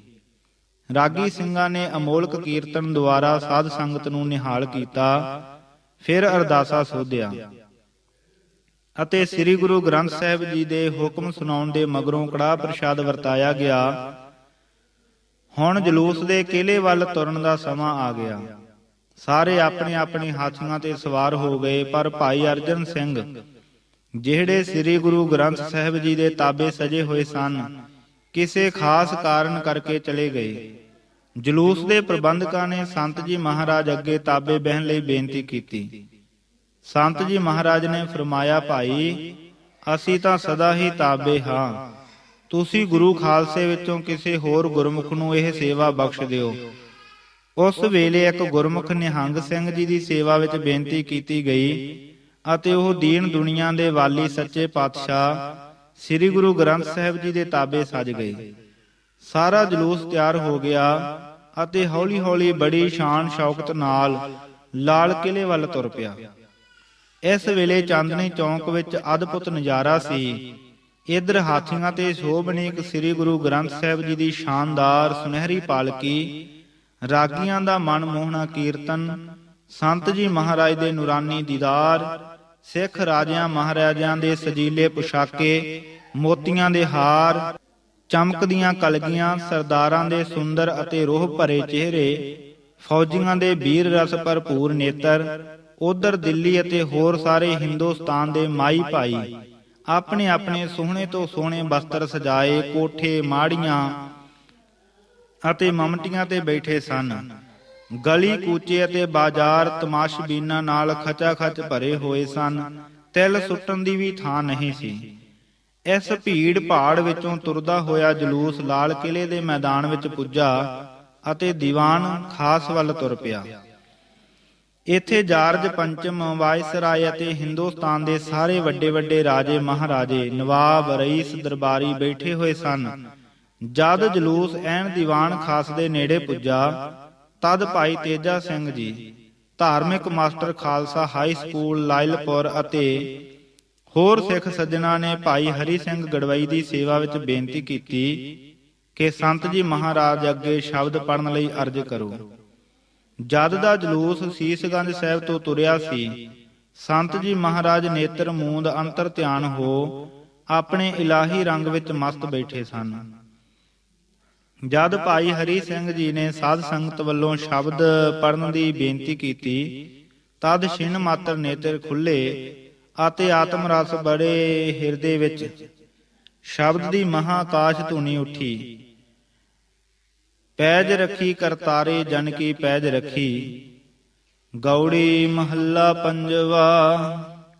ਥਿਰ ਘਰ ਬੈਸੋ ਹਰ ਜਨ ਪਿਆਰੇ, ਸਤਿਗੁਰ ਤੁਮਰੇ ਕਾਜ ਸਵਾਰੇ। ਰਹਾਉ ਦੁਸ਼ਟ ਦੂਤ ਪਰਮੇਸ਼ਰ ਮਾਰੇ, ਜਨ ਕੀ ਪੈਜ ਰਖੀ ਕਰਤਾਰੇ।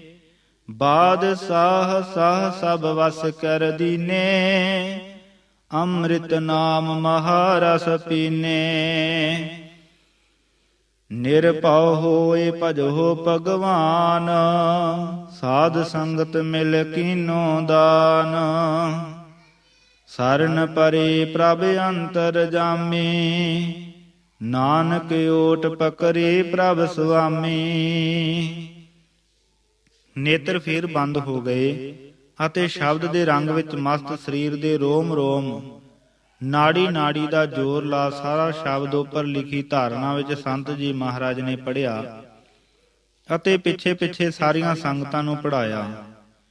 ਇਸ ਦੇ ਨਾਲ ਹੀ ਸੰਤ ਜੀ ਮਹਾਰਾਜ ਨੇ ਇਸ ਸ਼ਬਦ ਦੀ ਧੁਨ ਉਠਾਈ। ਬਿਲਾਵਲ ਕੋ ਹਰ ਸਮਾਨ ਨਹੀਂ ਰਾਜਾ, ਇਹ ਭੂਪਤ ਸਭ ਦਿਵਸ ਚਾਰ ਕੇ, ਝੂਠੇ ਕਰਤ ਦਿਵਾਜਾ ਰਹਾਉ।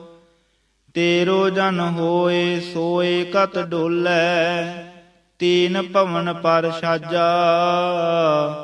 ਹਾਥ ਪਸਾਰ ਸਕੈ ਕੋ ਜਨ ਕੋ, ਬੋਲ ਸਕੈ ਨਾ ਅੰਦਾਜ਼ਾ।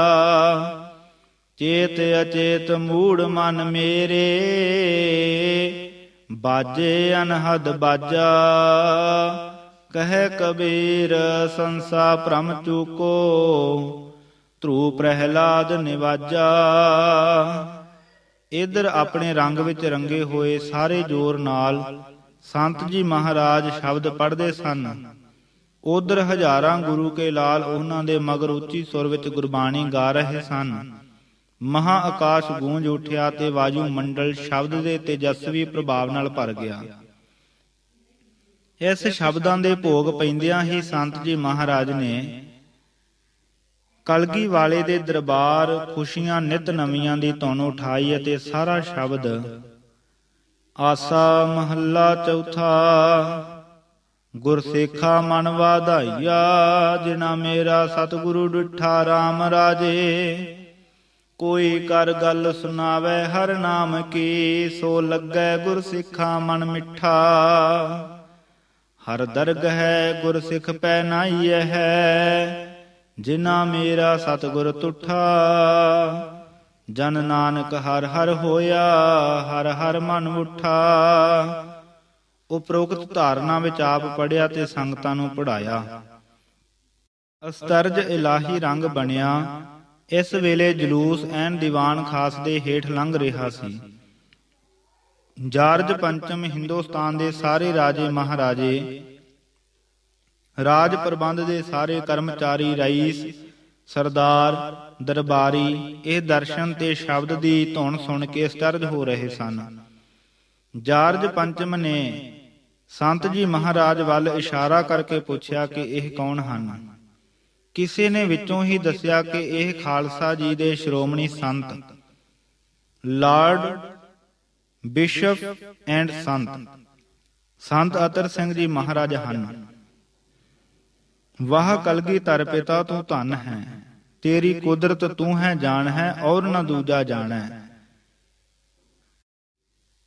ਭਾਵੇਂ ਅਸੀਂ ਕਿੰਨੇ ਹੀ ਢਿੱਲੇ ਅਤੇ ਅਕਿਰਤਕਨ ਹੋ ਗਏ ਹਾਂ, ਤੂੰ ਆਪਣੇ ਬੱਚਿਆਂ ਦੀ ਲਾਜ ਸਦਾ ਹੀ ਰੱਖਦਾ ਆਇਆ ਹੈ ਤੇ ਸਦਾ ਹੀ ਰੱਖਦਾ ਰਹੇਗਾ। ਬਿਰਧ ਪਾਲਕ ਸਤਿਗੁਰੂ, ਆਪਣੇ ਜਲੂਸ ਵਿੱਚ ਤੂੰ ਆਪਣੇ ਪਿਆਰੇ ਨੂੰ ਭੇਜ ਕੇ ਖਾਲਸੇ ਦੀ ਉਹ ਸ਼ਾਨ ਵਧਾਈ ਕਿ ਖਾਲਸੇ ਜੀ ਦੇ ਜਲੂਸ ਦੀ ਮਹਿਮਾ ਦਰਬਾਰ ਦੀ ਸਾਰੀ ਸ਼ਾਨ ਤੋਂ ਵੱਧ ਗਈ। ਤੇਰਾ ਜਲੂਸ ਕੋਹੀਨੂਰ ਵਾਂਗੂ ਚਮਕਦਾ ਹੀਰਾ ਬਣ ਗਿਆ ਅਤੇ ਇਸ ਦੇ ਨੂਰਾਨੀ ਪ੍ਰਕਾਸ਼ ਅੱਗੇ ਸਾਰੀ ਸੰਸਾਰੀ ਚਮਕ ਦਮਕ ਮਾਤ ਪੈ ਗਈ। ਦੂਜੇ ਦਿਨ ਦਰਬਾਰ ਸੀ। ਰਿਆਸਤ ਜੀਂਦ ਵੱਲੋਂ ਇੱਕ ਮੁਸਲਮਾਨ ਸੂਬੇਦਾਰ ਮੇਜਰ ਦੀ ਸੇਵਾ ਲੱਗੀ ਕਿ ਉਹ ਸੰਤ ਜੀ ਮਹਾਰਾਜ ਦੀ ਅਰਦਲ ਵਿੱਚ ਜਾ ਕੇ ਮਹਾਰਾਜ ਜੀ ਨੂੰ ਦਰਬਾਰ ਸਥਾਨ ਵਿੱਚ ਬਿਠਾ ਦੇਵੇ। ਜੀਂਦ ਹਾਊਸ ਤੋਂ ਸੰਤ ਜੀ ਮਹਾਰਾਜ ਫਿੱਟਣ ਤੇ ਸਵਾਰ ਭਾਈ ਹਰੀ ਸਿੰਘ ਗੜਵਈ ਨੂੰ ਨਾਲ ਲੈ ਦਰਬਾਰ ਵੱਲ ਤੁਰ ਪਏ। ਜਦ ਉੱਥੇ ਪੁੱਜੇ ਤਦ ਸੂਬੇਦਾਰ ਨੇ ਦੇਖਿਆ ਕਿ ਸੰਤ ਜੀ ਮਹਾਰਾਜ ਦਾ ਨੰਬਰ ਕੁਰਸੀਆਂ ਦੀ ਦੂਜੀ ਲਾਈਨ ਵਿੱਚ ਹੈ। ਸੂਬੇਦਾਰ ਫਕੀਰ ਦੋਸਤ ਸੀ ਅਤੇ ਮਹਾਂਪੁਰਖਾਂ ਦੇ ਅਦਬ ਅਦਾਬ ਤੋਂ ਜਾਣੂ ਸੀ। ਉਸ ਨੇ ਆਪਣੇ ਇਸ ਪ੍ਰੇਮ ਵਿੱਚ ਕੁਰਸੀਆਂ ਦੀ ਪਹਿਲੀ ਕਤਾਰ ਵਿੱਚ 2 ਨੰਬਰ ਇਹੋ ਜਿਹੇ ਲੱਭੇ ਜਿਹੜੇ ਕਿ ਕੋਲ ਸਨ ਅਤੇ 2 ਸਿੱਖ ਫੌਜੀ ਸਰਦਾਰਾਂ ਦੇ ਸਨ। ਇਹ ਸੋਚ ਕੇ ਕਿ ਫੌਜੀ ਭਰਾਵਾਂ ਨੂੰ ਅਰਜ਼ ਕਰਕੇ ਸੰਤ ਜੀ ਮਹਾਰਾਜ ਦੇ ਨੰਬਰਾਂ ਤੇ ਬੈਠਾ ਦਿਆਂਗਾ, ਉਸ ਨੇ ਸੰਤ ਜੀ ਮਹਾਰਾਜ ਨੂੰ ਪਹਿਲੀ ਲਾਈਨ ਵਿੱਚ ਆਪਣੇ ਸੇਵਕ ਸਮੇਤ ਇਹਨਾਂ ਦੋਹਾਂ ਕੁਰਸੀਆਂ ਤੇ ਸਜਾ ਦਿੱਤਾ। ਥੋੜੇ ਚਿਰ ਮਗਰੋਂ ਇਹ ਫੌਜੀ ਸਿੱਖ ਆ ਪੁੱਜੇ। ਕਰਤਾਰ ਦੀ ਨੇਤ, ਗਵਰਨਮੈਂਟ ਦੀ ਨੌਕਰੀ ਦੇ ਹੰਕਾਰ ਨੇ ਉਹਨਾਂ ਦੇ ਸਿੱਖੀ ਪ੍ਰੇਮ ਅਤੇ ਇਨਸਾਨੀਅਤ ਤੇ ਘੋਰ ਪਰਦਾ ਪਾਇਆ ਹੋਇਆ ਸੀ। ਜਦ ਇਹ ਆਪਣੀਆਂ ਕੁਰਸੀਆਂ ਪਾ ਸੱਪੜੇ ਤਦ ਜੀਂਦ ਦੇ ਮੁਸਲਮਾਨ ਸੂਬੇਦਾਰ ਮੇਜਰ ਨੇ ਬੜੇ ਅਦਬ, ਨਿਮਰਤਾ ਅਤੇ ਪ੍ਰੇਮ ਨਾਲ ਇਹਨਾਂ ਨੂੰ ਸਾਰੀ ਗੱਲ ਆਖ ਸੁਣਾਈ। ਇੱਕ ਪਾਸੇ ਸੰਤ ਜੀ ਮਹਾਰਾਜ ਦੇ ਅਦੁੱਤੀ ਦਰਸ਼ਨ ਤੇ ਦੂਜੇ ਪਾਸੇ ਸੂਬੇਦਾਰ ਮੇਜਰ ਦੀ ਅਤ ਗਰੀਬੀ ਭਰੀ ਬੇਨਤੀ ਸੀ। ਪਰ ਹੰਕਾਰ ਦੇ ਮਤੇ ਹੋਏ ਹਿਰਦੇ ਕੀ ਜਾਣਦੇ ਸਨ। ਇਹਨਾਂ ਨੇ ਸੂਬੇਦਾਰ ਸਾਹਿਬ ਨੂੰ ਬੜੀ ਵੱਧ ਘੱਟ ਸੁਣਾਈ। ਇਥੋਂ ਤੀਕ ਆਖ ਦਿੱਤਾ ਕਿ ਰਿਆਸਤ ਦੇ ਸੂਬੇਦਾਰ ਮੇਜਰ ਨਾਲੋਂ ਸਾਡੇ ਰਸਾਲੇ ਦਾ ਮਿਹਤਰ ਚੰਗਾ ਹੁੰਦਾ ਹੈ। ਸੰਤ ਜੀ ਮਹਾਰਾਜ ਦੀ ਖਾਤਰ ਇਹ ਮੁਸਲਮਾਨ ਪ੍ਰੇਮੀ ਸਾਰੀ ਲਾਹ ਪਾ ਸਹੀ ਗਿਆ ਅਤੇ ਬੇਨਤੀ ਕਰੀ ਗਿਆ, ਪਰ ਕਠੋਰ ਹੰਕਾਰੀ ਹਿਰਦਿਆਂ ਤੇ ਕੋਈ ਅਸਰ ਨਾ ਹੋਇਆ, ਸਗੋਂ ਹੱਥੋਂ ਪਾਈ ਹੋ ਕੇ ਹੇਠਾਂ ਸੁੱਟ ਦਿੱਤਾ। ਭਾਵੇਂ ਨੇਤਰ ਬੰਦ ਸਨ, ਪਰ ਸੰਤ ਜੀ ਮਹਾਰਾਜ ਇਹ ਸਾਰੀ ਗੱਲ ਸੁਣਦੇ ਅਤੇ ਸਾਖੀ ਹੋ ਕੇ ਦੇਖਦੇ ਰਹੇ। ਇੱਕ ਗਰੀਬ ਸੇਵਾਦਾਰ ਦੀ ਹੰਕਾਰੀਆਂ ਪਾਸੋਂ ਬੇਇੱਜ਼ਤੀ ਨਾ ਸਹਾਰ ਸਕੇ। ਚਿੱਤ ਵਿੱਚ ਲਹਿਰ ਆਈ ਕਿ ਅਸਾਂ ਦਰਬਾਰ ਤੋਂ ਕੀ ਲੈਣਾ ਹੈ, ਚਲੋ ਡੇਰੇ ਚੱਲੀਏ। ਅਜੇ ਤੁਰਨ ਲਈ ਤਿਆਰ ਹੀ ਹੋਏ ਸਨ ਕਿ ਕਿਸੇ ਅਨ ਦੇਸ਼ ਦੇ ਦੋ ਪ੍ਰੇਮੀ ਮਰਦ ਅਤੇ ਔਰਤ ਮਹਾਂਪੁਰਖਾਂ ਦੇ ਦਰਸ਼ਨ ਦੇ ਖਿੱਚੇ ਹੋਏ ਸੰਤ ਜੀ ਮਹਾਰਾਜ ਪਾਸ ਆਏ ਅਤੇ ਬੇਨਤੀ ਕਰਕੇ ਇਹਨਾਂ ਨੂੰ ਆਪਣੀਆਂ ਕੁਰਸੀਆਂ ਤੇ, ਜਿਹੜੀਆਂ ਕਿ ਪਹਿਲੀ ਲਾਈਨ ਦੇ ਸਭ ਤੋਂ ਉੱਪਰਲੇ ਦਰਜੇ ਵੱਲ ਸਨ, ਨਾਲ ਜਾ ਕੇ ਬਿਠਾ ਦਿੱਤਾ। ਫਿਰ ਆਪ ਸੰਤ ਜੀ ਮਹਾਰਾਜ ਦੇ ਨੰਬਰਾਂ ਤੇ ਬੈਠ ਗਏ। ਇਹਨਾਂ ਪ੍ਰੇਮੀਆਂ ਦੇ ਸ਼ੁੱਧ ਹਿਰਦੇ ਦੇ ਪ੍ਰੇਮ ਦੇ ਬੱਧੇ ਹੋਏ ਸੰਤ ਸਰੀਰ ਕਰਕੇ ਤਾਂ ਦਰਬਾਰ ਸਥਾਨ ਵਿੱਚ ਸਜੇ ਰਹੇ, ਪਰ ਚਿੱਤ ਕਿਸੇ ਖਾਸ ਅਰਦਾਸ ਵਿੱਚ ਜੁੜ ਗਿਆ। ਗਰੀਬ ਸੂਬੇਦਾਰ ਮੇਜਰ ਦੀ ਨਰਾਦਰੀ ਨੇ ਆਪ ਜੀ ਦੇ ਹਿਰਦੇ ਤੇ ਬੜੀ ਡਾਢੀ ਸੱਟ ਮਾਰੀ ਸੀ। ਬੈਂਡ ਵਾਜੇ ਵੱਜੇ, ਤੋਪਾਂ ਦੀਆਂ ਛਲਕਾਂ ਹੋਈਆਂ, ਗੌਡ ਸੇਵ ਕਿੰਗ ਦੀ ਧੁਨੀ ਜ਼ੋਰ ਨਾਲ ਦਰਬਾਰ ਸਥਾਨ ਵਿੱਚ ਉੱਠੀ। ਜਾਰਜ ਪੰਚਮ ਵਾਇਸਰਾਏ, ਲਾਰਡ ਪਾਦਰੀ, ਰਾਜੇ ਮਹਾਰਾਜੇ, ਸਰਦਾਰ ਦਰਬਾਰੀ ਅਨੇਕਾਂ ਹੀ ਆਏ, ਪਰ ਸੰਤ ਜੀ ਅਡੋਲ ਕੁਰਸੀ ਤੇ ਸਥਿਤ ਆਪਣੇ ਵੈਰਾਗਮਈ ਰੰਗ ਵਿੱਚ ਮਸਤ। ਦਸ਼ਮੇਸ਼ ਪਿਤਾ ਦੀ ਦਰਗਾਹ ਵਿੱਚ ਅਰਦਾਸ ਕਰੀ ਗਏ, ਕੌਣ ਜਾਣੈ ਪੀਰ ਪਰਾਈ। ਦਰਬਾਰ ਦੀ ਕਾਰਵਾਈ ਖਤਮ ਹੋ ਗਈ। ਜਾਰਜ ਪੰਚਮ, ਗਵਰਨਰ ਜਨਰਲ, ਰਾਜੇ ਮਹਾਰਾਜੇ, ਦਰਬਾਰੀ, ਤਮਾਸ਼ਬੀਨ ਸਾਰੇ ਦੇ ਸਾਰੇ ਵਾਰੋ ਵਾਰੀ ਚਲੇ ਗਏ, ਪਰ ਸੰਤ ਜੀ ਇੱਕ ਟਕ ਸਮਾਧੀ ਸਥਿਤ ਆਪਣੇ ਰੰਗ ਵਿੱਚ ਮਸਤ ਬੈਠੇ ਰਹੇ। ਜਦ ਦਰਬਾਰ ਸਥਾਨ ਖਾਲੀ ਹੋ ਗਿਆ, ਤਦ ਭਾਈ ਹਰੀ ਸਿੰਘ ਜੀ ਨੇ ਸੰਤ ਜੀ ਮਹਾਰਾਜ ਦੀ ਸੇਵਾ ਵਿੱਚ ਬੇਨਤੀ ਕੀਤੀ ਕਿ ਸੱਚੇ ਪਾਤਸ਼ਾਹ, ਹੁਣ ਤਾਂ ਸਾਰੀ ਖੇਡ ਦਾ ਭੋਗ ਪੈ ਗਿਆ ਹੈ, ਹਜੂਰ ਆਪਣੇ ਆਸਣ ਤੇ ਚੱਲੋ। ਹੌਲੀ ਹੌਲੀ ਨੇਤਰ ਖੁੱਲੇ ਅਤੇ ਕੋਮਲ ਹਿਰਦੇ ਵਿੱਚੋਂ ਸਹਿਜ ਸੁਭਾਏ ਇੱਕ ਲੰਮਾ ਹੌਕਾ ਨਿਕਲਿਆ। ਸੂਬੇਦਾਰ ਮੇਜਰ ਨੂੰ ਨਾਲ ਲੈ ਸੰਤ ਡੇਰੇ ਵਾਪਸ